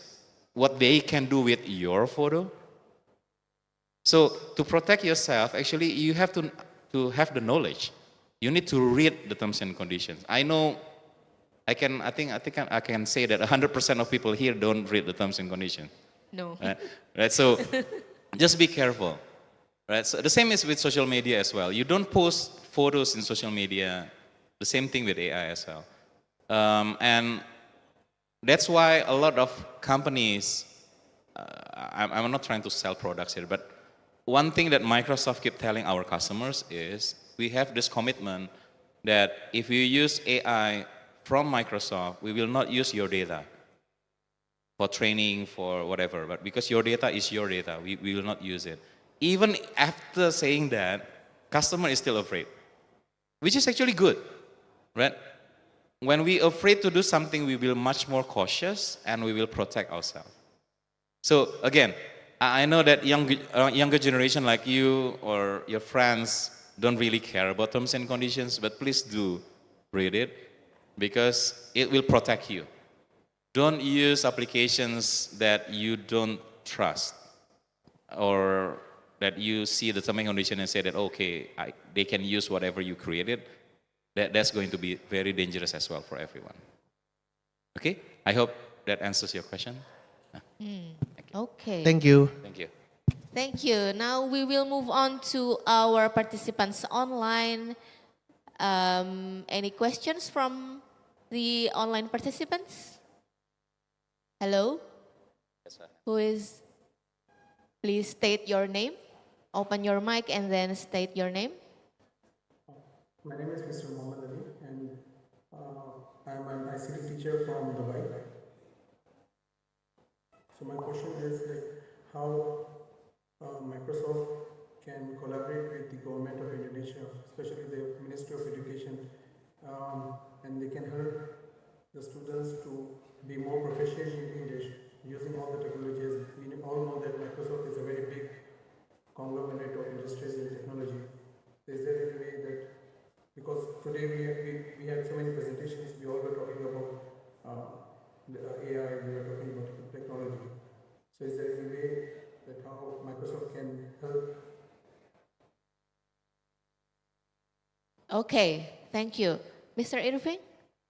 Um, How can Microsoft? So just to confirm that the question is whether Microsoft can work together with universities on the use of technology, Yes. especially for AI. Is that the question? Am I correct on summarizing the question? Hello? Yeah. Yes. Like if there is any way where the government can get some kind of bulk license where it will be more economical for other private schools as well as the public schools. Sure. So we get more access to the information and technology. Thank you. Yeah. So we do have a program. Microsoft always have a program for education institutions. So the price will always be different. That's one thing. I have to admit I don't know the discount because I'm not a salesperson. So please contact the nearest Microsoft representative that you know, and including AI, because we know that again, right? We try to ensure that everyone have access to AI, including education institution, because we know that education is the future, right? And especially for students and lecturers, yeah, there will always be a special program. And just to add a bit on that, and this is also to add to your answer previously about how students can use AI. Please use AI just like you mentioned, right? Just like any other technology. Don't use technology just for the sake of using technology, right? Use it to solve a problem, right? So, for example, if we do a collaboration with university, usually we will ask what kind of problem that we will solve with this technology or product, right? So if we give access to Microsoft Copilot to students, we hope they don't use it to create answers for assignments. That's not the problem, right?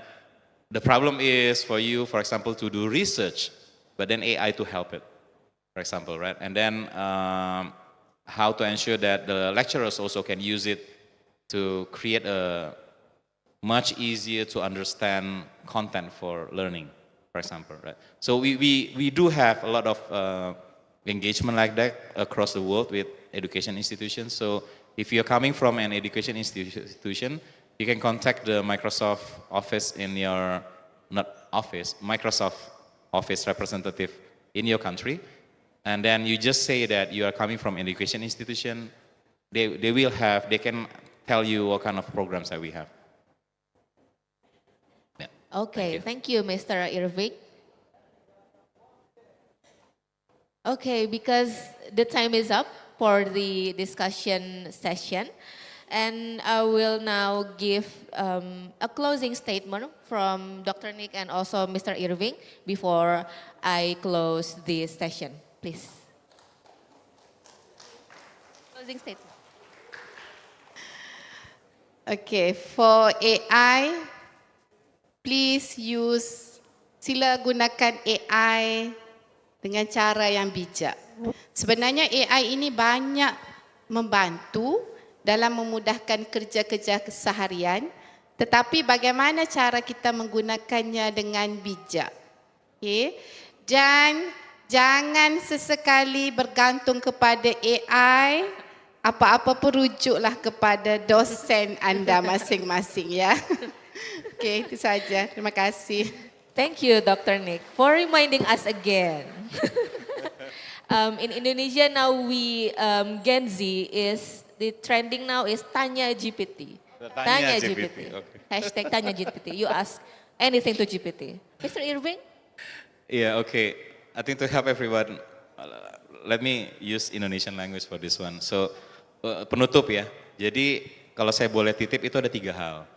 Pertama itu, saya ulang lagi gitu ya, teknologi itu pedang bermata 2, selalu ada aspek positif dan negatifnya. Jadi tolong digunakan untuk hal yang positif, itu 1. Kedua, AI itu, bukan AI, maksudnya teknologi itu tujuannya untuk membantu, to solve a problem, jadi memecahkan masalah gitu ya. Jadi jangan menggunakan teknologi karena teknologi gitu. Ya, pakai teknologi untuk menyelesaikan masalah, jadi harus ada masalahnya dulu, solusinya itu pakai teknologi baru jalan gitu, yang kedua. Dan yang ketiga masih bersambung dengan tadi disebutkan, untuk rekan-rekan mahasiswa gitu ya, berhubung banyak mahasiswa di sini. Tugas kalian itu belajar. Jadi jangan shortcut dengan menggunakan AI. Saya kasih contoh yang simple, anak SD kelas 1 atau kelas 2 itu belum boleh menggunakan kalkulator. Kenapa? Karena dia masih harus belajar dulu bahwa 1 tambah 1 adalah 2.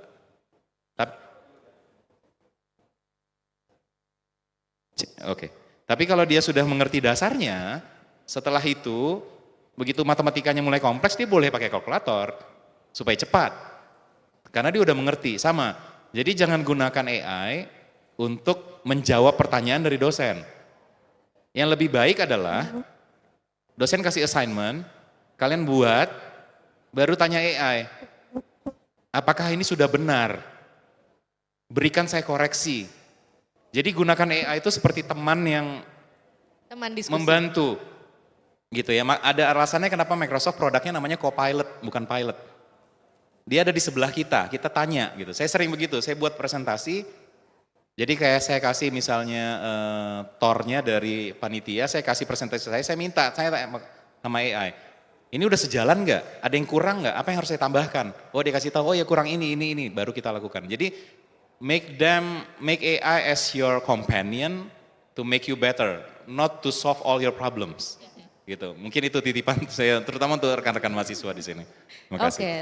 Thank you, Mr. Irving, for reminding us about the ethics of using AI. So I would like to conclude our discussion today. So together, this perspective from Professor Donmene, Dr. Nick, and also Mr. Irving reminds us that inclusion is not just a policy or a project, it is a shared responsibility. When creativity, empathy, and technology come together, we move closer to building a world where no one is left behind in the digital era. So that is from this second panel session. I will now give it back to the MC, Andrian and Mbak Dwi. Thank you. Thank you, Ms. Sita, and of our amazing speakers. One more round of applause, ladies and gentlemen. To our moderator and our amazing speakers, please do remain on stage as we will be giving a token of appreciation. In order of the presentation today, we will show the certificate for Professor Don Mene, who has joined us online. Please show the certificate for Professor Mane. A round of applause, ladies and gentlemen. Up next, to present the token of appreciation for Dr. Nick Norliati Fitri MD Nur PhD, and also Mr. Irving Hutagalung, we would like to invite Dr. Meta Istianda and also Mrs. Yanti Hermawati as the Vice Dean of the faculty up to the stage to give the token of appreciation. Please give applause, ladies and gentlemen, for this amazing and remarkable moment of appreciation. And now we await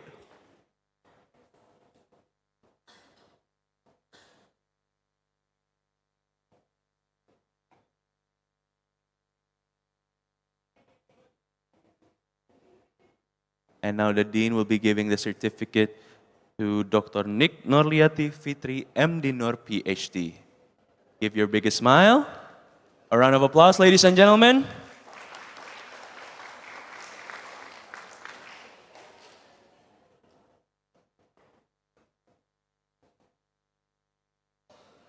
And the second one, Mrs. Yanti Harmawati will be give the certificate of speakers to Mr. Irving Hutagalung. Let's Please give applause, ladies and gentlemen. And now if everyone can stay in the stage for a group picture. Yes, okay. Photographer. Yeah, camera stand by. On 3, give your biggest smile. 1, 2, 3. One more time.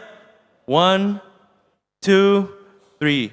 Let's give one more round of applause, ladies and gentlemen.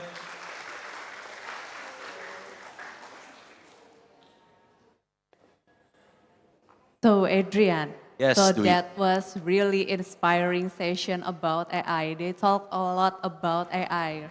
Absolutely, and I think one of the things that I got from Mr.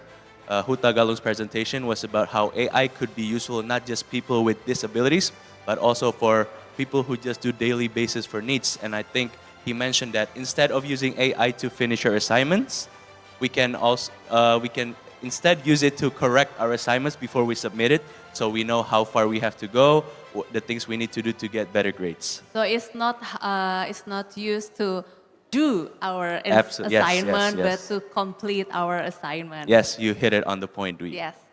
Okay, ladies and gentlemen, the discussion is actually have undoubtedly enriched our perspective, and we extend our sincere gratitude to our esteemed panelists and moderator for their valuable contribution. So distinguished guests, ladies and gentlemen, as we conclude this enlightening session, we will now take a short intermission. So there will be a 15-minute break until 3:45 p.m. before we start to our next agenda. So see you in 3:45 p.m. And don't be late because it's gonna be the event that you're waiting for this whole day. Thank you and have a good coffee break.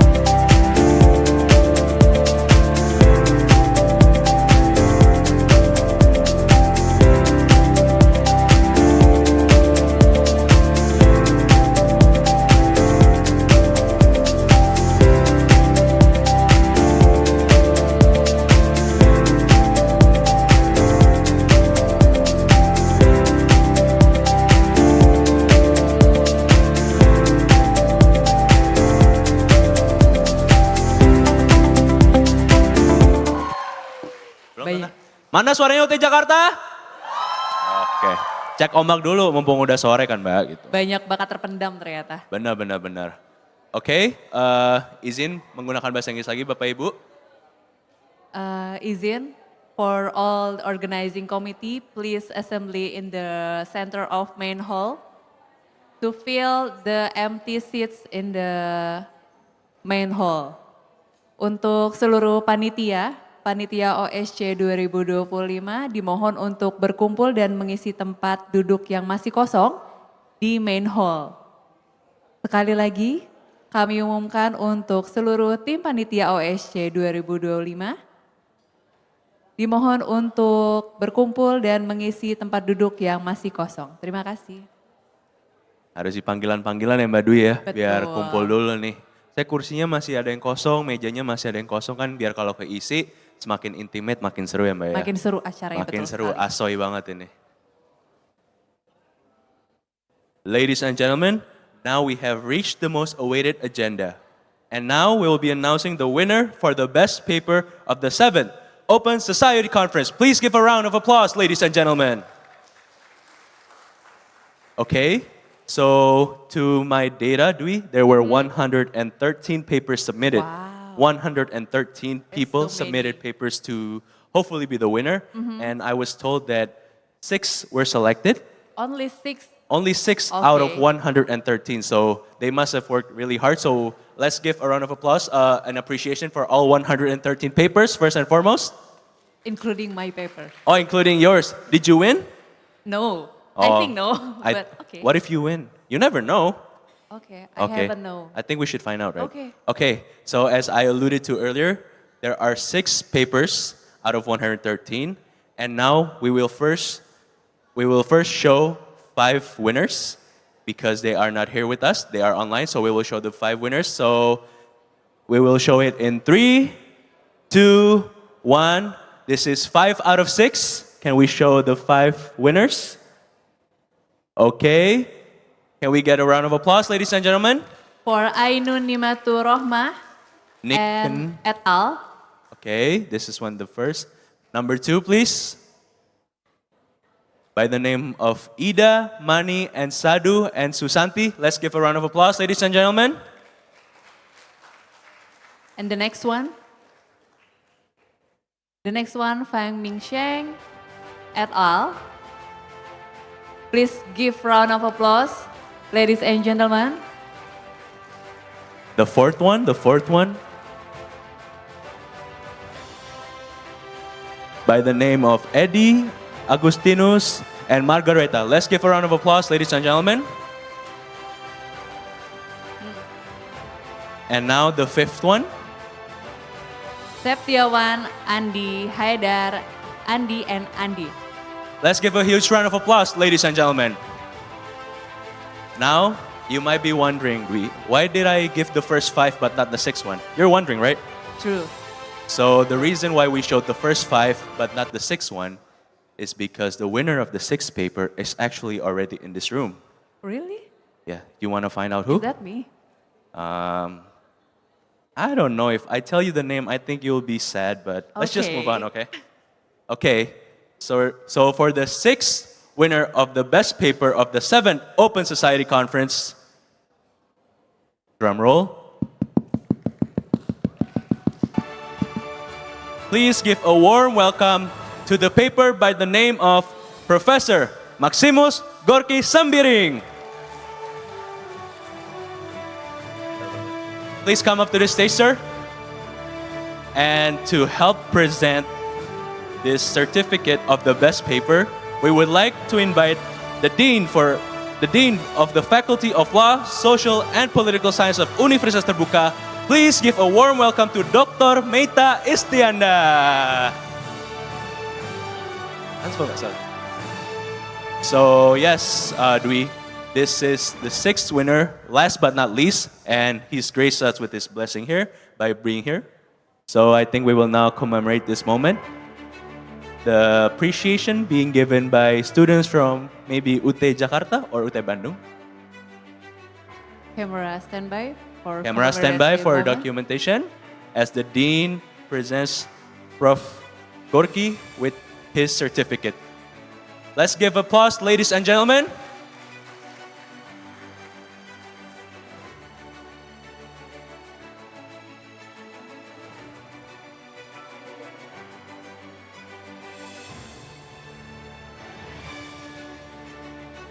Okay, so they're now reviewing the product by Wardah. Do you use Wardah? I do. Okay. Actually, I use a lot of their product. Even though I don't use Wardah, I know it's a great product. So Wardah, thank you. Okay, one more round of applause, ladies and gentlemen. Congratulations to Prof. Prof. Gorky. Thank you. You may return to your seats. And once again, we would like to say congratulations to all 113 papers. Thank you very much for participating. I think you didn't win. It's okay, right? That's okay. It's better trying than not trying at all, right? Correct. Okay. So I think you can take it from here, Dwi. Okay, so ladies and gentlemen, we have reached the end of today's conference. Thank you for all speakers, presenters, and all participants for your contributions on this event.